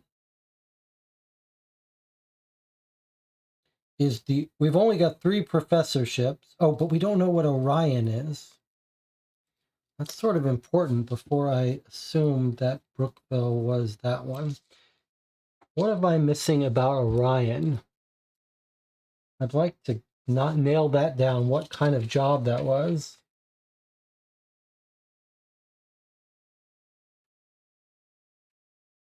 Did I miss what Orion was? Let's see if I can nail it down. Thank you for your application. We'd like you to come in for an interview. Can you travel on short notice? And then he's booked it right here. Ah, there it is. Orion is in Brookville. He's booked it the same day.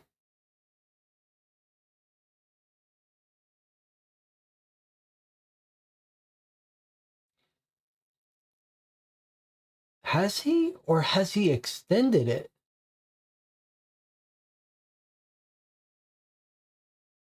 That's weird. Are there 2 places in Brookville? Checkout date is February 17th. Let's take a look here for a second. Interview on the 16th, interview on the 13th. He's extended it. He was going to fly home on the 14th after this interview. He extended it 3 days so he could do this interview. So maybe there are 2 colleges in Brookville or nearby. One is Orion. That's the one he had the interview on the 16th. Wow, that's pretty clever. All right, let's just make some more notes here. We might need to have different columns. So I think the Orion interview was on the 16th in Brookville. That he last minute extended on that day as soon as they said. 1 week from today was this one. There's our 13th. So his 13th interview was at Arcadia.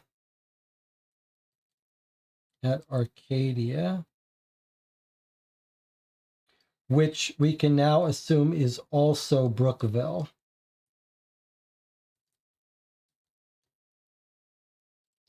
So Arcadia is going to be Brookville. And so is Orion, I think. That's how I read that.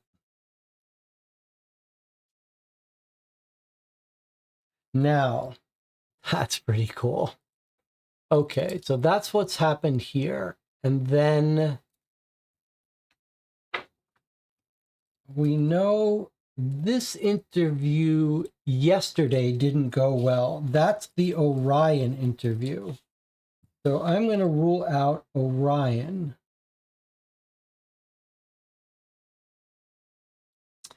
And now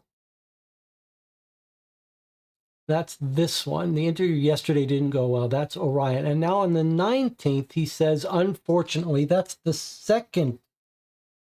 Well, that's not clear. But last Friday. Last Friday. On the 19th, he gets told about the 13th interview. That's the Arcadia one.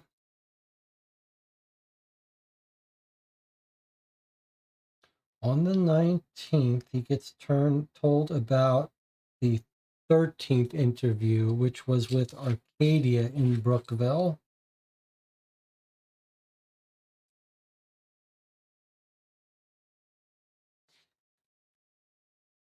Okay, so that gets rid of Arcadia. Done. Okay, so we've got rid of Orion because the interview went poorly. Arcadia that he visited on the 13th, that's what they let him know here about we couldn't do it. Okay. We regret to inform you we've moved forward with a different applicant and someone he met on the previous Friday of February 24th. That would be the 20th. We haven't recorded that stuff. All right, let's keep going on. The final step would attach skills assessment, which should take no less than 7 hours. Okay, so he says no skill assessments that take over 2 hours. So he doesn't want this job. But what job is this? Both interviews on campus. This is a place where he's come back for his 3rd interview. All right, we'll have to track that down a little bit later.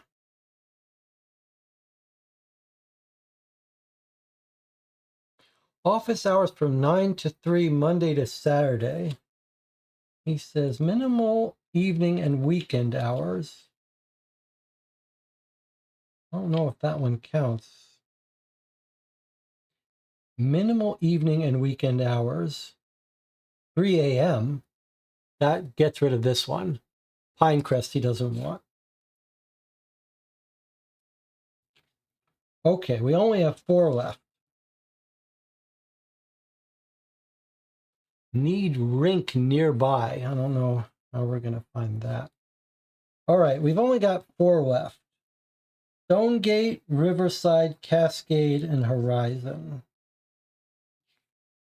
All right, let's keep going.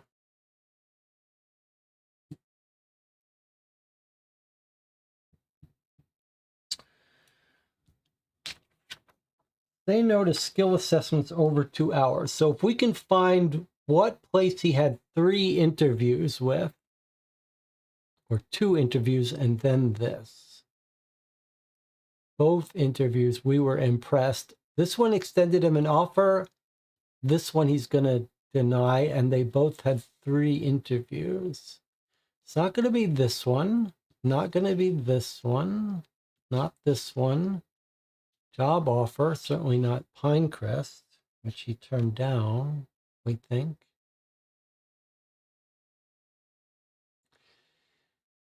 Not going to be that. Thank you and your time. We'd like to invite you for a follow-up interview at Karen Barker. Stage 2 required. That sounds like he hasn't had 3 yet. Second interview, stage 2. They met him here. They want him to come back. Same thing here. We met him here. We want you to come back.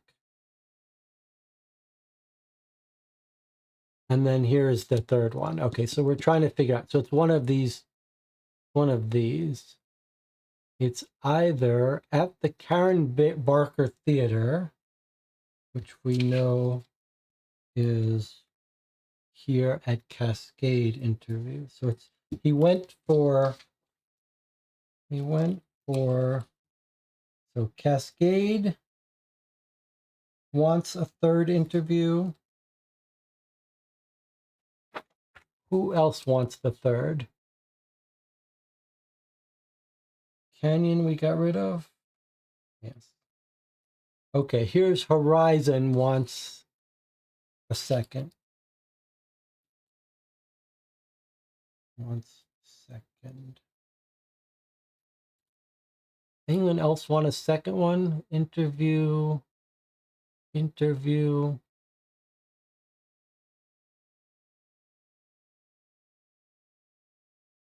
Okay, so the 2 places he went twice were Cascade and Horizon. And then one of them wants him back here, and one of them is giving him an offer, and the other one wants another interview, which he's going to turn down. We spoke to you on both interviews. We're impressed. We want to extend an offer on the 27th.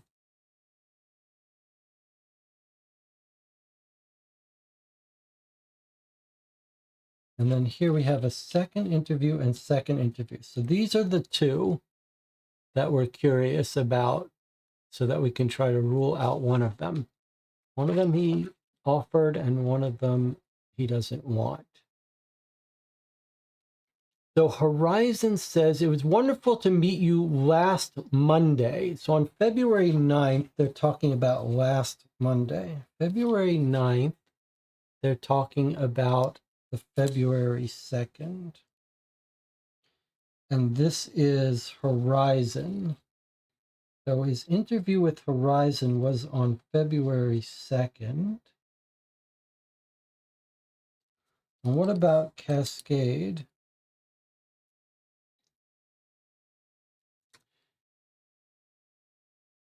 Next week's virtual interview.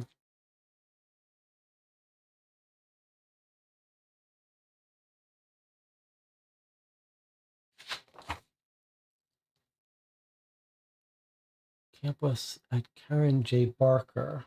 That's Cascade. Okay, so his first interview at Cascade was virtual. First interview was virtual. Okay, so now if we reread these, do these make sense? We enjoyed speaking to you during both interviews. Thanks for attending both interviews on campus. There you have it. Okay, so the one he went to twice on person, he's not going to want. So that was Horizon. So Horizon, he's not going to want. But Cascade, he got accepted to, and we don't know why he would say no.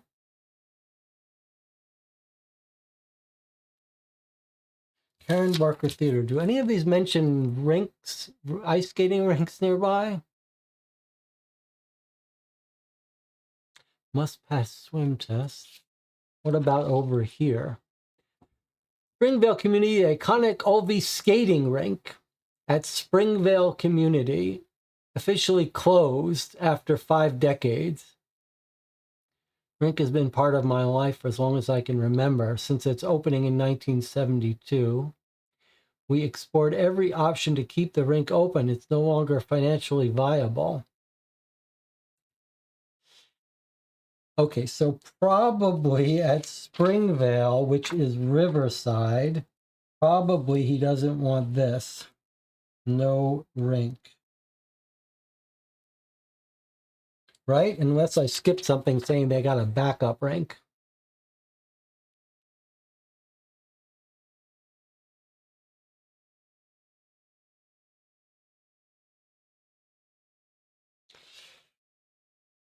Okay, we're almost there.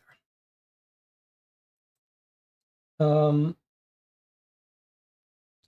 according to my records, we've only got 2 options. Cascade University, which he was accepted at. That's a professorship. And what about Stonegate? What do we know about Stonegate? Stonegate is the beautiful Cameo Wood Library at Stonegate Academy. Minimum 5 years experience. Apply on our portal. Interviews virtual only. So if we make a note about Stonegate,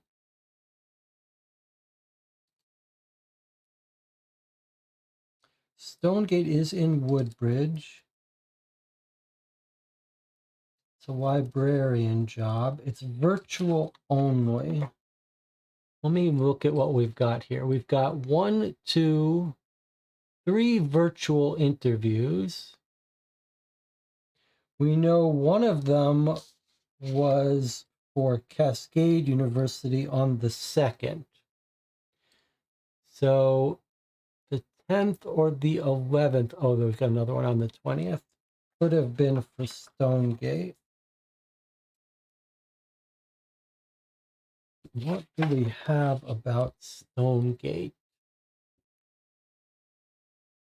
Stonegate is in Woodbridge with a virtual interview.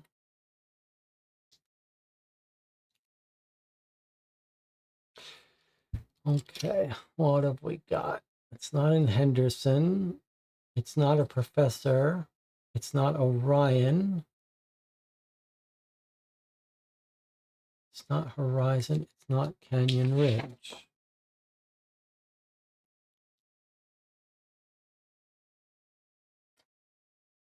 It's not the Karen Barker Theater.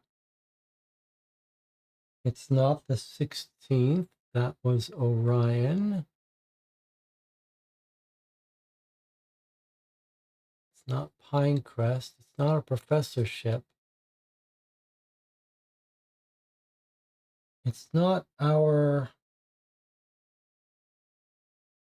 research position. Here it is. Rejected. Librarian application rejected. He's overqualified. That's it. We're done.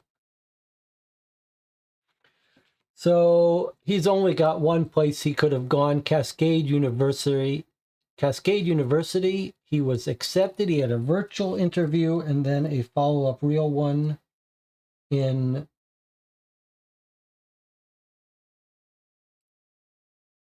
where was it? In Brookville. It was our duplicate no, where was it?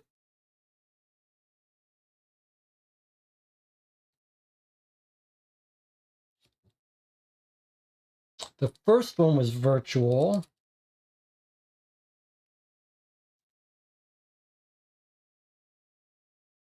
Virtual only. Interesting. So where is Cascade University then?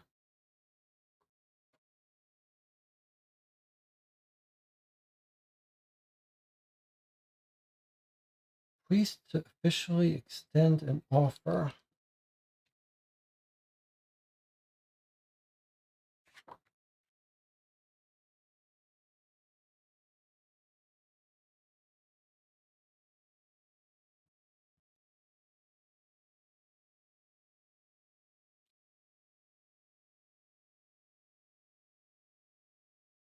Okay, this is pretty fun. So we've narrowed it down to Cascade University, where he had 2 interviews. At least I have, unless I've made a mistake. And we enjoyed speaking with you. They only have virtual interviews, so that's that. We're impressed with your expertise. We're pleased to officially extend an offer.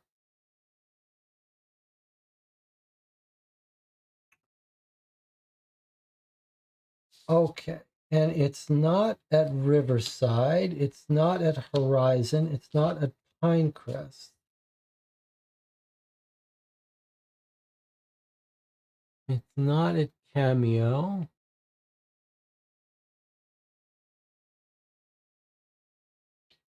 Woodbridge.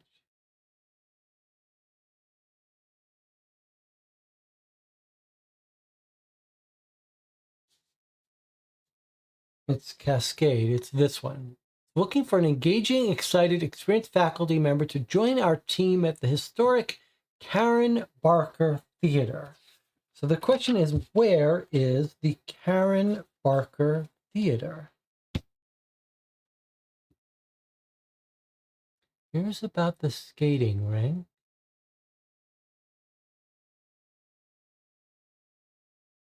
No mention of Karen Barker Theater.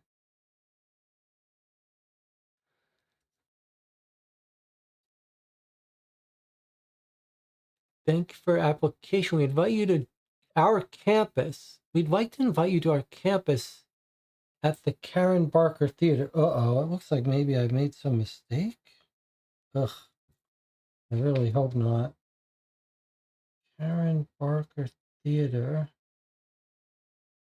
at Cascade University, but oh, virtual interviews. Ugh, Virtual interviews are at Cameo, Stonegate Academy. Oh, I really hope I didn't mess up. This is what's so dangerous about not keeping track. Okay, so Cameo is the one that does virtual interviews only. Cascade said he comes in person.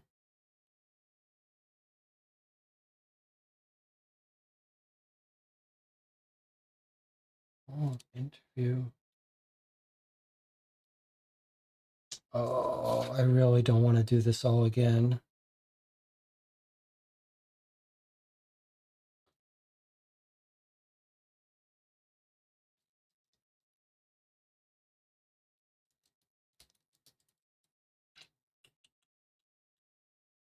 This is the real danger of being sloppy.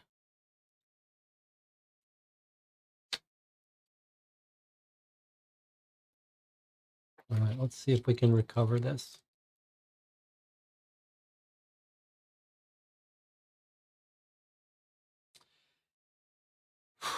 Cascade had a virtual interview at first, which is what we recorded. We recorded that the first interview was virtual. The second interview is a follow-up in person at the Karen Barker Theater.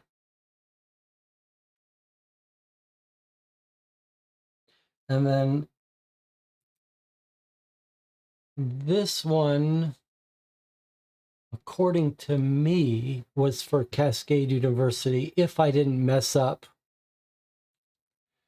which now it's just impossible to unwind. But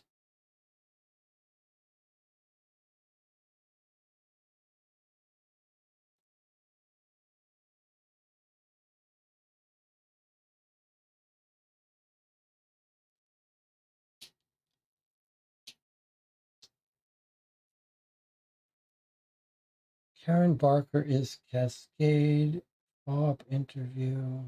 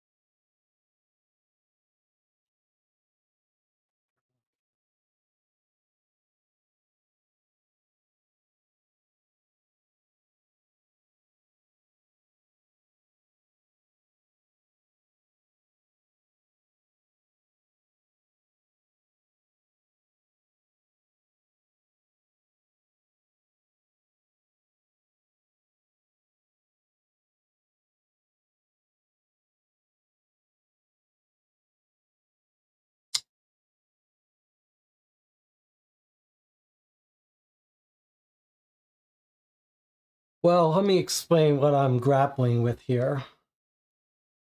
So I felt very good about keeping track of everything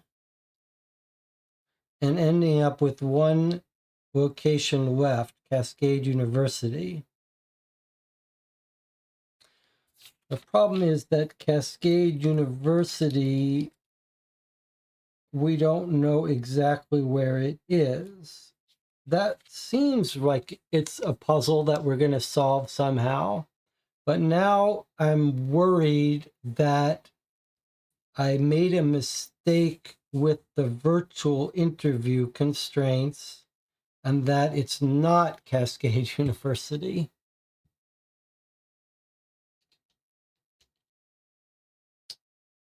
Why is that? Because this one was both, and that both interviews were on campus.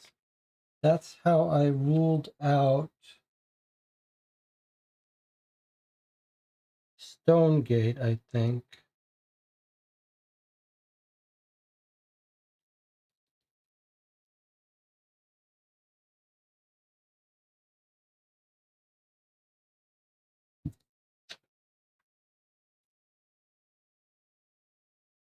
No, I ruled out. Boy, that's rough. All right, let me, rather than redoing it all, which is certainly a possibility here, let me pretend that I'm confident it's at Cascade University with the historic Karen Barker Theater. Then the question is, where is the Karen Barker Theater? We concluded 2 were in Brookville, which was fun, but that was because he extended last minute notice. That was Orion. Any other clues? Maybe I should check in with the chat. I don't think you messed up that it's Cascade. Is it in a double place? Can we look at the interview? He didn't seem to book another flight. That's an interesting idea.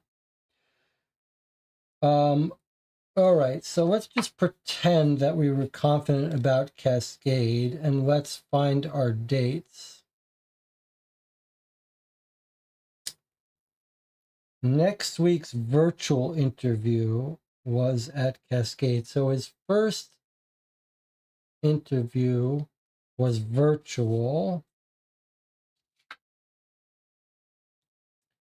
February 4th, an invite for next week virtual interview. So it's either on the 10th or the 11th. We don't know.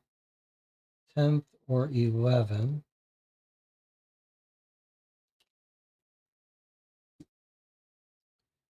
And then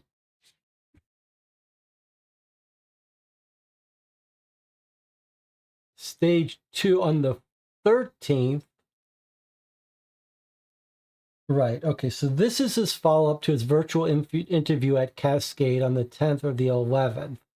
And then they say follow-up at Karen Barker Theater.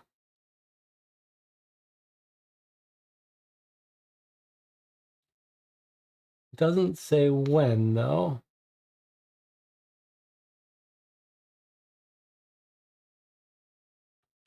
Here's Brookville.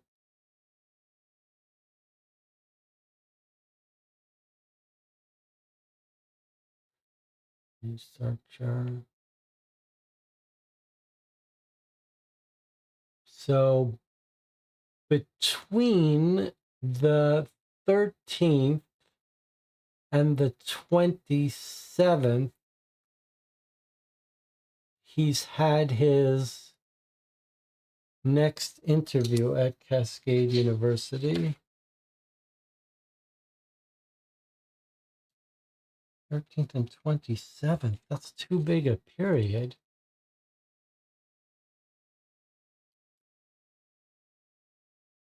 Second interview. I guess we know the date. It's either on the 19th or the 23rd.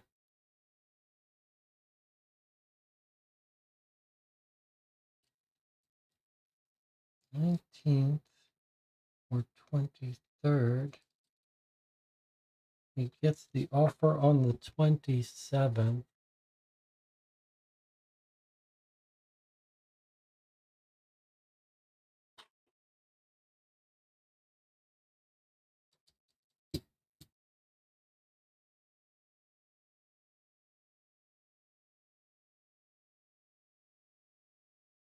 Oh, it was going so cleanly, so well. And now it feels like trying to hold all the socks in the pile while carrying him into the other room. It's just hard to hold on to it. He's come out for a follow-up interview to the Karen Barker Theater.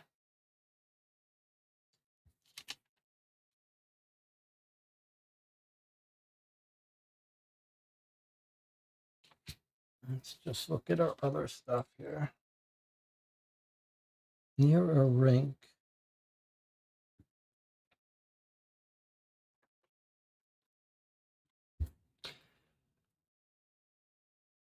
So Petiot was suggesting that he was in the same place for 2 interviews.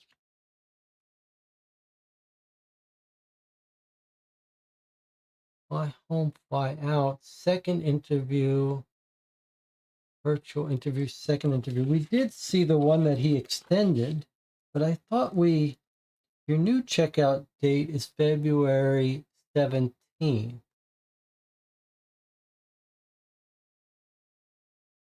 So he was flying out to the 13th, and then he stayed to the 17th.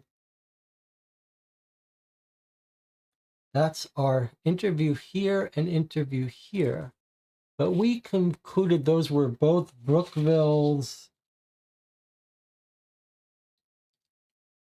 for Orion and Arcadia, though. This was the 1 week from today. That's his 13th.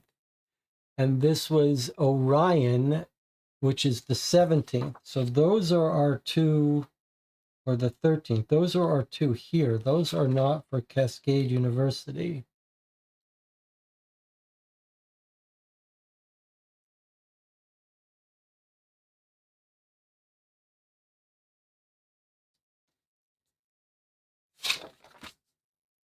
Do we have anything that tells us where he was on from the 19th to the 23rd? We enjoyed speaking with you last Tuesday, February 20th. Last Tuesday is the 17th. That doesn't help us. Thank you for taking the time to meet with us on Friday, on the 24th. So maybe that helps us. On the 24th, someone met with him on the 20th. No, that was a virtual interview. Thanks for meeting with us on Friday, on the 20th.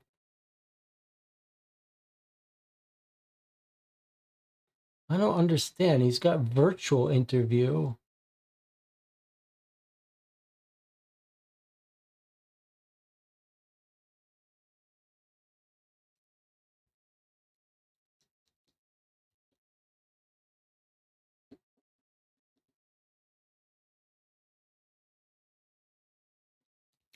On the 27th, they're thanking him for 2 interviews. So that must be the 23rd interview.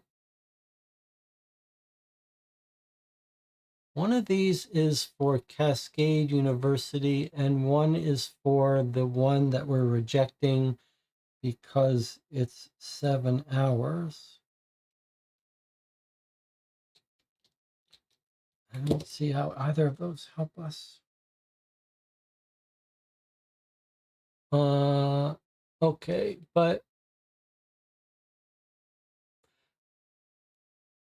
I see they're in the same, he hasn't traveled home. So you're saying both second interviews are in the same town. Fly out. He had the virtual interview while he was away. He had both second interviews. So wherever he rejected here is this, where he had his second interview, is the same town where Cascade University is. Okay, that's fine. I get it. So now I just need to remind myself where the last 2 he ruled out was. The assessments take 2 more. Where did he have his 2 interviews? According to me, it's Cascade and Horizon. Is that right? Fuck me for taking bad notes. Second interview, second interview. According to this, it looks like he should be in the same town as Horizon.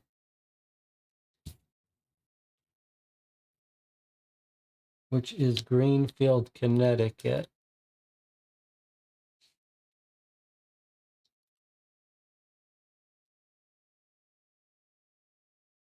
Okay, the logic there is sound that he went for his 2 second interviews while he was out of town in the same town.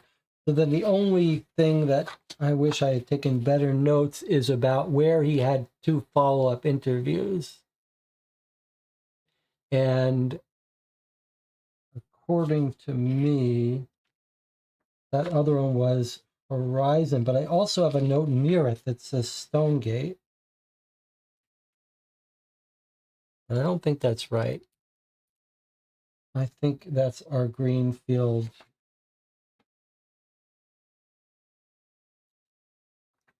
Greenfield, Vermont, not Connecticut, thanks. Okay, from this card here.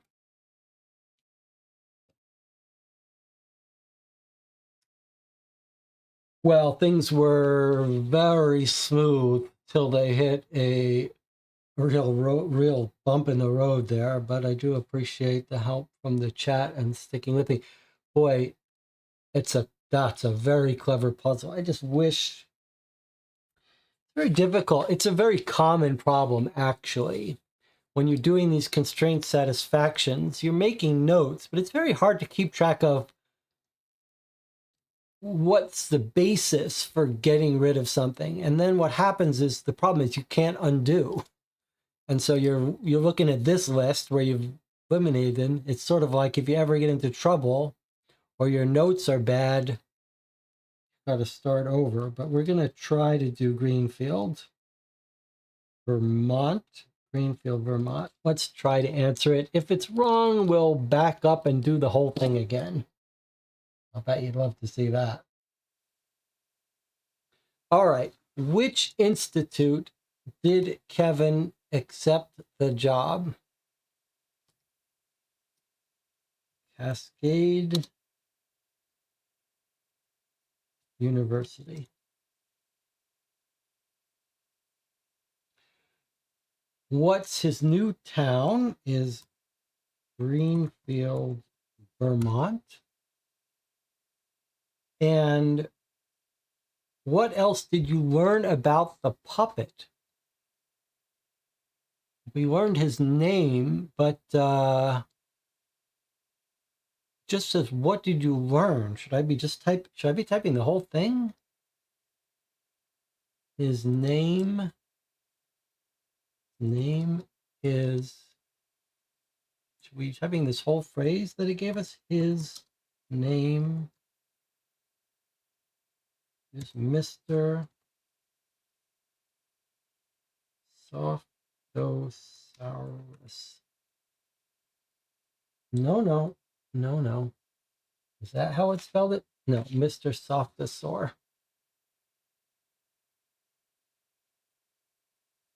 Softosaur. S-A-U-R. Does that look right? What do you think about these answers?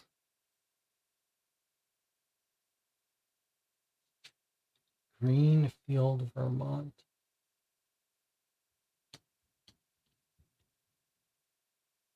Doesn't even tell you when you're right, but presumably if we're wrong, it would advance us. I mean, presumably if we're wrong, it wouldn't advance us. All right, let's see what happens.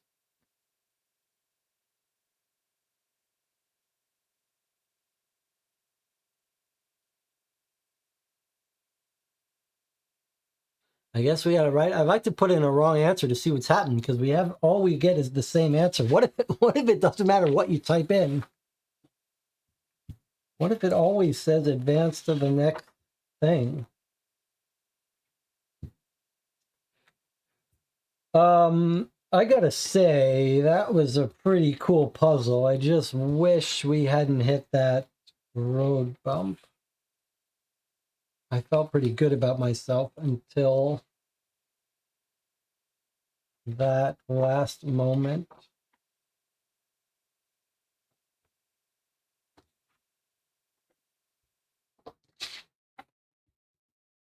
What are your thoughts?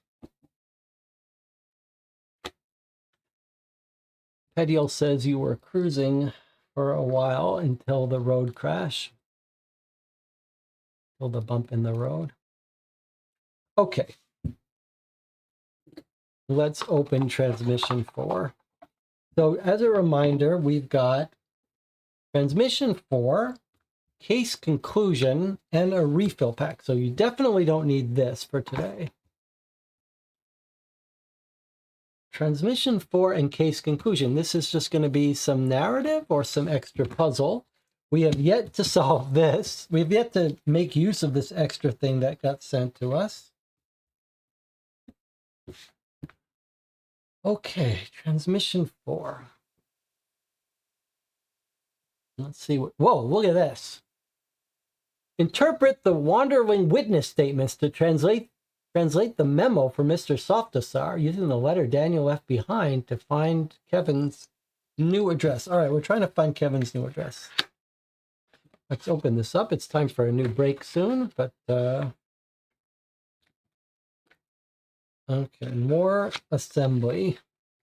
I like these assemble puzzle things here, but this is a weird one.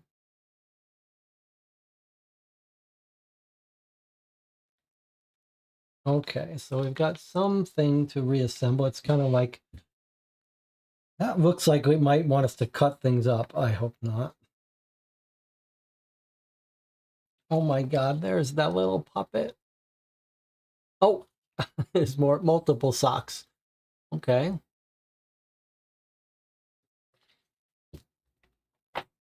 And a little card. Note.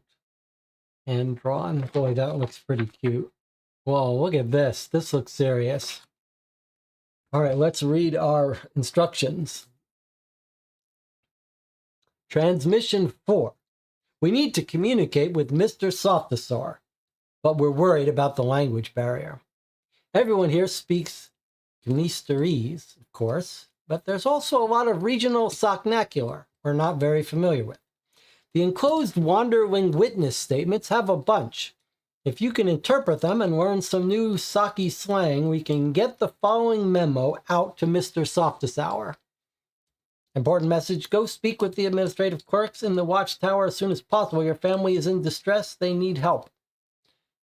So we have to communicate to Mr. Softasar and get him to come back so he can be rescued with his owner. Additionally, it turns out there are several Kevin Millers in Greenfield, so we need to find an exact address in order to return Mr. Softasar. After some additional sleuthing, we were able to obtain some materials Kevin's son left behind for his neighbor to find. They appear to contain clues that will lead us to his new location. Okay, so we have to translate this message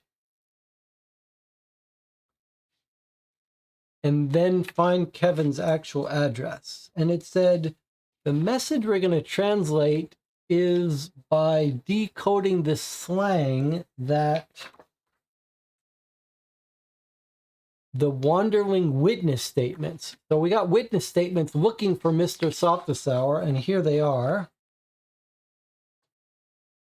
And they contain slang that we've got to make sense of.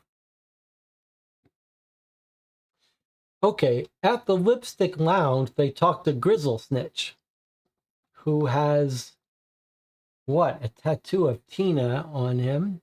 He says, he was windsocking with Mrs. Honeysilk the other night. That Lola, she don't miss a stitch. She makes the best damn bootleg Lintker this side of the Leatherglades. I'll tell you that much. Real fine lady. I know she don't talk to her clutterkin no more. Honestly, that's the case for a lot of us here at the Stick. Probably why we're such a close-knit bunch. Some say yarn's thicker than water, but I say it's not about the skein you're from. It's the pairs you find for yourself that count. Okay? He was windsocking with Mrs. Honeysilk.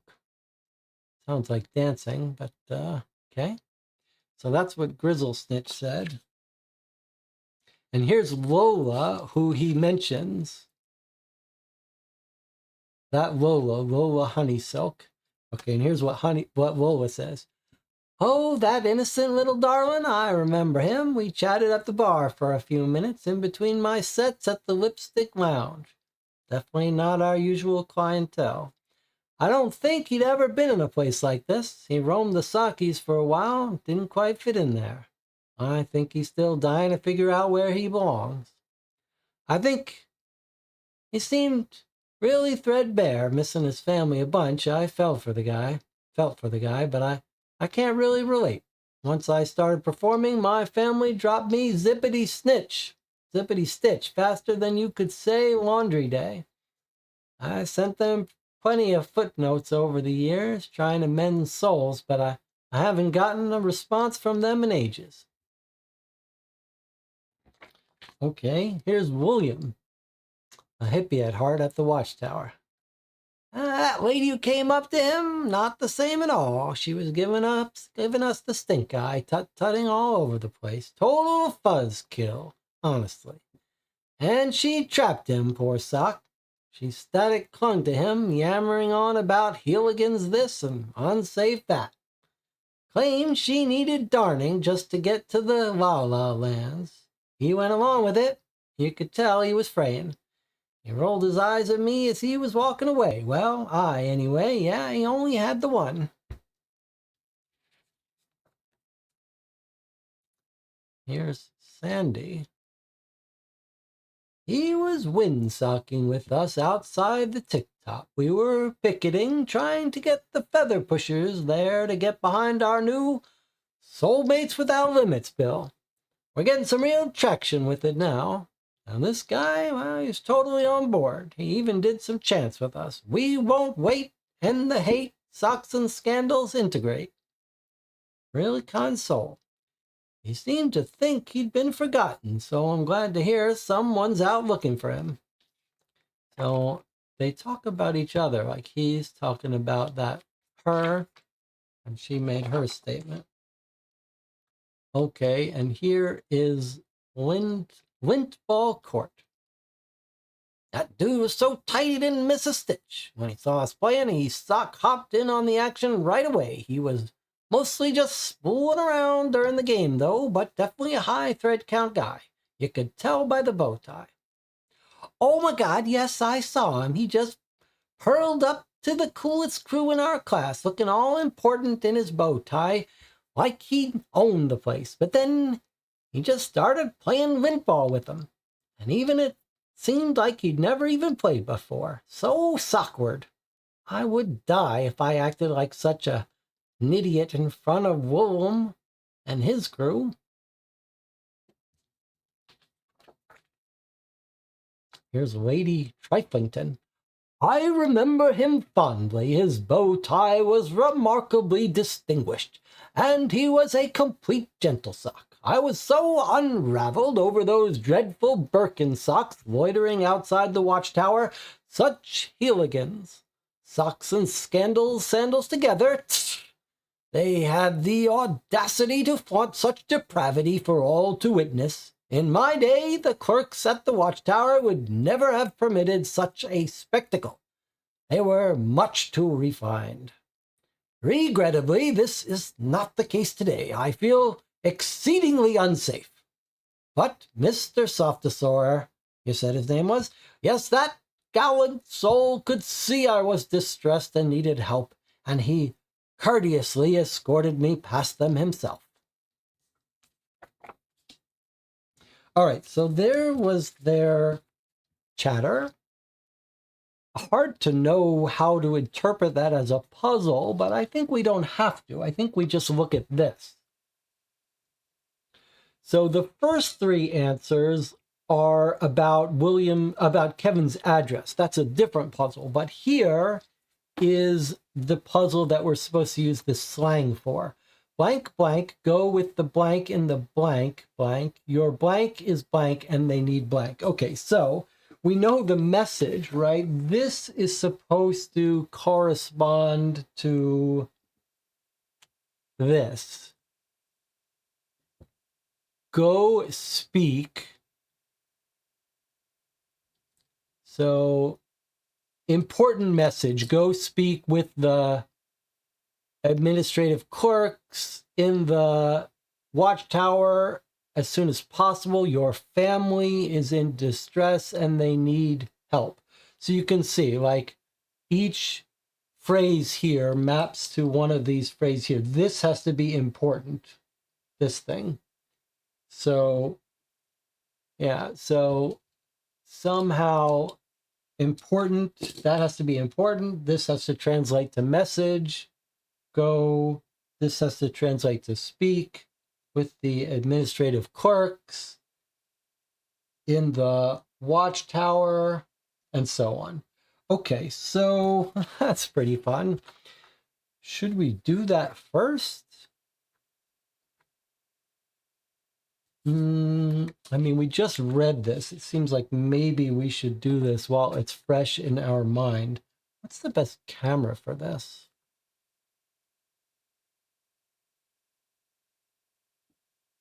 This one, I think. Okay, so at the watchtower, let's see, important message. I don't know, what's the right order to do this? Important message. Why don't we make a card, since we're not in any rush, really? Let's make a card with the words we're supposed to translate. So important message. What's the first two words here? Go speak with the, so speak with the administrative clerks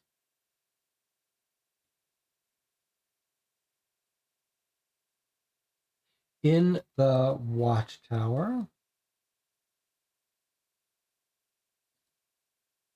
In the watchtower. In the watchtower or in the watchtower soon? There's two words here. Speak with the administrative clerks in the, then we have two words. So it's either watchtower soon, watchtower as soon as possible. That would be my guess, that the next phrase is as soon as possible. But it could also be watchtower. Then we've got family. Your family is in distress and they need help. Okay, and then let's asterisk these two because these are the only two that could be slightly different. So those are the words we have to translate. Watchtower, as soon as possible, family in distress, help. All right, let's see if we can. Now, do these happen in an order? Like, he goes and he plays games in front of William, and here is William.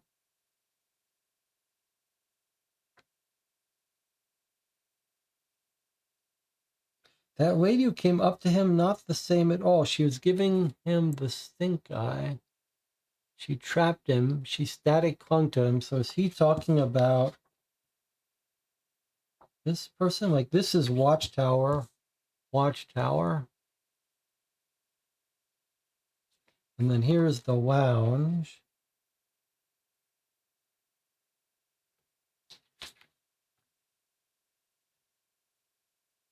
We got 3 watchtower locations, and then we've got a court, and then 2 at the lounge.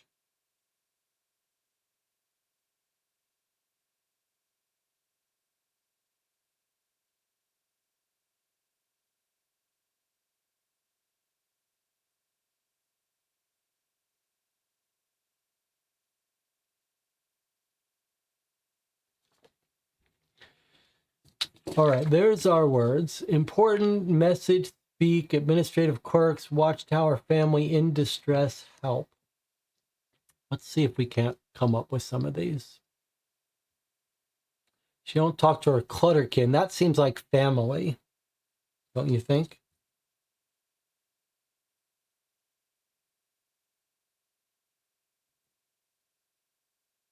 As we do each one, you tell me what you think if you see a word on a thing, but tell me which one. Like say grizzle snitch, I think this word is this. Close knit bunch, yarn's thicker than water. It's not about the skein you're from, it's the pairs you find. So that could be family too. It's not about the family you're from, it's the pairs you find for yourself.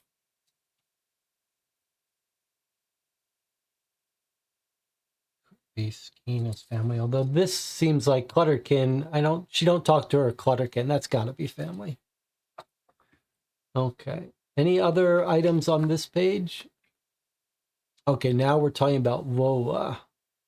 That innocent darling, we chatted.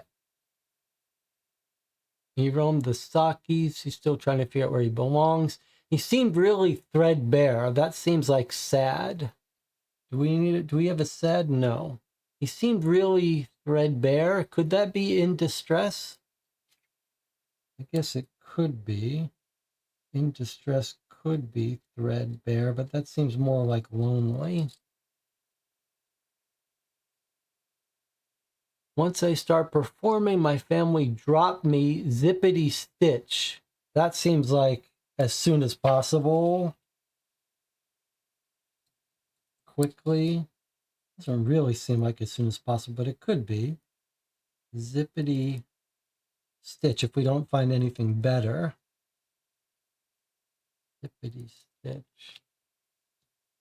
I sent them plenty of footnotes. That seems like a letter, but could be message, right? Important message. Could be a footnote. It's closer to letter, but if we don't see a better one, it's close enough.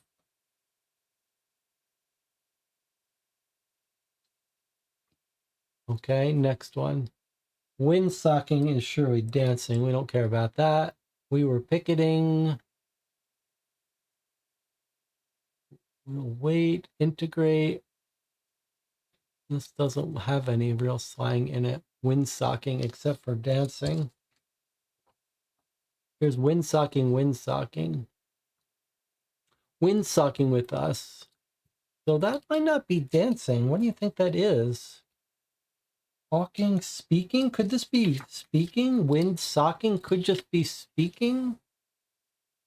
I wonder. Speak might just be windsock. Might not be dancing.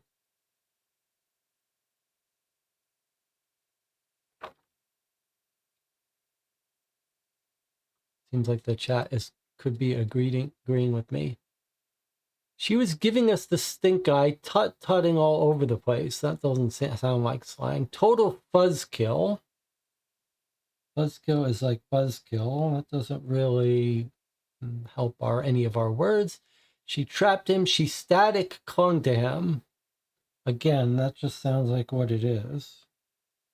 Hammering on about hooligans this and unsafe that. Hooligans are like bad guys. We don't need that word. Claimed she needed darning just to get to the La La Lands. That seems like help. That makes sense that darning would be help.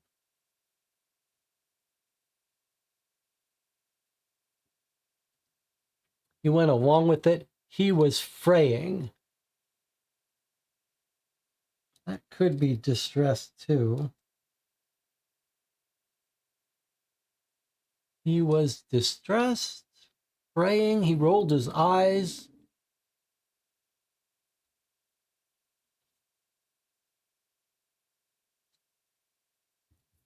Let's see if we can get more help here. The dude was so tight, he didn't miss a stitch. When he saw us playing, he socked hop in on the action right away. That doesn't really seem like he was just spooling around during the game, though.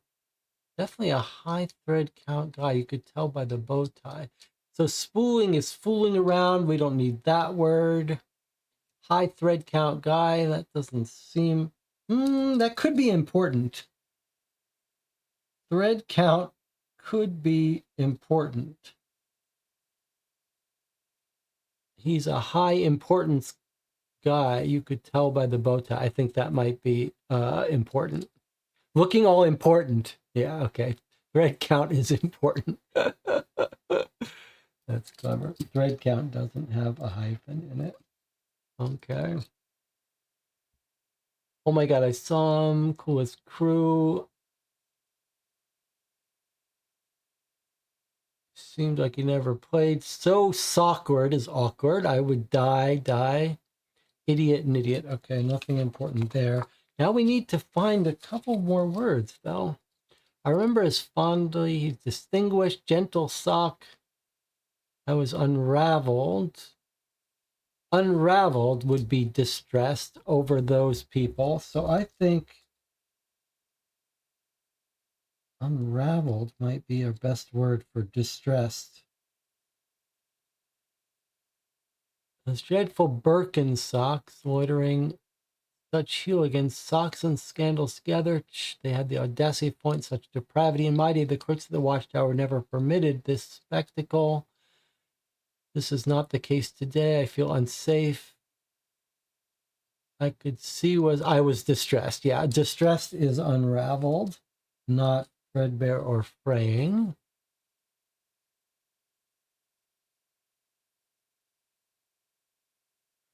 So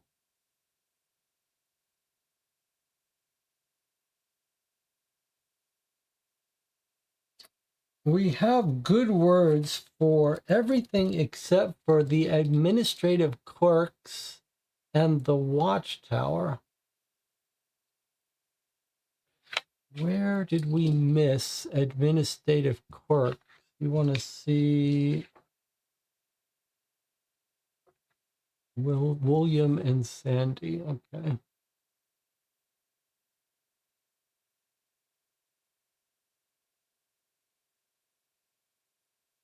Are the administrative clerks the hooligans?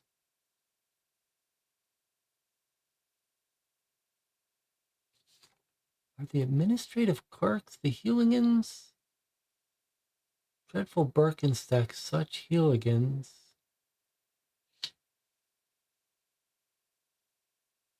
We're looking for the watchtower and the administrative clerks, we think, although it could just be watchtower. I don't think so.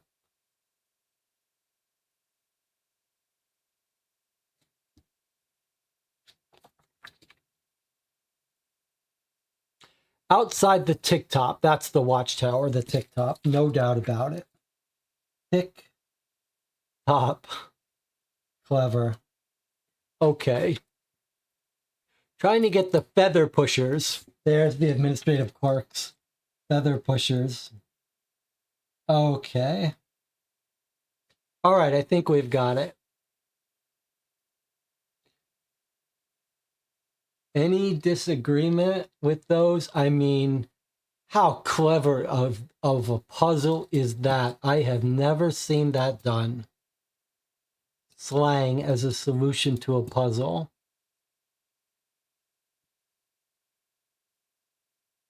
Boy, is that clever.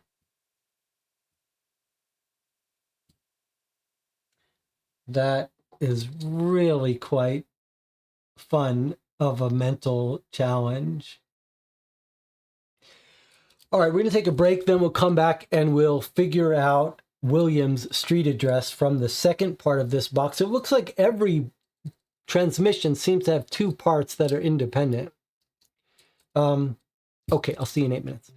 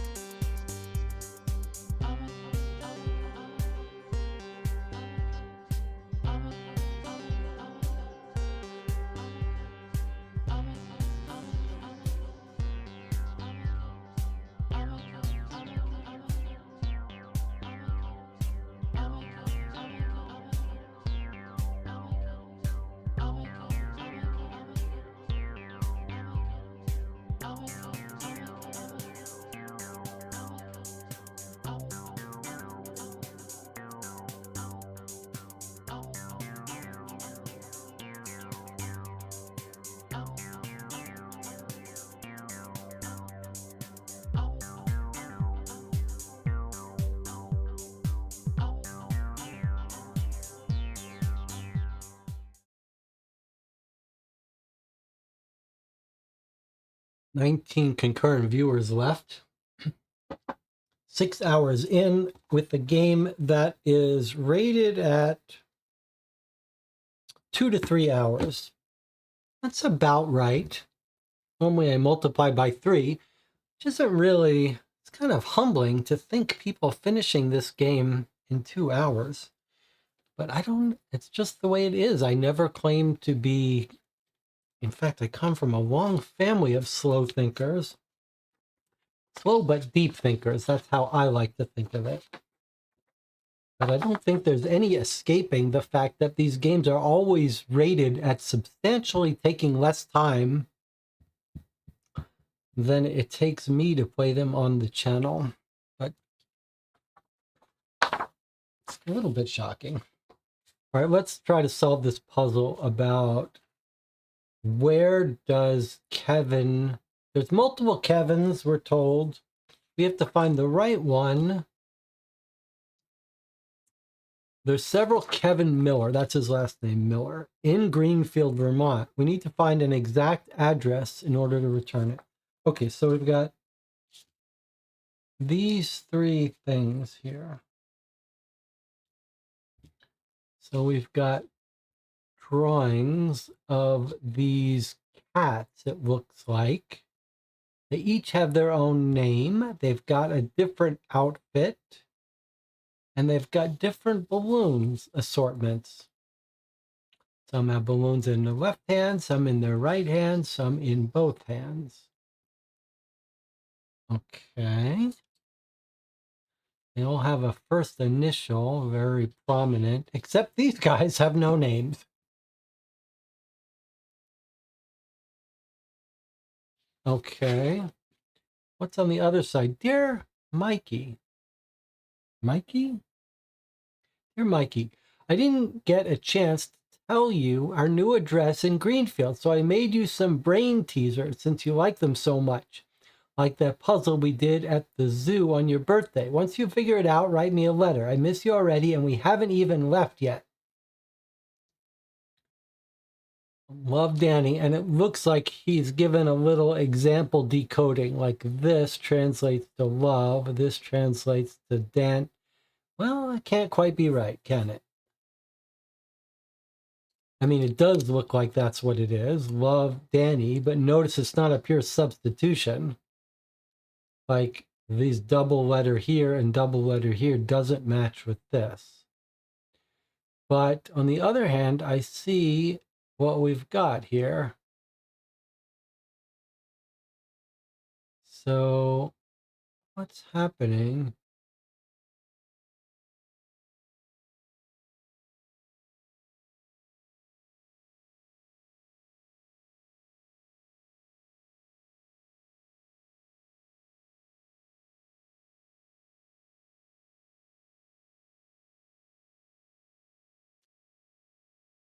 Square, square, square maps to L, an E, and a D.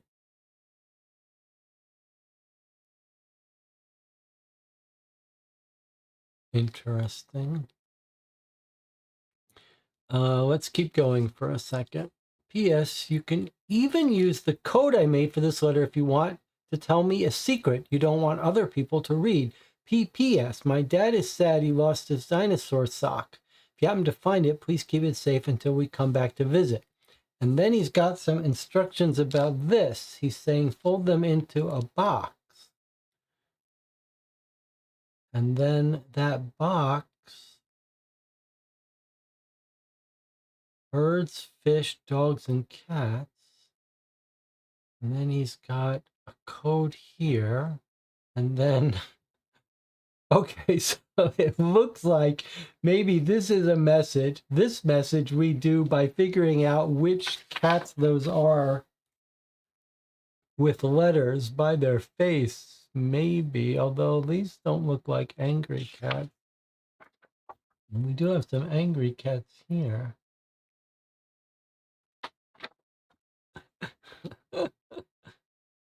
Okay, interesting. Okay, so it feels like there's multiple codes here, but boy, this is weird. Look at this.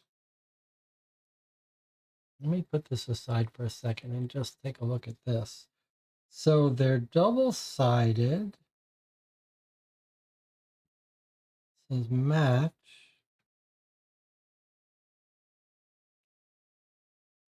It says match, but backwards. Match, match.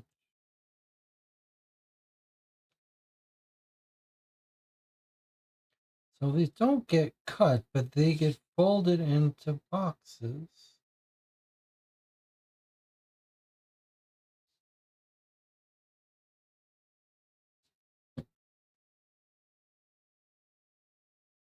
This says squish. So maybe like this is meant to squish together. Feels like squish and squish are meant to squish together like this. And then match. That match doesn't work. I see we've got a lowercase match and uppercase match. And here we have an uppercase and a lowercase.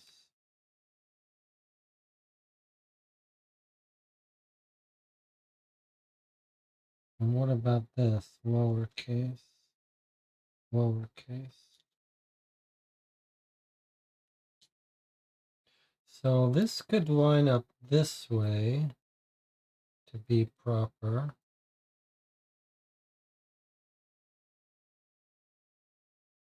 That would put match on match.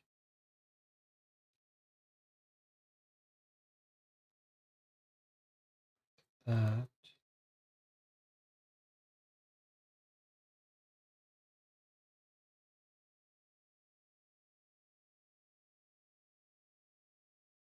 So there's a square. So is it always we're creating squares?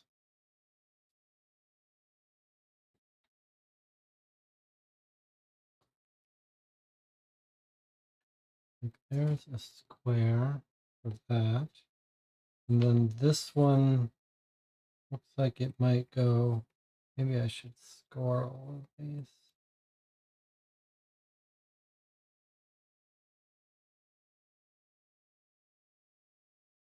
Maybe some removable tape. See what we've got here. It's permanent tape. We don't want that. Removable double stick tape. Let's try that.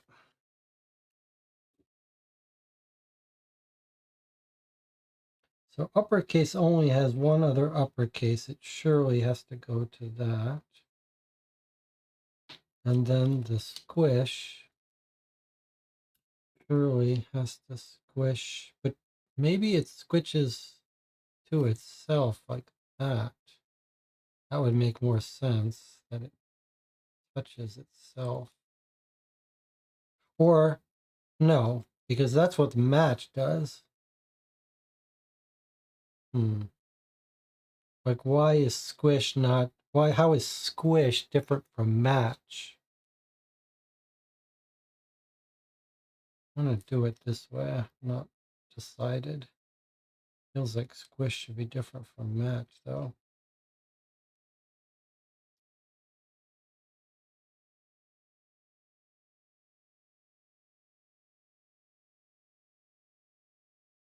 This seems like it's saying that every box should have one of each thing.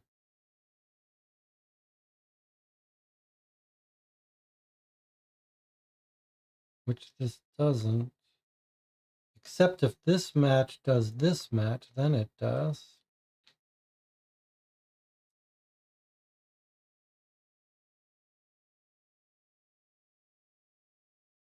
So what if these boxes all connect?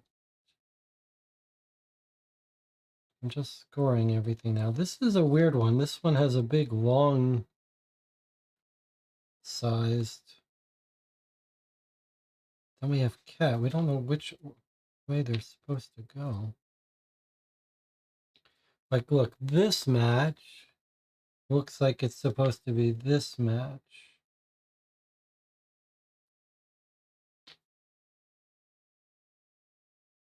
Or is it supposed to be this match?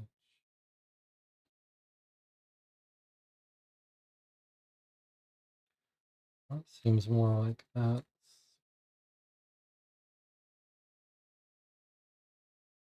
Okay, so there's another little small square here. Let's try that. So I'm touching the matches to each other. I'm not sure that that's what's intended. But if we do that, we get this. Assuming the squish is right, which I have no definitive reason to think that. But now what do I do with this? So then this match, oh, we had another match somewhere. No, because I attached them to themselves. I wonder if the uppercase surely has to match the uppercase, which is what I've done here, but these matches could match each other. This one could match this one like this. What the hell are we doing with these?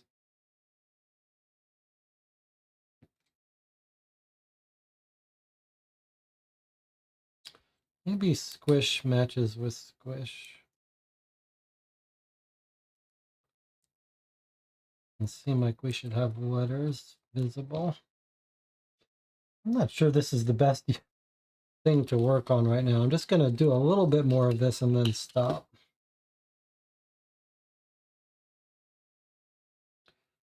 So let's just look at this for a second. We've got a fish. We've got a bird. We've got a dog.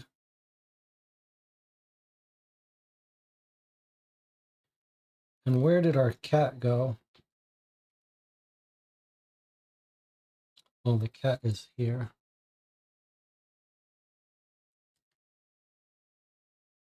So this one has bird and cat.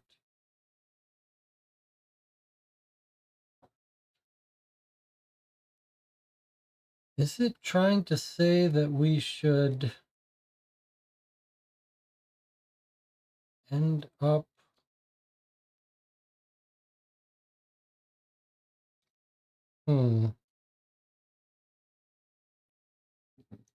does seem like this is the long side. I wonder if this is saying we should end up with a large box where we've got one animal on each side. Cat, dog, fish, and bird. So as I wonder if they're supposed to line up. Like, look, there's the blue.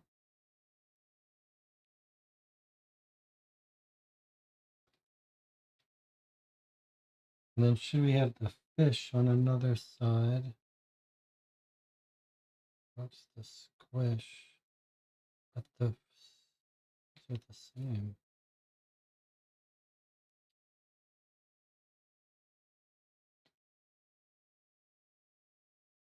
And then a dog on one side.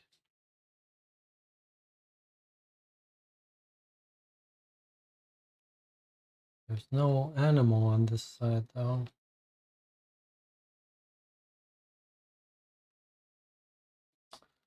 Interesting. Okay, I'm not sure. Feels like it's not constrained enough. Maybe there's something more to learn about this before, like maybe this explanation says something. Okay. So green writing and this code, this seems like this is probably a self-contained thing. But then we've got this, where this might be giving us instructions for this. This seems like our best shot at understanding this code, which is going to be the same code as in this. But now, what is this? What is this interesting thing? We've got an angry cat. Which angry cat is that? Does he match one of these? There. Is that one? Here's this one sticking his tongue out. Which one is that? Here.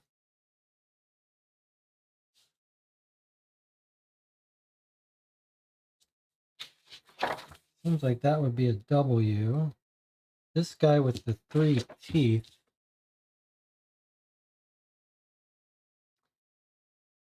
He's here. So what are we to understand about these that don't have letters? Do we think they're about this letter? I mean, it certainly seems like it.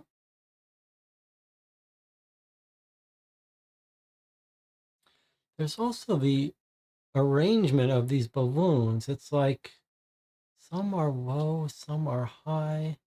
Is it a code? Is this an example that's saying like the Z is like this? The B is like this. Like, is this the letter B? C, D, E, F. Like, is this a numerical code, almost like binary? Is an A no balloons? A B is 1 balloon. C, D, E, F. Like, are these... Is this a binary 1 for the second letter of the alphabet? And is up, like, is this 101 is what I'm suggesting. 101. Is that what this is? Is this binary 101? That would be 1. So it's 1, 2, 4, 8, 16, 32. We never get that high. If that's right, then we could have up to 5 balloons. That's weird arrangement. Those don't look like bits up or down. But if that's right, then I claim this is 101, which would mean the 5th letter. A, B, C, D, E. Close.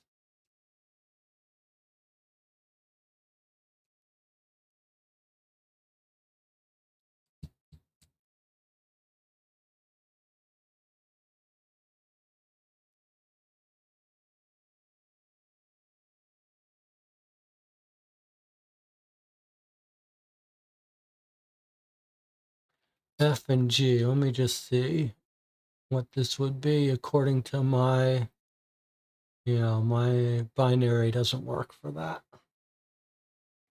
All right. Binary doesn't work.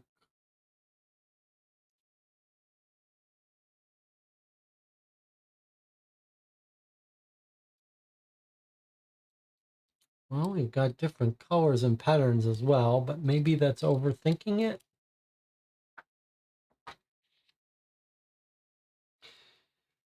Clearly, these are pointing to different cats, right? We can identify this guy, tongue out, 3 tooth, and angry. Let's see if we can make sure we can identify all of these to be unique cats. So we've got tongue out, 3 tooth.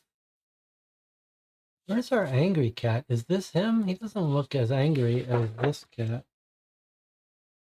cat looks like he's got his slanted eyebrows that this guy doesn't have. Do we not have an angry cat? That's a little bit troubling. But maybe it's just the way he's drawing it. That's as close as he comes. Let me see about the rest of them. So we've got a normal happy cat and a perplexed cat.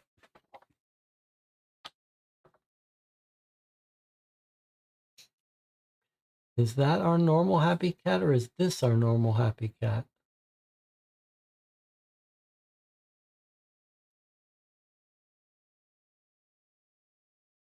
And that looks like our perplexed cat. All right, so it looks like mostly we could uniquely identify them. Some have letters, some don't. Maybe we should concentrate on this first. However, let me just see.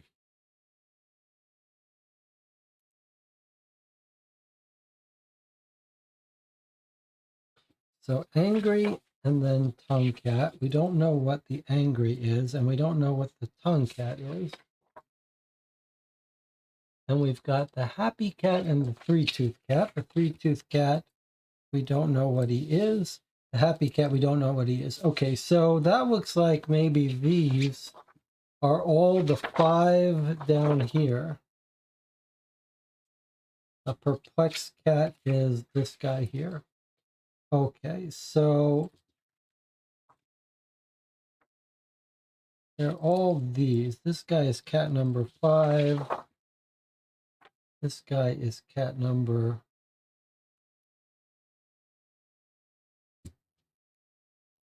Angry cat is 5.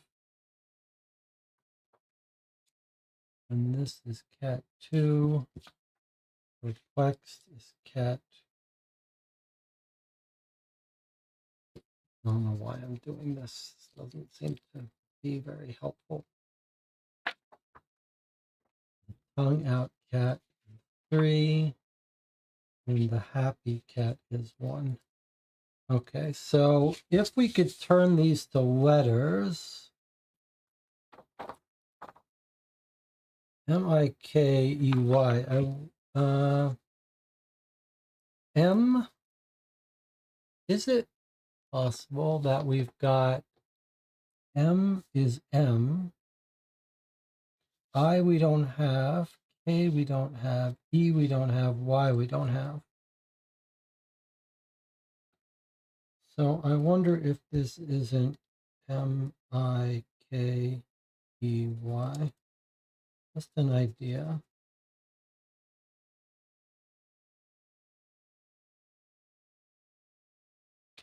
Not sure why that would help us though. All right, let's concentrate on the thing that we should be able to solve. Love Danny. Okay, let's do some observations first before we try to jump right in and solve it. Let me count the number of each. We've got 1, 2, 3, 4, 5, 6, 7, 8, 9. 4 and 5. So we've got 9 symbols and 9 used. So each one gets its own thing. Each one gets its own symbol. Now, what about counts? Do counts make sense of it? 3 solid squares, 3 solid squares. 2 left solids, 2 left solids.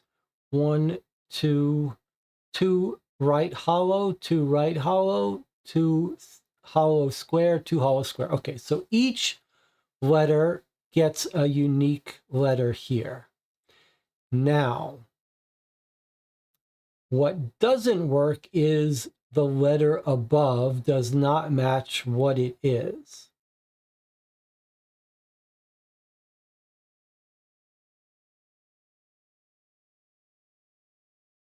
However, I do notice something. This is an L, this is a D for Love Danny. And if you invert it, like if you look at the 2 solid squares, it's the L's and the D's. And is the same true about reversing the others? Like if we turn, so if we turn these hollows to solids, then we get our L and our D, but then we have an extra. That's not very appetizing. What about if we do the same with the triangles? Do we get an E and an A with the solid left triangles? No, we certainly do not. Boy, that was tempting though. Okay. So, one for each, huh?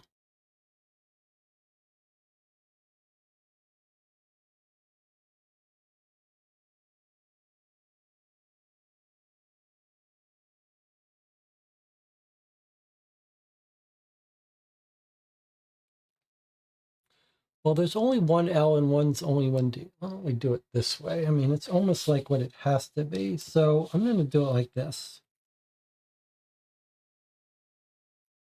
It looks like this one has to match up. Well, okay, yes. Let's make that observation. Are the totality of the letter sets all the letters? No, because here we've got something under a P, but there's no P in our message. And a W, and there's no W in our message. So is it possible that there's some sort of rule happening? But it can't be just that we're reorganizing them, because there is no P and there is no W. And there's no M. So what are we doing with this P? Are we subtracting one? Yes. So there's the rules. The solid triangle, you subtract one. So the O is the P minus one letter. That's an O. And the next one, W minus one letter, is V. So in other words, the P turns to an O. That's the solid left triangles.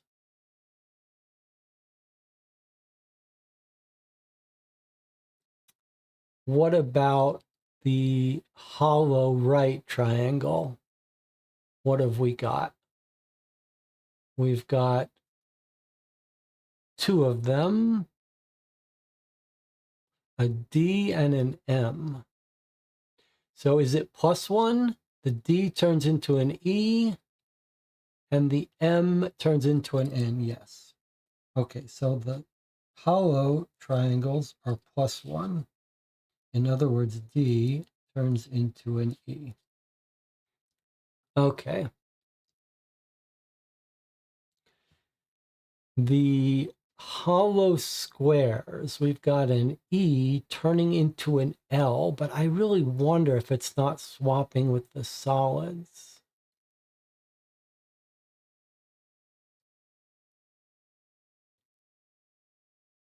This E turned into an L, and the H turned into a D. So it's running in the wrong directions.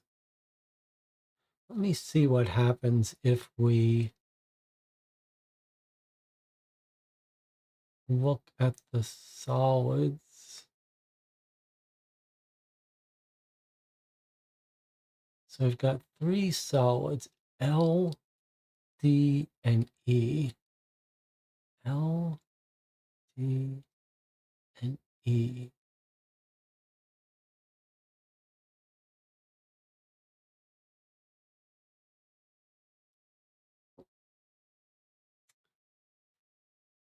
I find it very suspicious that the two hollows match the L and the D.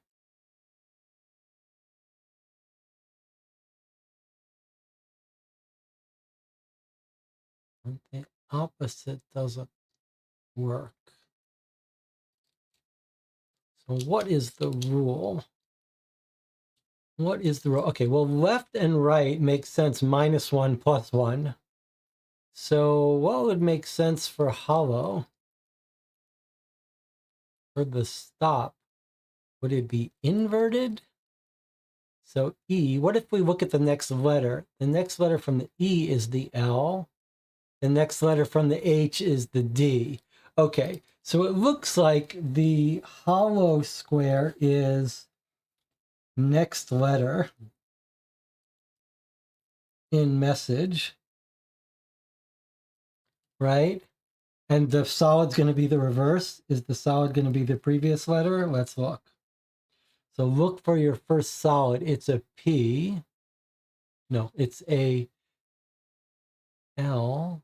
If we go back, we get an A. And then the next one is a D. If we go back, we get an N. And here, if we go back, we get an R. Okay, so that's the system.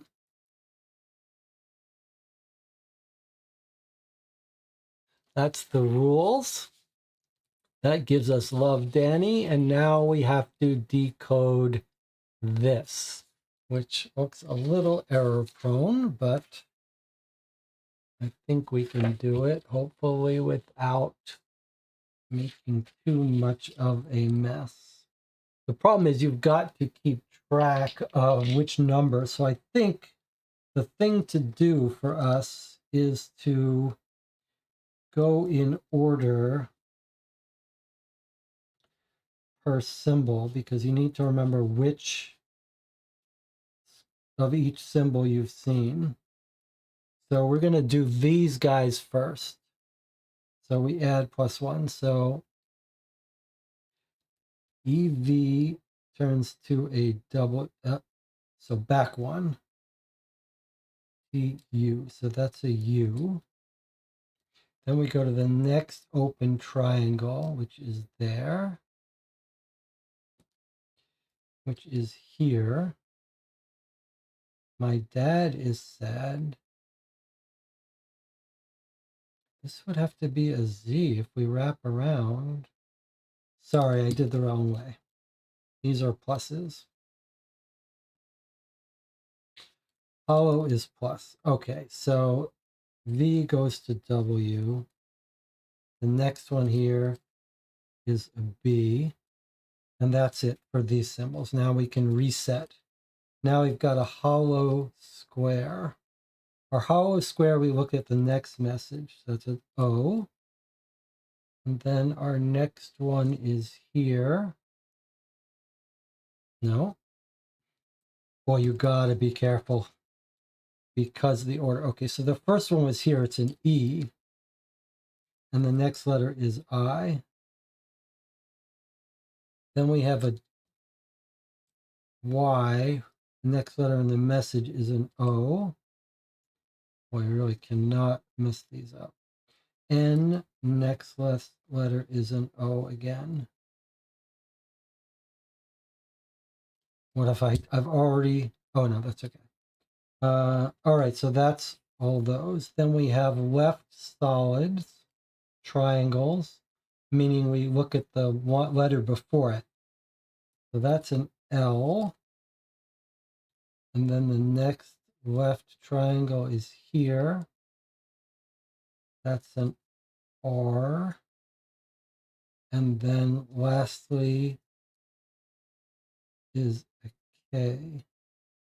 All right, we're learning his full Willowbrook, I guess, is what we're going to find here. All right, what have we got next? The square, solid square, previous message. So this first one is an L. Next one is a W. Next one is an O. Okay, Willowbrook. So we've got our first part of this solved. Pretty neat. Willowbrook. What are we trying to get? We think we need a house number, street name, and street suffix. That would be something like 55 Willowbrook Avenue, 55 Willowbrook Lane, 55 Willowbrook Street.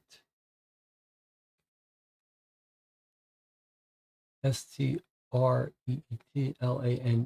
I'm guessing that this is Willowbrook Lane and this is a number. So like 5231 Willowbrook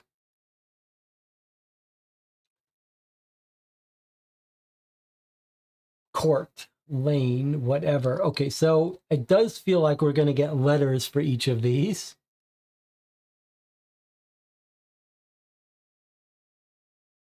You might even be able to guess those letters just by ruling out these, although I said I thought that might be M, but Mikey is not going to be right answer for here. It's going to be something else.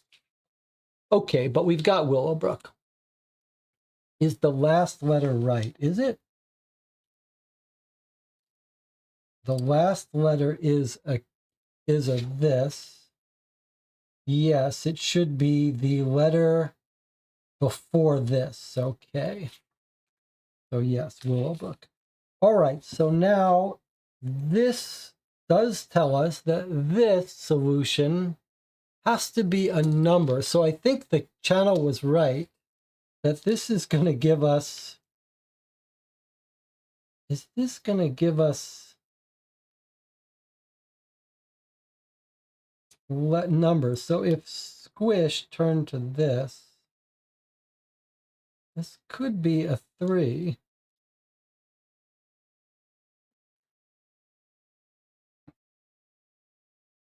Come on. So this could be a 3.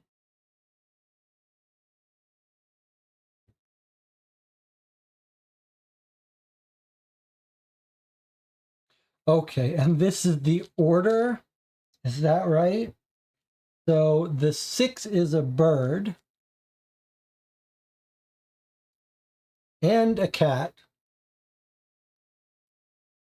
So 6 something 6, I think, is what it's going to mean. The fish looks like it might be a 3.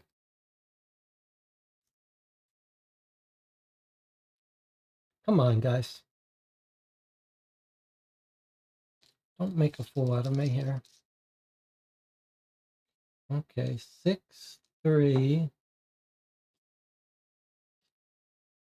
And then the dog is here. And it says match like this.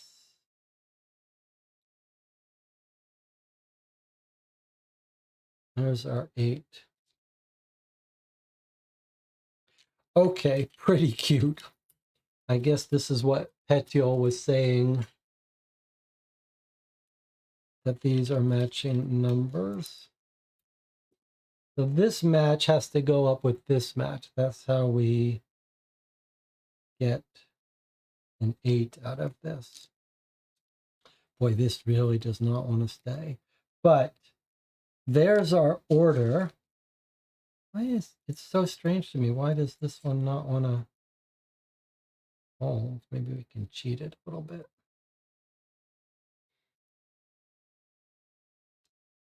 Okay.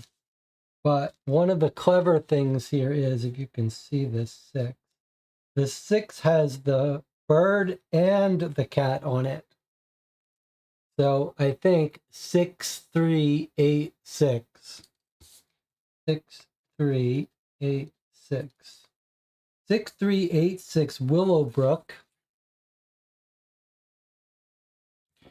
But now we need to decode the cats.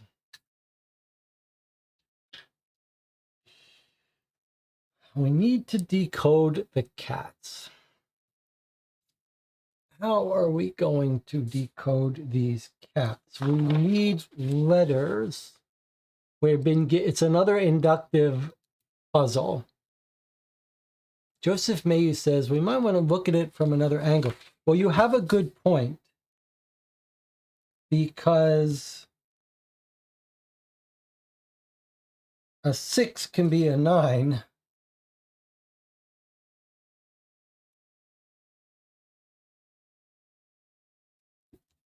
A 6 can easily be a 9. 3 can only be a 3. But what about 9s versus 6s? How are we going to...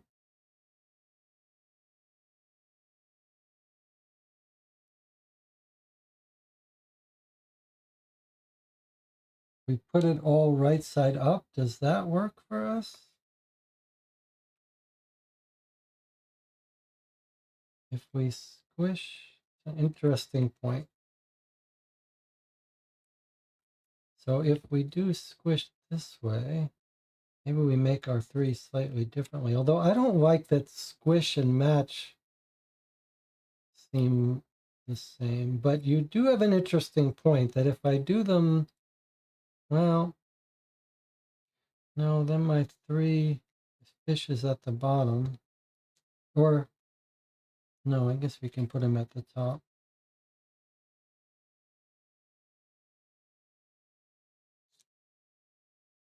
So if we put the animals all right side up,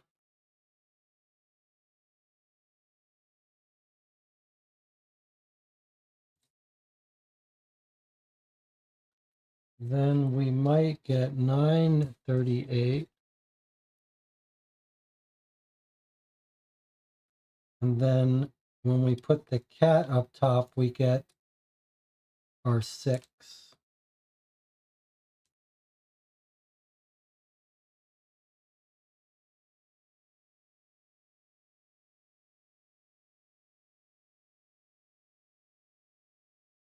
Although the fish is in the wrong direction.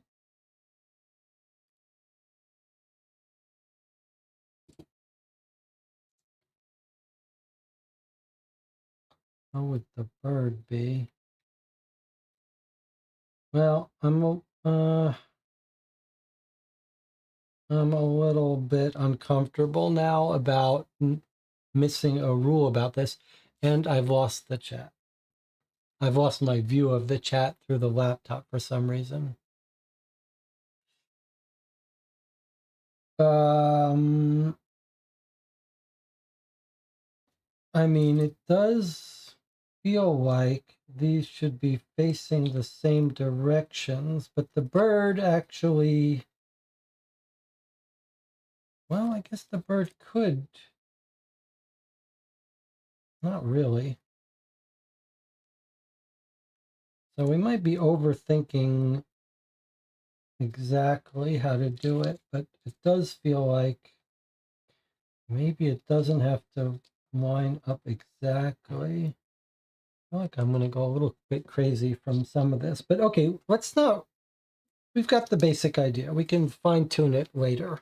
Let's worry about our cats. But I have to fix this laptop problem. Maybe I don't. Maybe we'll keep playing. I just can't quite see the chat properly. I'll just keep it on the screen like this.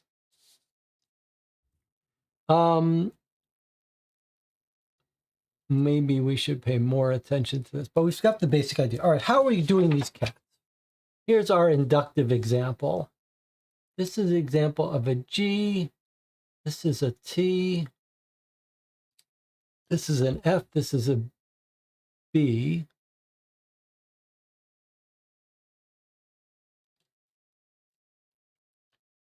Z has a whole bunch of them. Some of these are clearly up and down. Some of these are much more ambiguous.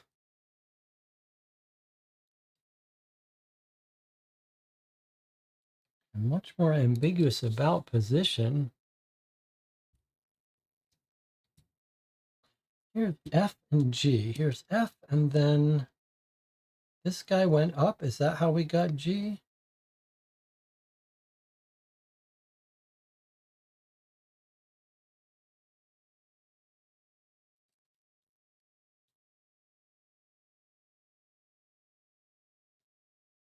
Well, this guy has a ton of balloons, and he's M, and many fewer, he's got W.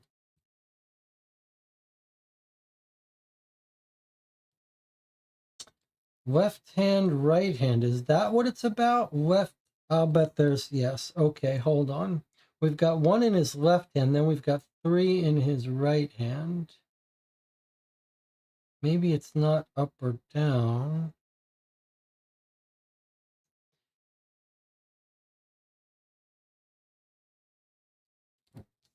still on the binary idea, but maybe paying attention to left hand and right hand. We're looking for the letter A, B, C, D, E, F. F is a 6. Are these times 2? 2, 4, 6. But then that would make this 6, but it's not.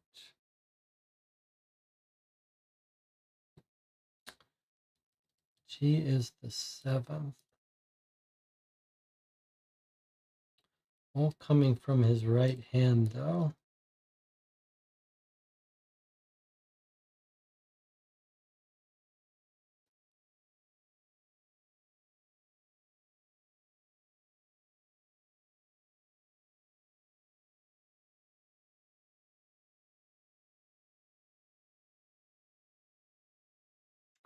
This is kind of interesting. You've got colors, which well, it's so interesting. And we do have a fixed number, the fixed number of patterns. Let's do it this way. Let's overlay this with the letter numbers. Because that feels to me like what's happening here. All right, let's just overlay this with some letter numbers. So we're going to say this letter's 2, 6, A, B, C, D, E, F. This would be 7. Where is my list? So I don't have to make mistakes. T is 20. M is 13. W is 23. And Z is 26.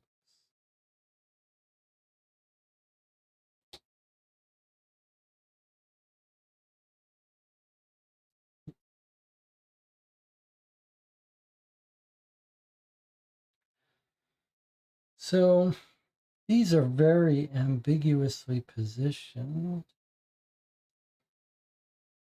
But could it be like exponential? 2 to the 1, 2 to the 1, plus 2 squared, 4, 7, 8. That doesn't work. What if these are all 2's on the right-hand side? That gives 6. That gives 1. So that doesn't... I changed this from 1 to 2 for the letter B.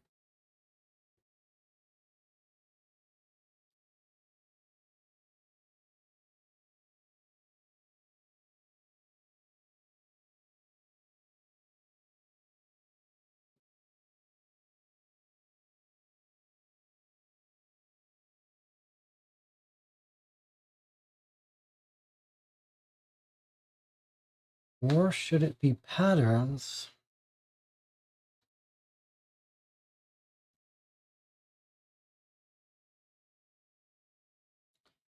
How do we go from 6 to 7 here? Should we just be looking at the color?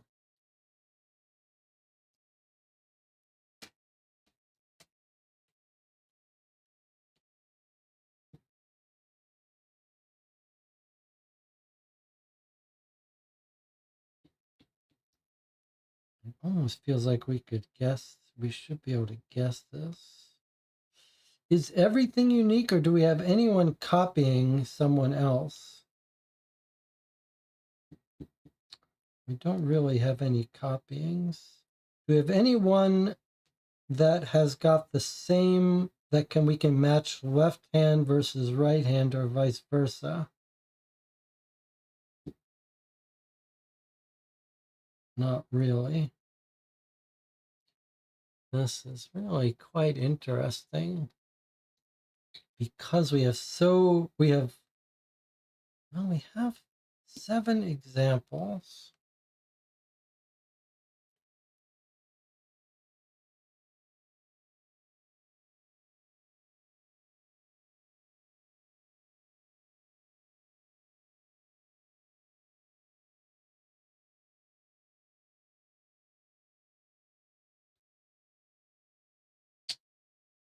Hmm.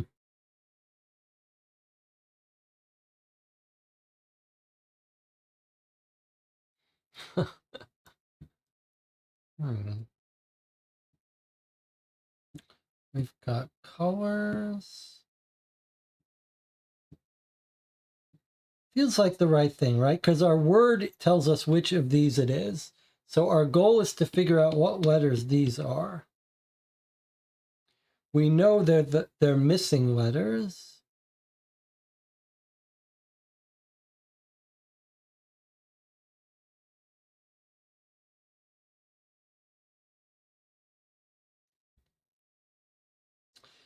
All right, let's try to think of it this way. It could be that they're arbitrary, but unique for each hand. So it could be that the yellows are worth 2 in the right hand and 2 in the left, I guess. That would give you 6 and 2. Now, how do you get 7 here? 3, 3, 1?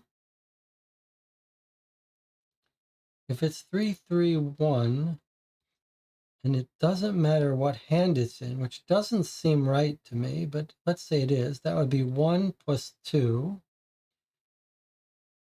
That would give you 18, and these would be 6s. 6, 6, 6, 18, 19, 20. If the purples were 6s. So if this would be 6, sorry, there's no purple there. Okay, so let's just try it. Let's try it this way. If yellow is 2, purple is 6, and then green is 1, and then black is 3. That is consistent with these 4. Let's keep going now. If black is 3, then the reds have to be 10.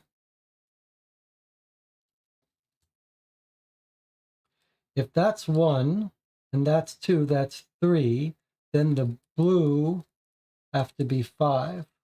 5, 10, 15, 6. What am I doing? 5, 10, 11, 12, 13. Okay, then we should know how to calculate this. This is going to tell us if we're right. 6 plus 10 is 16, plus 10 is 26. So that's it. It doesn't matter what hand it's in, it's just these colors. All right. So let's calculate our cats. Let's calculate our cats. We've got 2 blues, that's 10. 11 plus 10 is 21. This guy here has got a 10 plus a 5 plus a 3 is 8, 9, 10. This guy here, he's got a 3 plus a 6 plus a 6. So 12 plus 3 is 15. 12 plus 3 is 15. Okay, this guy's got a 10. 6, 16 plus 2 is 18. And our last unhappy guy here is 2 plus 1 is 3. Okay, that's the letter C. Our 18 is an R. 15 is an O.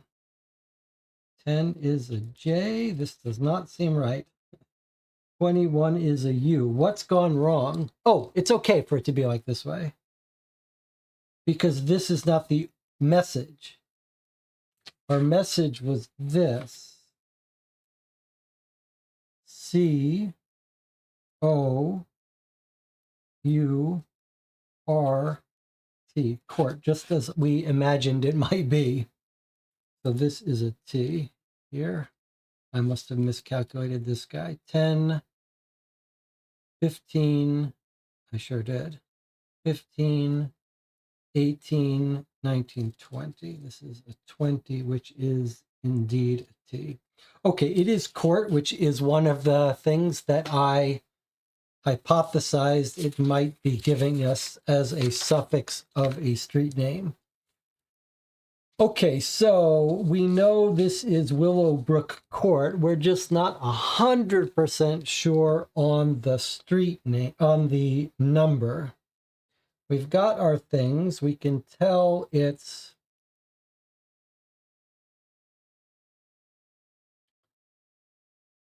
the last digit is surely a cat, 6. Now, as far as bird goes, I guess it makes sense. Perhaps we should be folding it differently to get this 9. No, it seems like it's this way. It's just the 9 should be like this, right? It's just that the bird is facing in the wrong direction. That's what throws me. And if I make him go in this direction, maybe it's just up or down. Doesn't matter which direction. So that's a 9. So starting with the 9, ending with the 6, and then we've got the dog, who can only be an 8. And then the fish is a 3. Okay, so that's it. 9386. Okay, 9386 Willowbrook Court is our answer. Anyone disagree?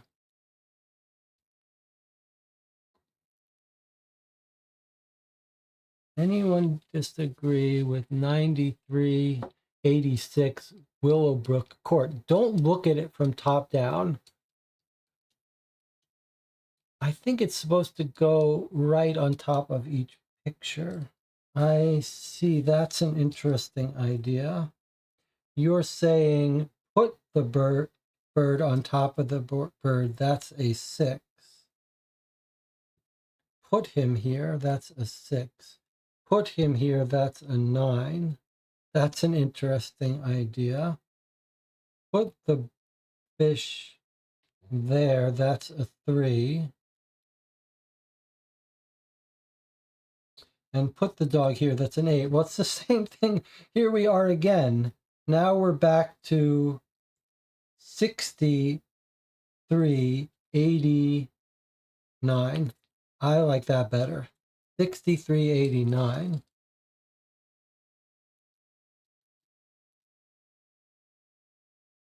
And if it's 6389, that solves the bird flying issue, because then the bird matches the bird. 63.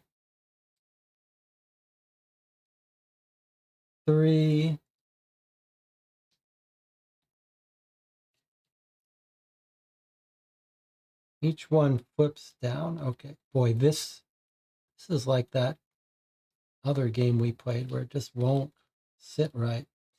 6380, and then the cat lines up perfectly if we line him up like this. 6389. I like it. Done and done. Done and done. 6389. No doubt about it. I have no doubt now. I think very clever of the channel to realize that we were standing them up on here. And then we solve our bird issue. The coolest thing is the bird was the one that couldn't be made to work looking down, but it does work perfectly if we stand him up. All right. 6389. I love it. Let's go for it. What is the house number after some dithering? 6389. Final answer. Street name is Willowbrook. The street suffix is court, which we might have been able to guess just by guessing. Okay, and then here we have our translations that we did earlier. Let's see if we can get these right. So this says the message we want to send is here. So important, we said, was thread count, high thread count. And message we thought was footnote. Go speak we said was windsock. It looks like there's more words that are there. We'll just scroll down. Speak with the administrative clerks. We saw that was the feather pushers.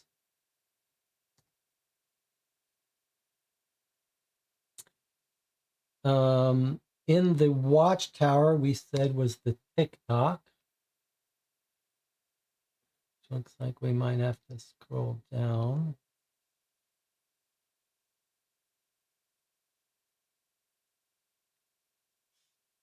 As soon as possible, we said that was zippity click. I'm going to have to just scroll down here. It looks like zippity stitch. This is your family, which we said was Clotterkin, is in distress, which we said was unraveling or unraveled.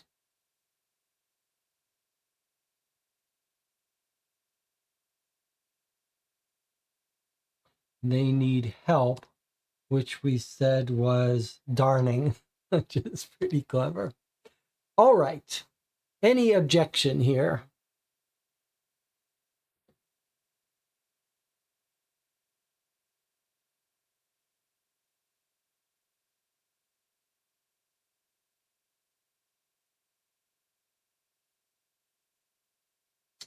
Any objection to this solution?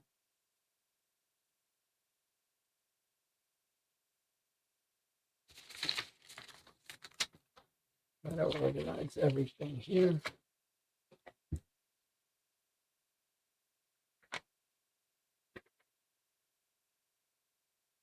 Petiel says it looks right to her. Okay, here we go. We're going to submit.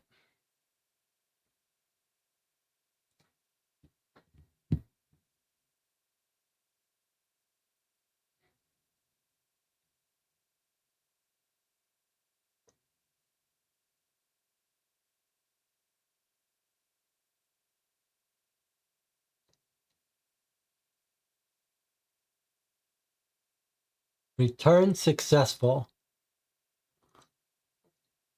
We have returned the sock to Kevin and fulfilled our assignment.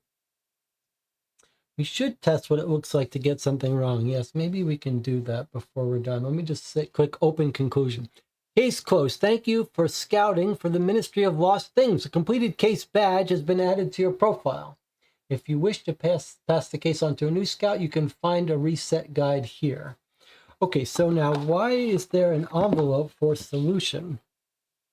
Maybe this is if you don't want to use the internet, because the only thing we use the internet is to check. So let's see what's in this conclusion envelope. Okay, so we've got a magnet called the Sakis. No one leaves with cold feet. Okay, so a little magnet. They did have, if you back the Kickstarter, you could pay $6 for an enamel pin. And here are the other games. We've played the Marson Game Factory, very cute. I have the Light in the Mist and the Emerald Flame and Threads of Fate, but we haven't played those. Here's credits. Let's read our conclusion here, then we'll take a break and then talk about the game a little bit. Well done. Thanks to your hard work, we've successfully reunited Mr. Softstar with his human companion. Dispatches from the Neisters station in Greenfield confirmed that Mr. Softstar is now right where he belongs. Kevin made sure to reattach the missing button eye right away, and he was thrilled to have his cherished childhood companion back at his side. With Mr. Softest Hour's gentle guidance, Daniel has been adjusting well to the move and is excited to introduce him to new friends. We were impressed with your exceptional scouting techniques here at the Ministry and will certainly be keeping your name on file for additional Ministry of Lost Toys casework. MOLT casework. We expect Ministry of Lost Things. We expect your expertise will be invaluable for resolving future glitches in the fabric of space-time. As a show of our appreciation for your efforts, I've enclosed some commemorative tokens. Congratulations on your first return. Warmth regards, Penelope Inkford, Chief Object Organizer, MOLT. I do want to point out that, look, there's a little message on the box that we could decode since we know the alphabet now. More code. So all in the little code. I'm a little bit curious to see what this reads, but not curious enough to go through all the steps of doing it. But maybe we can read somewhere what it is. Now, the sticker set was clearly just a fun little sticker set that you could use. As I said, there was an enamel pin you could pay extra for. Apparently, some people who buy the games from Post Curious collect the pins. Not really for me, although I would be proud to make friends with people who have played this game. And then what is this?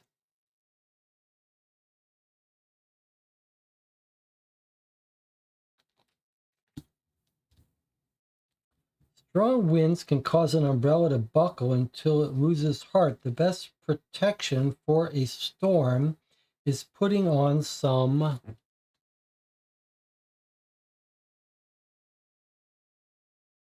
I'm not really sure what this is about.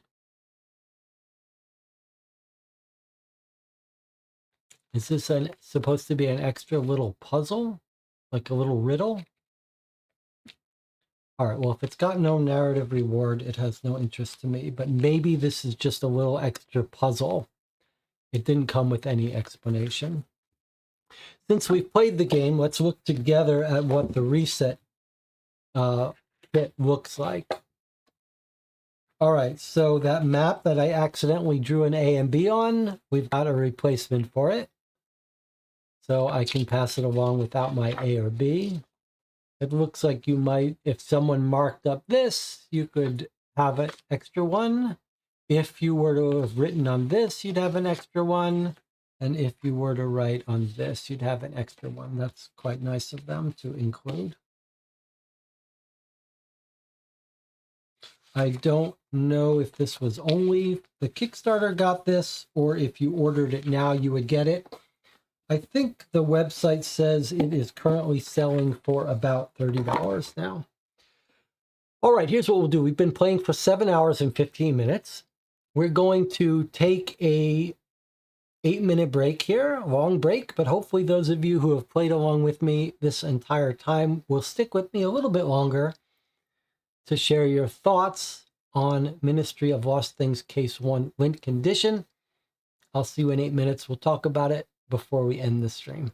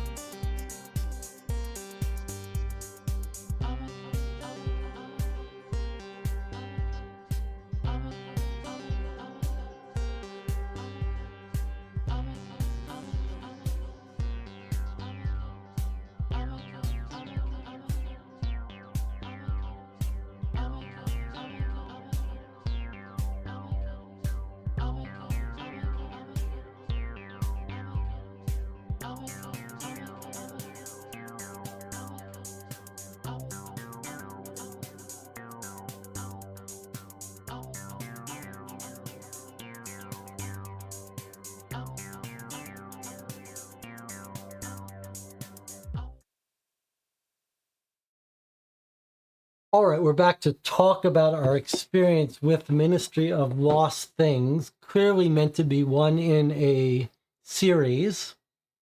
No further cases announced yet, but based on how successful this is, how many good puzzles are packed into this tiny little box, I'd be surprised if we didn't get follow-ups.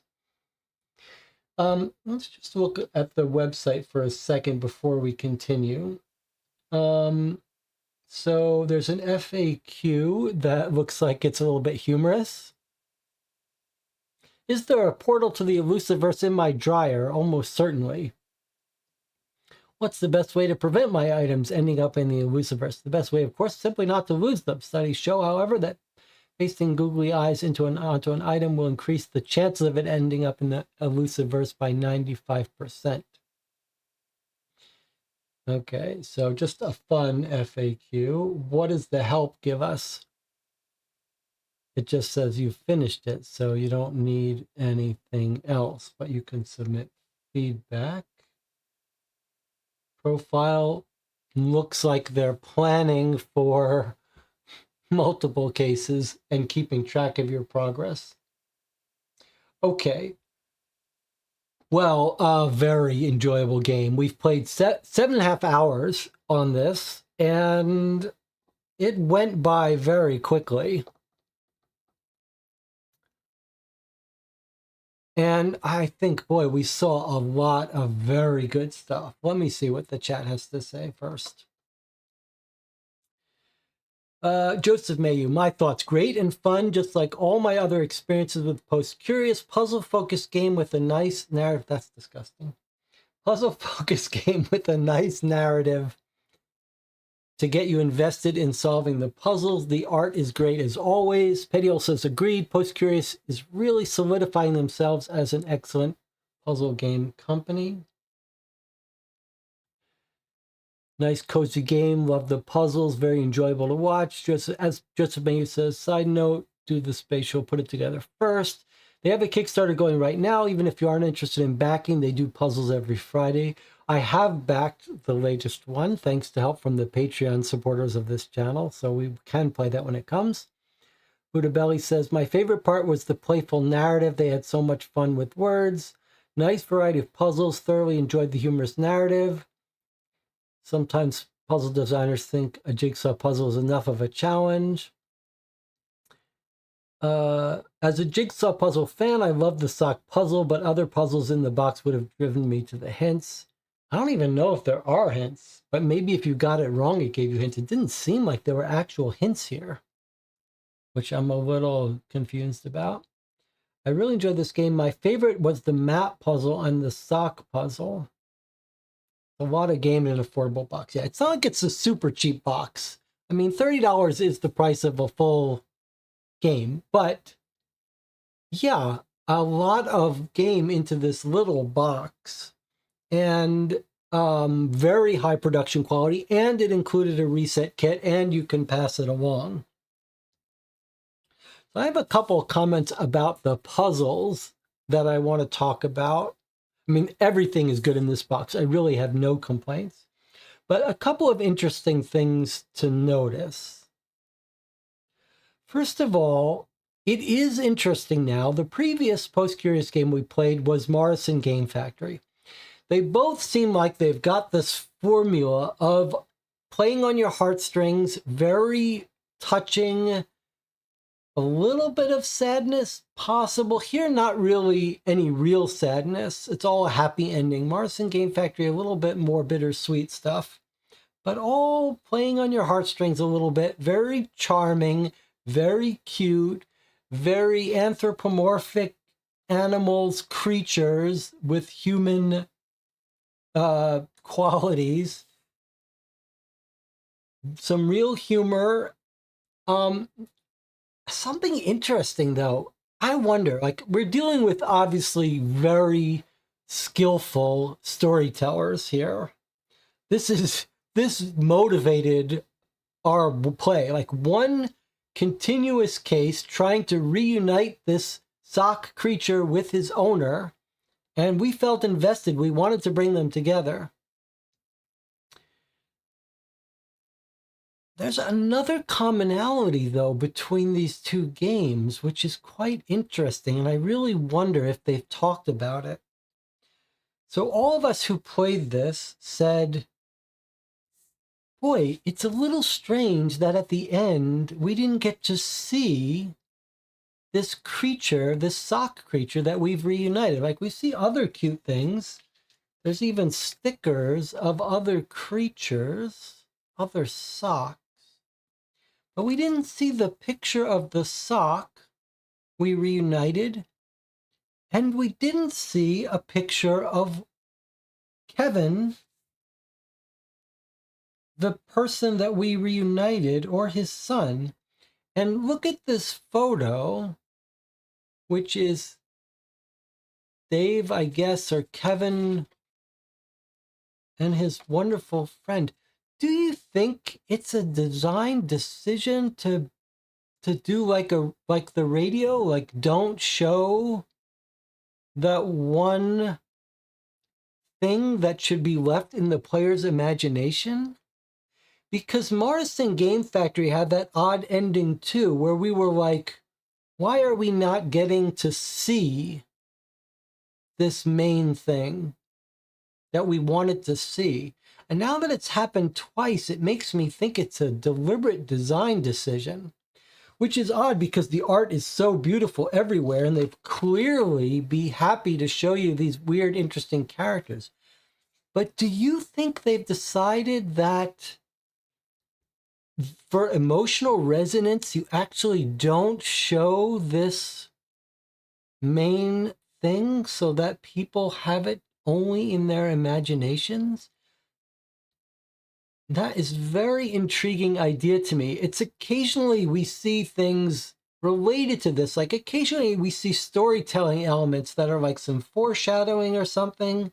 And I think, wow, that really worked. Do they know this trick because they're advanced storytellers? It's a very intriguing possibility. All right, leaving that aside, there were some really good things about these puzzles.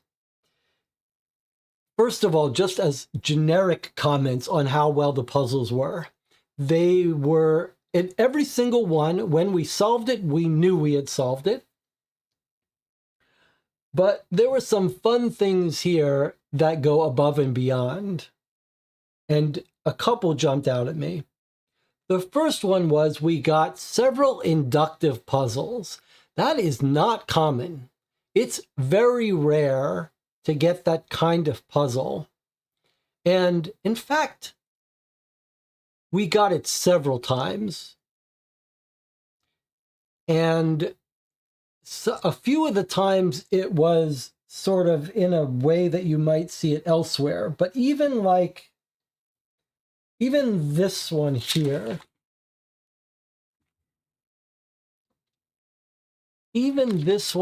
that's saying, look, here's an example of how to solve it. Now you figure out the rule.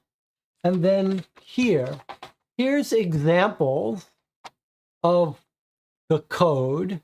You figure out the actual logic rule from these examples. And that happened several times. And it happened right from the start in a very interesting way, with the first assignment being figure out the book code for the cases, and it gave us an example sheet of them, and we had to figure out what the rules were. That is rare, and that is a very enjoyable puzzle. Like, I really enjoy that. It's rare. It's much more common to get the constraint satisfaction puzzles, which were also done as well here as we've ever seen. Like the constraint satisfaction where we had dates of interviews combined with various details written in full English narrative that you had to look for subtle details, and multiple constraints from multiple sources, including the newspaper article, like putting together all the constraints from these. Boy, that is good.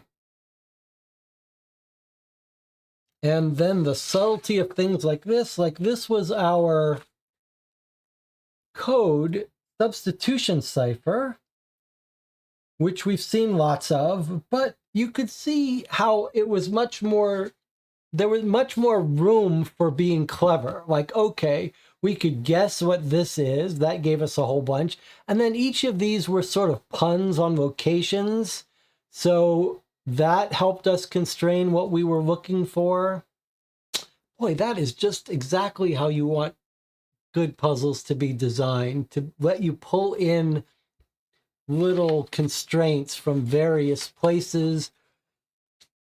And I think maybe the other big picture part of the enjoyment of this game from the puzzles was how frequently we didn't know what to do at first. Like, I think that first puzzle was a very interesting choice of a first puzzle, because you look at it and you say, what are we supposed to do? Like, it wasn't clear. Like, it's asking us questions, and you look at the information you were given, and at first I was thinking, how is this information here? Like, how are we to answer this? We clearly don't have the information. It was this one here. It said, here's the case. Here's your serial number case. And then here are just some examples. Here's some previous ways these were coded. And then it asked us to say what's missing, what's the relationship, and where to look. And it almost felt like there was a missing document, but we did eventually figure out that there's a code being used, and the parts of this code provide those answers.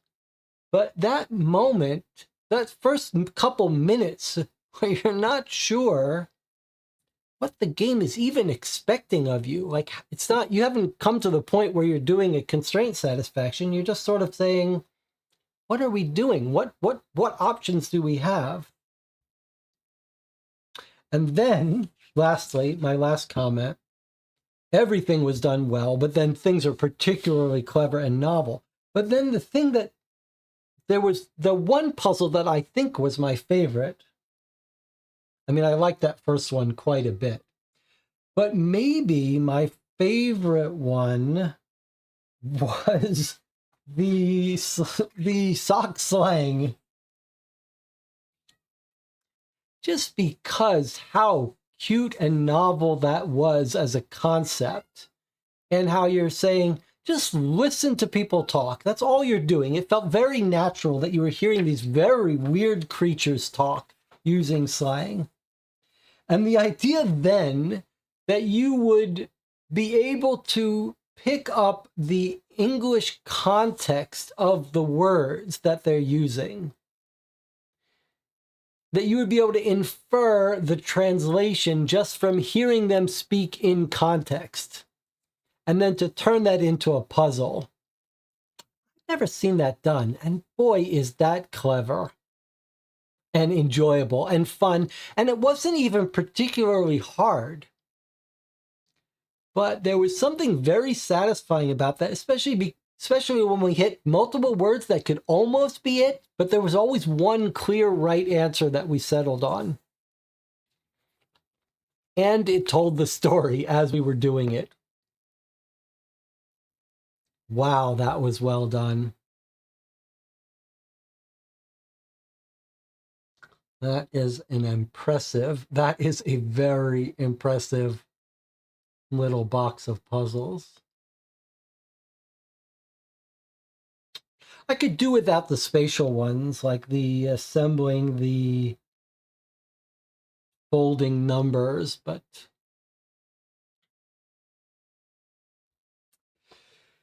okay. Joseph May says, Emerald Flame is not like that. It's not in every game. Very satisfying to figure out what the puzzle even is, yeah.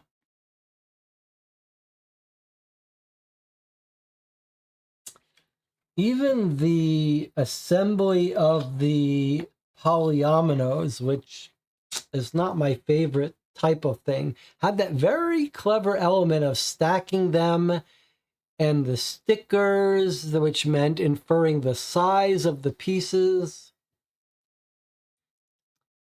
Well, what can we say? A bit of a masterpiece here from Post Curious. I'm not sure how I would rank this with Morrison Game Factory.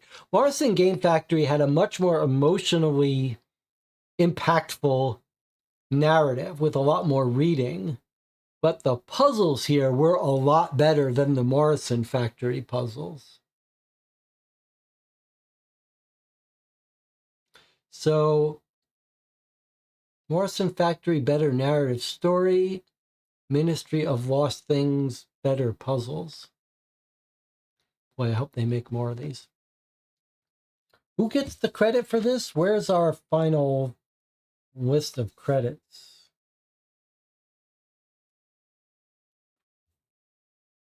Am I going to be able to find it? That's the question. Let's take a look at this for a second.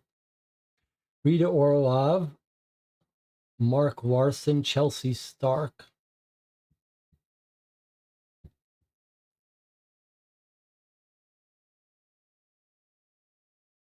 Okay.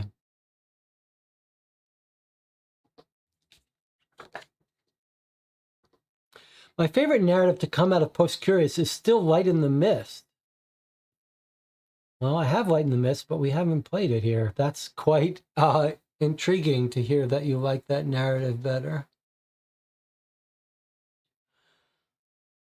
Well, 7 hours, 41 minutes. Okay, that's not our normal Sunday stream for us. Normally we play for 1 hour, but something special this week. I'll see you all next Sunday for something probably a little bit shorter, but you never know. Thank you for joining me. You guys make these streams enjoyable. I really do appreciate being able to spend this time as a group together. YouTube says 16 concurrent viewers here at the end. This might make a good gift, although clearly not puzzle level for young kids. Although I guess with a recommended playtime of 2 hours, I'm in the lower majority of skillful players at these games. But I had a blast. Thank you all for joining me again. Thank you to the Patreon supporters who make it possible to purchase these games so that we don't have any relationship or obligations to the publishers. Although in a game like this, if we love it so much, not so much to worry about. I'll see you next time.